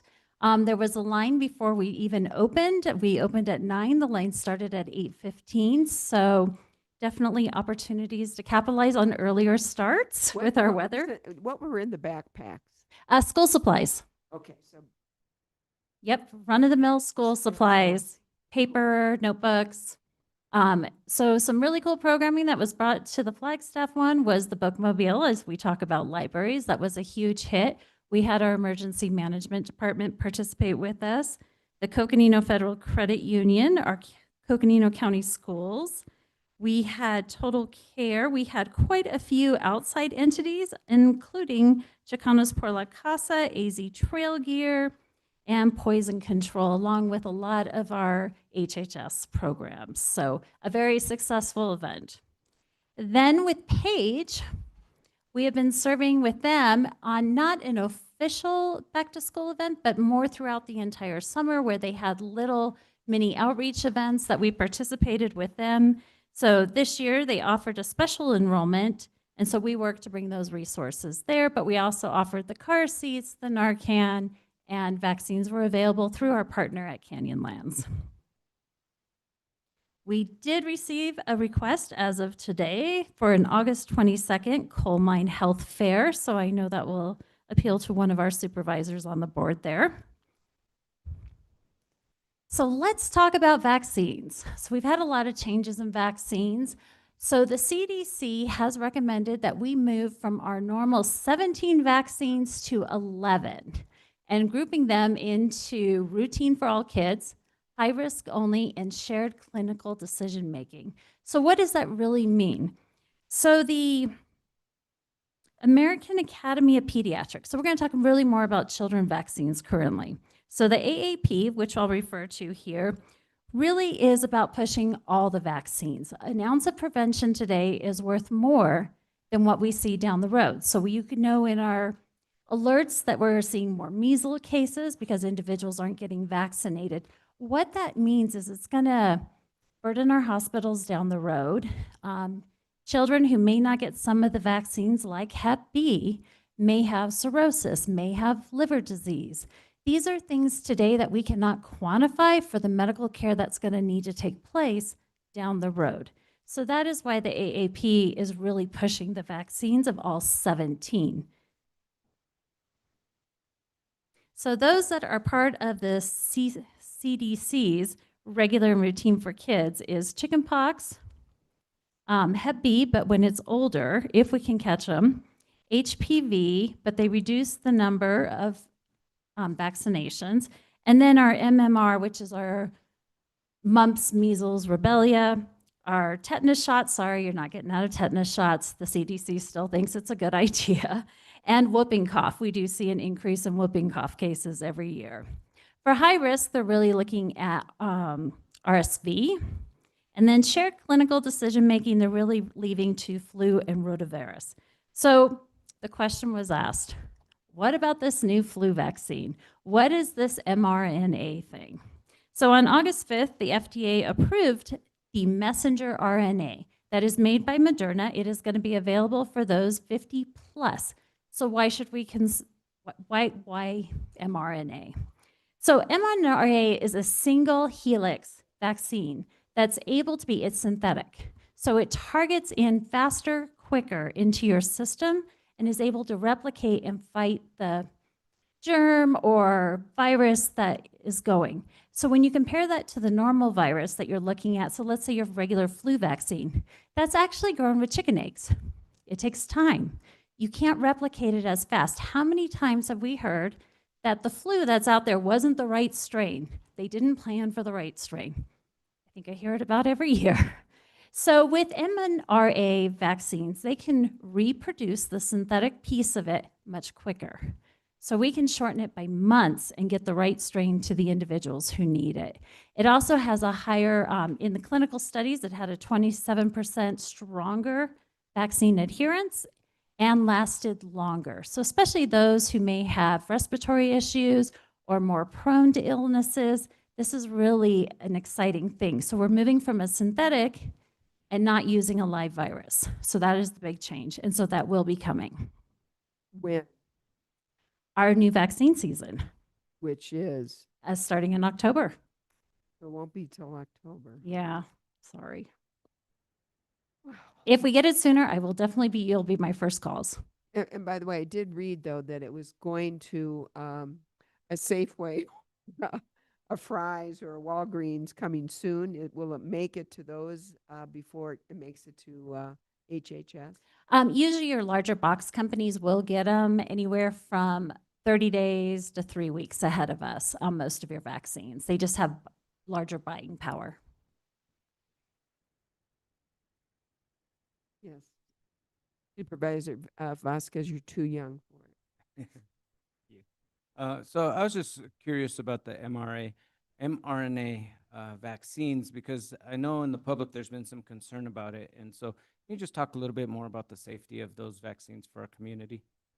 So we saw mRNA vaccines come about during COVID. That was kind of a big push there. And some individuals were really pro it. They felt like it had less fatigue, less headaches to it. Others were like, this is new, it's not FDA tested. What we do know about the new flu vaccine is it is FDA approved. It's not an emergency approval. So it really does have stronger backing than what you've seen in previous mRNA vaccines. Hopefully that answered your question. Okay, thank you. So questions that we have received are, will insurance cover all those 17 vaccines? You know, if the CDC is saying one thing and the American Pediatric Association is saying something else, what is our state doing? Our state has decided with our governor that they will cover all 17 vaccines. So they will be writing those overrides to allow the pharmacies to be able to administer the vaccines along with your county health departments and all other medical care. So parents will not have those struggles.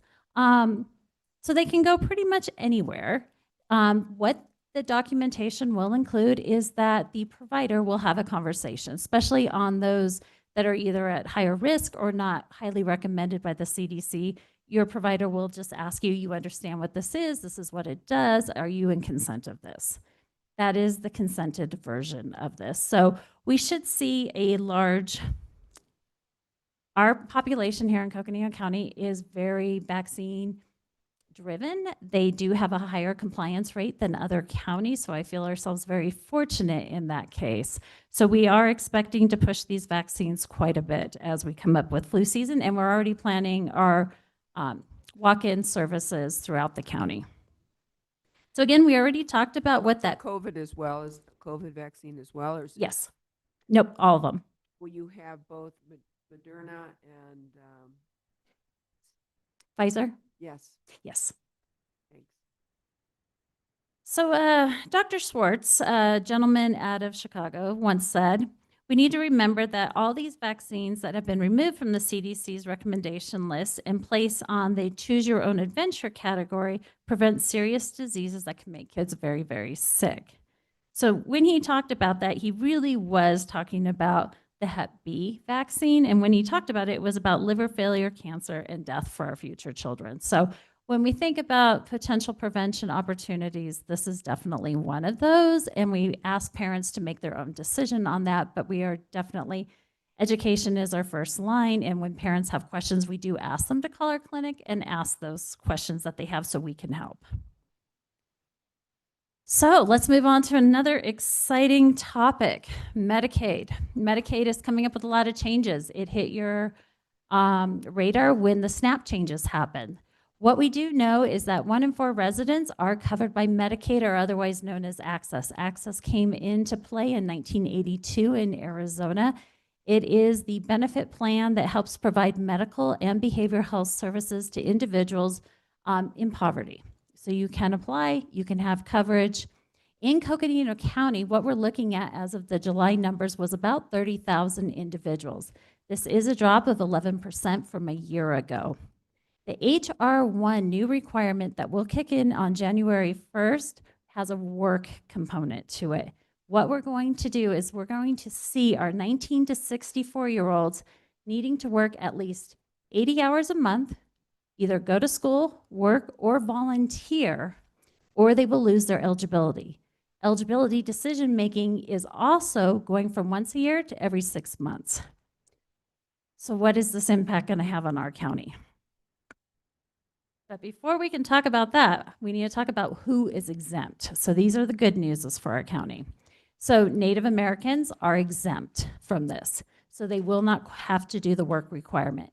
If you are a fully disabled veteran, if you are a caregiver for a child under the age of 13, if you're a former foster youth under the age of 26, this is where it's going to get a little sticky, and Access or Medicaid has not decided, and this Medicaid has said you need to make your own decisions. So medically frail, they are not giving you diagnosis codes, yet those will be what is the deciding factor. It's not self-attestation. They will need to decide. They have already decided at the federal level that cancer and renal failure do not get counted. So put that in perspective. They are medically frail, in my opinion. Yes. We also have to be exempt are participating qualifying substance use treatment programs. Well, does that mean inpatient? Does that mean outpatient? We don't know. That is still being decided as well. Again, this kicks in, letters go out to populations affected on October 1st, and this kicks in on January 1st. We have pregnant or within 12 months after pregnancy. We have meeting community engagement rules through SNAP and TANF, which we already know they're lower than the 133% of the federal poverty limit. If you're currently incarcerated, well, we know that the county does cover that part of the bill while you're incarcerated in our local detention center, or the Department of Justice has to cover if it's prison. But what does recently released mean? Is that 24 hours? Is that 72 hours? Is that 30 days? Unknown. And then the last one is experiencing short-term hardships such as hospitalization, living in an area where there's a federal emergency or disaster declared, or living in an area with very high unemployment. Our unemployment rate is 5% right now, so that is not us. And that's what I was going to say. Where are they going to get employed? We have a plan. Oh, good. So in Coconino County, what we were looking at was those 30,000 individuals. When we break out Altex, so Altex is that long-term disability. So we are assuming they will be not included in that. Then we take out our foster kids.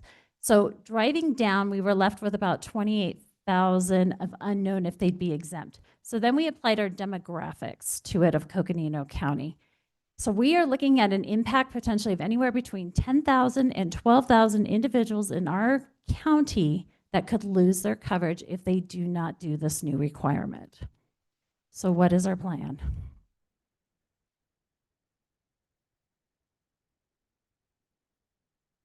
So the potential local impact, if we do not come up with a solid plan, will be the increase of uninsured residents, a delayed in access to preventative care, increased emergency department utilization. We've all sat in that emergency room more than we'd love to and sat for hours.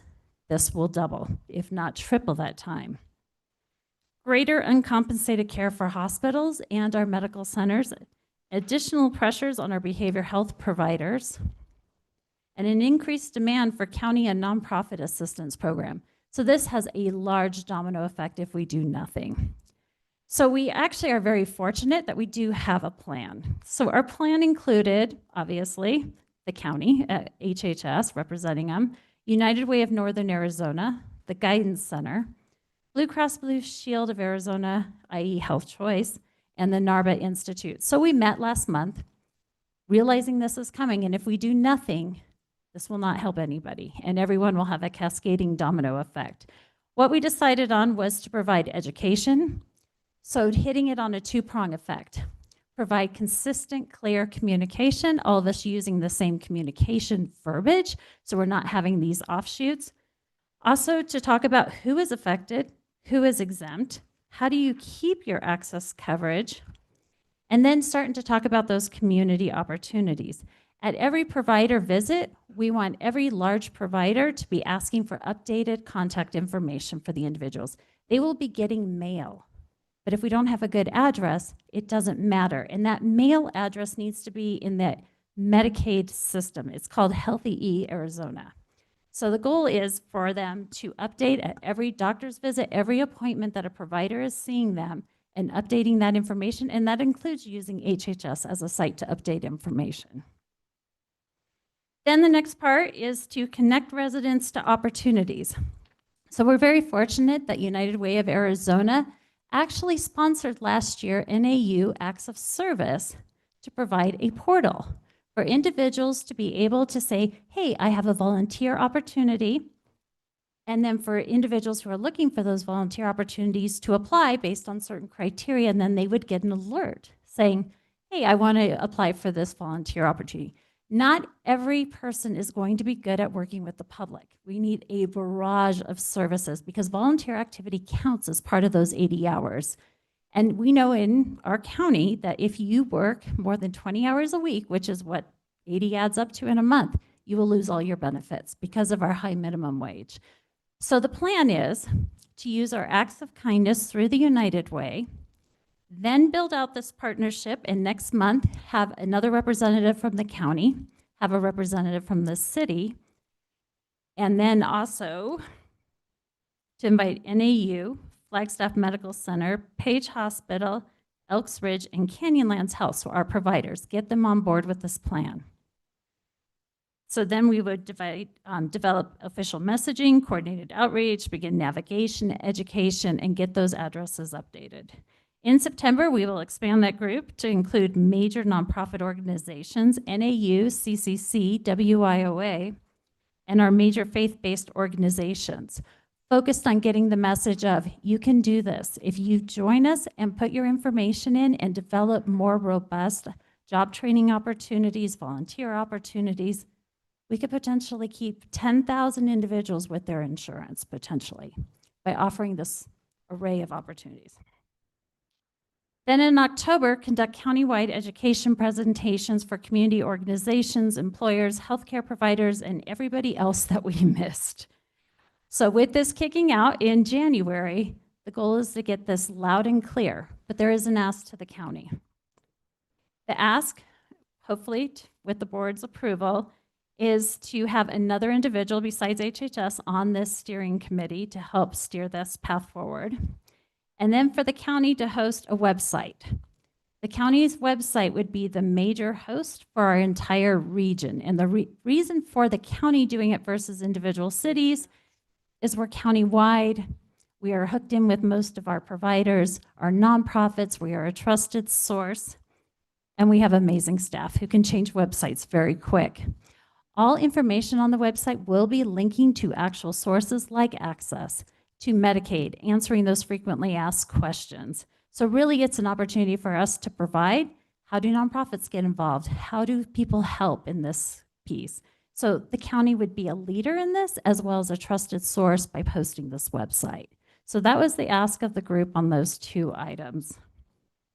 Any questions or thoughts? So the ask is website, and your ask is for an additional individual?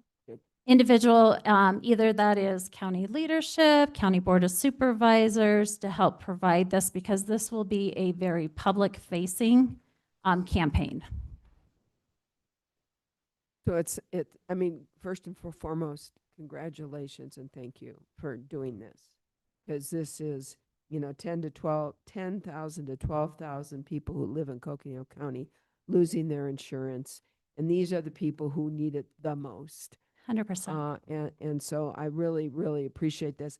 I don't see this as an action item, but I think we need to get it on immediately as an action item at one of our next meetings. Yeah. So happy to answer any other questions, everything from back to school fairs to vaccines to this new Medicaid problem that is facing all of us. I'm sorry, Erica, you had something to add to that, and then Supervisor Vasquez. Sure, Madam Chair. I just wanted to thank Director Axland, but I also wanted to mention something she had said to me the other day that I think is important, that this first year, starting in January, it will be self-reporting of the hours, whether that's a volunteer hour, a work hour, a school hour. But in the second year, in January of 28, that will no longer be allowed to be voluntary reporting.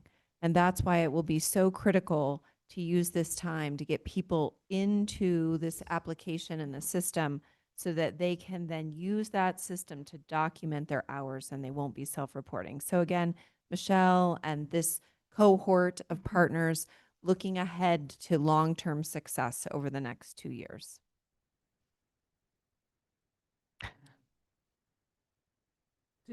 Supervisor Entrever. Yeah, I think I kind of got stopped where individuals that have cancer and renal failure are not considered medically frail. At this time, that is correct. Okay. So moving on, I also want to thank you because you saw a problem coming, and this is going to be a real problem. And I just appreciate your leadership and foresight to get out ahead of it. Thank you so much for doing that. Thank you. And I am very fortunate to work with some amazing partners who also are concerned and are invested. And if you would please pass those comments to them as well, that foresight and getting ahead of this is much appreciated. Thank you. Supervisor Vasquez. Yes, thank you.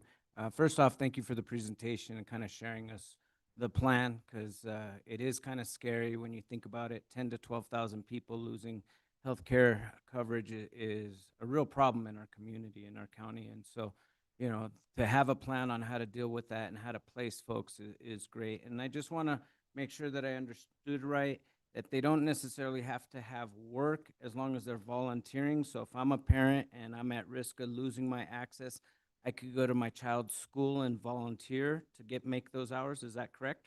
So if your child is over the age of 13, so if your child is under 13, this would not apply to you. So that's where those exempt pieces, so we need to be, our hope is that we're very clear in getting that messaging out of are you exempt or are you at risk, and people understanding which category they're falling into. So if your child was 15, yes, we would hope your school would also be part of this cohort and getting volunteer opportunities, and then being able to report your hours through the Acts of Kindness portal. So when you need to renew your application, it's very easy. But if your child's under 13, then you're exempt. So if your That child's is still correct. in elementary school, middle school, you're okay. It's once they get to high school that you'd have to volunteer. Yes. All right, thank you. Thanks. Yeah, I think the whole thing is amazing. My main concern again is the medically frail, including those with serious physical, mental health, or substance abuse conditions, which includes, among others, cancer. There are people who are literally on their deathbed that are in danger of losing their insurance because they can't commit to 80 hours of work. And that doesn't make any sense. It's inhumane, and it should not be tolerated by anybody. I appreciate everything you've done, but we as a board and we as a county need to do more. We need to advocate for this. We need to get a hold of our representatives and our senators on this, and move this forward, because this is inhumane. This is cruel, and it's immoral. That's even a better word. And our Attorney General felt the same. She did file a lawsuit. That lawsuit was thrown out last week. Well, I'm sure she'll come up with another way to file a lawsuit. Supervisor Fowler. This whole thing, it's draft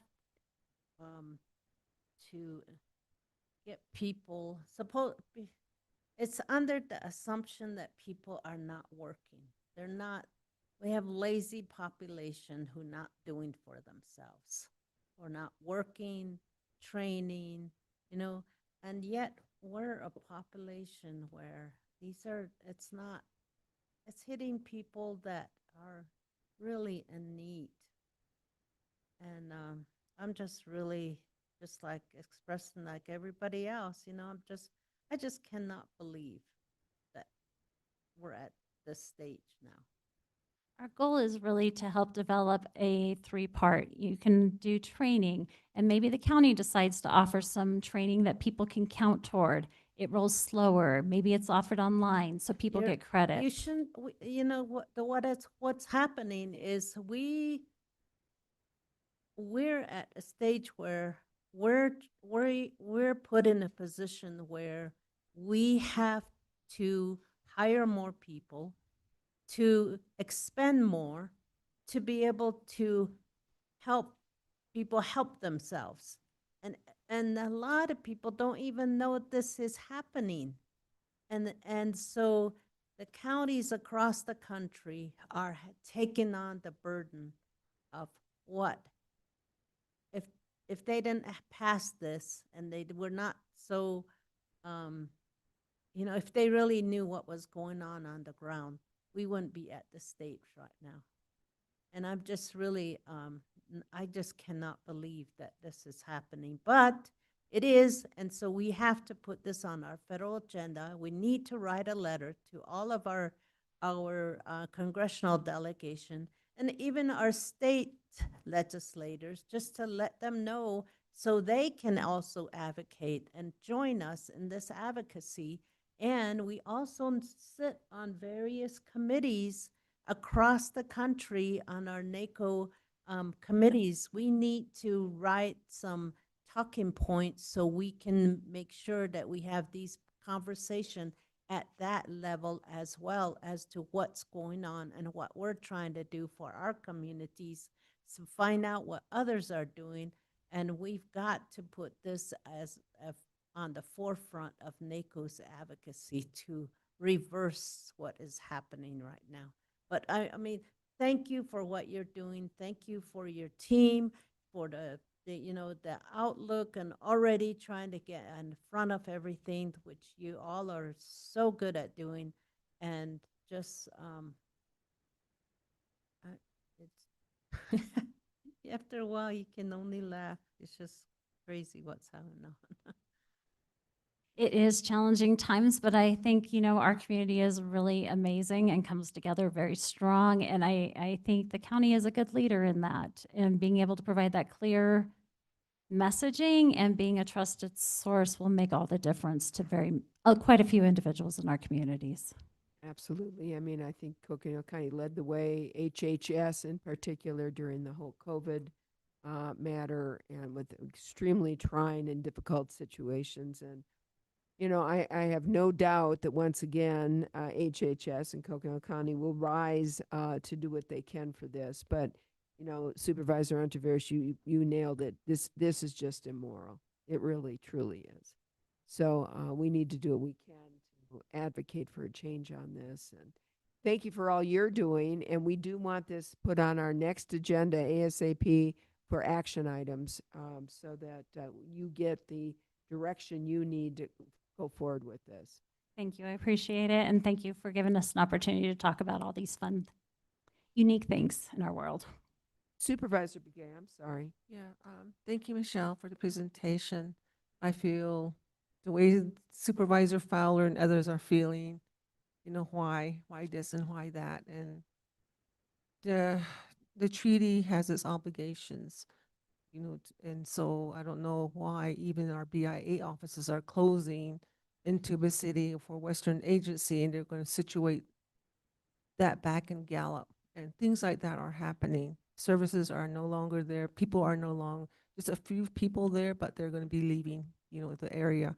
So I think it's something that we really need to think about is, I sit on the Health and Human Services at the national level as a committee member, and I would like to see some kind of write-up from the administration here, and maybe we can, quickly send something up there just to alert, and then also put it on the agenda. See, I'm pretty sure this is going to be affecting every single state, It will. everywhere. Yep, So, every state is under so the. we need to start that, and then get it going too. So and we come together, in a lot of ways, with other counties, and I think, a lot of people look up to Coconino County because we're the largest, and they kind of like to see and speak to us about things, So I just want to say that I think, any avenue, maybe a plan of action, some type of thing that can be presented by the board, the administration,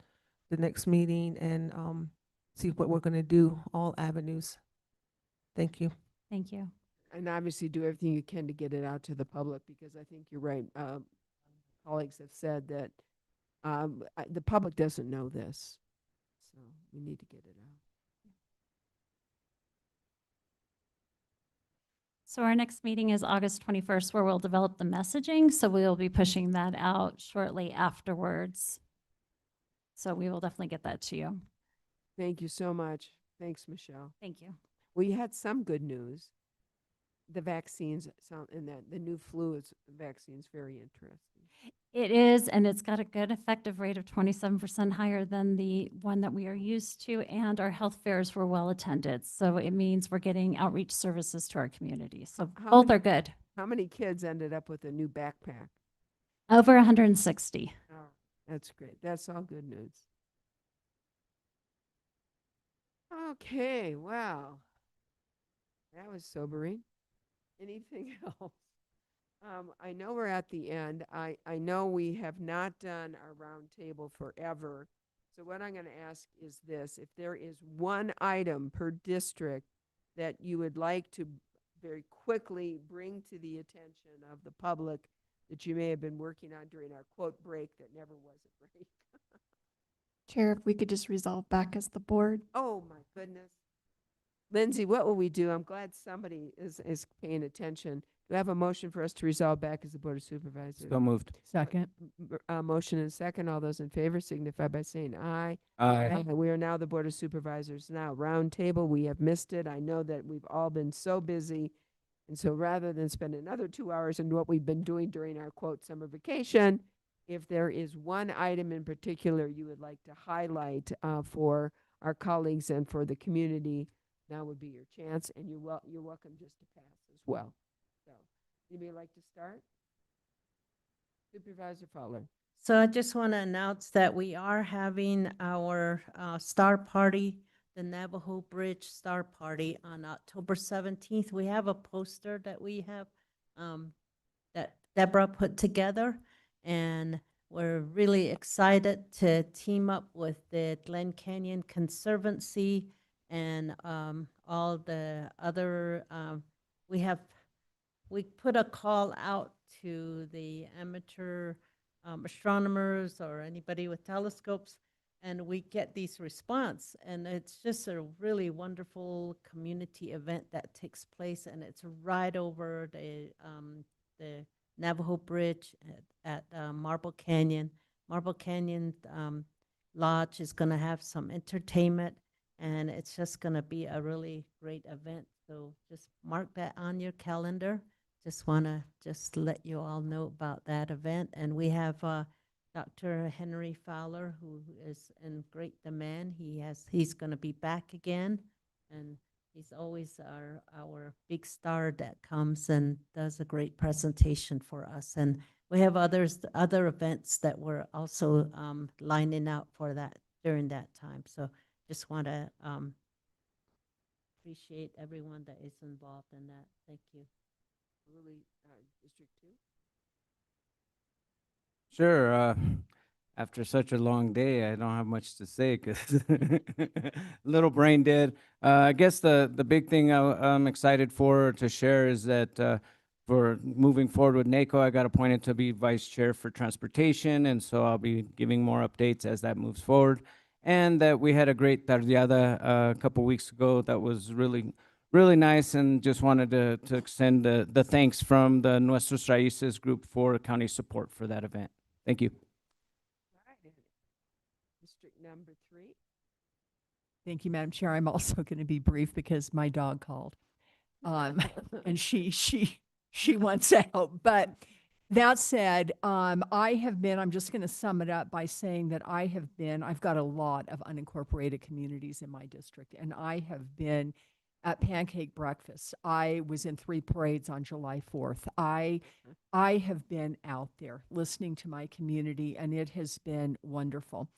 And maybe one of the biggest things going on is in Munns Park right now. We've started that feasibility study that we gave the $300,000 for to start that. So I'm excited to see that starting to happen in Munns Park for that flood retarding structure to help deal with the issues that are going on there. So I'm going to leave my comments with that. District number 4. Okay. I think I just wanted to share with everyone that due to recent floods, we had 8 floods in my district.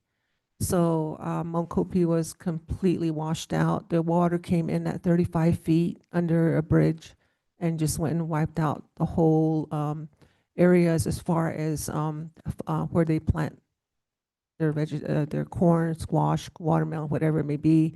But I think the good part is that we're in the process of rerouting one of the roads, which is 6720 from Coal Mine to Tondalani Lake. We had our first meeting yesterday with BIA and then HDOT also, and other people that have interest in that area. So we had a long meeting on that, and I think I'm glad to also say that we did get funded for engineering services for the Sand Spring Bridge that was just flooded over, and so there's all of that has been happening within the last 2 weeks. So we've had sleepless nights. I know, out there, but it was good. But I just want to thank Tressler for bringing us together again and doing a plan and prioritizing, going out there and looking at all the areas that were flooded out. So that is something I wanted to share, with everybody, all the way from Navajo Mountain through my district to Burt Springs area. Thank you. Thank you. And District 1, and I'll also be extremely brief. It's been a very busy July, needless to say, for all of us and working with our communities. One of the things I had the privilege of being able to do is be involved with CJCC in their strategic planning session on August 7th. It's an all-day, long meeting. Jeff Kennedy was our facilitator, did a great job.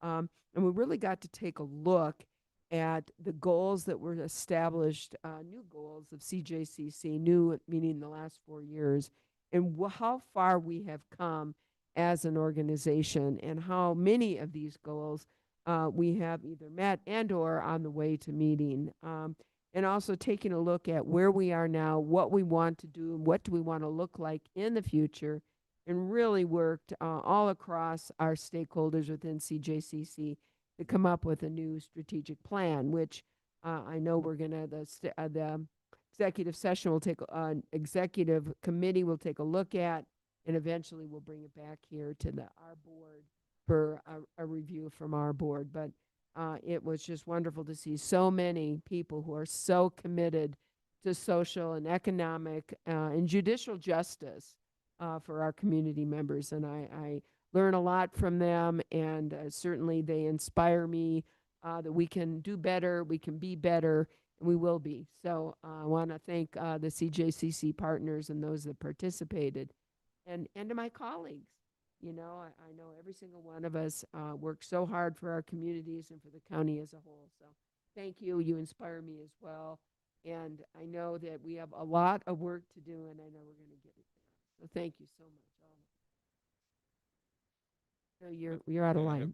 One, please, Madam Chair, just one. All right, one more Unless I from our go county quickly. manager. You inspire us too, county manager. Thank you. And there's speaking of inspiration, there's a celebration of life on Sunday, August 16th at the Flying M Ranch for Jack Metzger, a legacy in our community, an Arizonan legacy rancher, founding member of the Diablo Trust, and husband of a legacy board member and Supervisor Mandy Metzger. So wanted to let you know that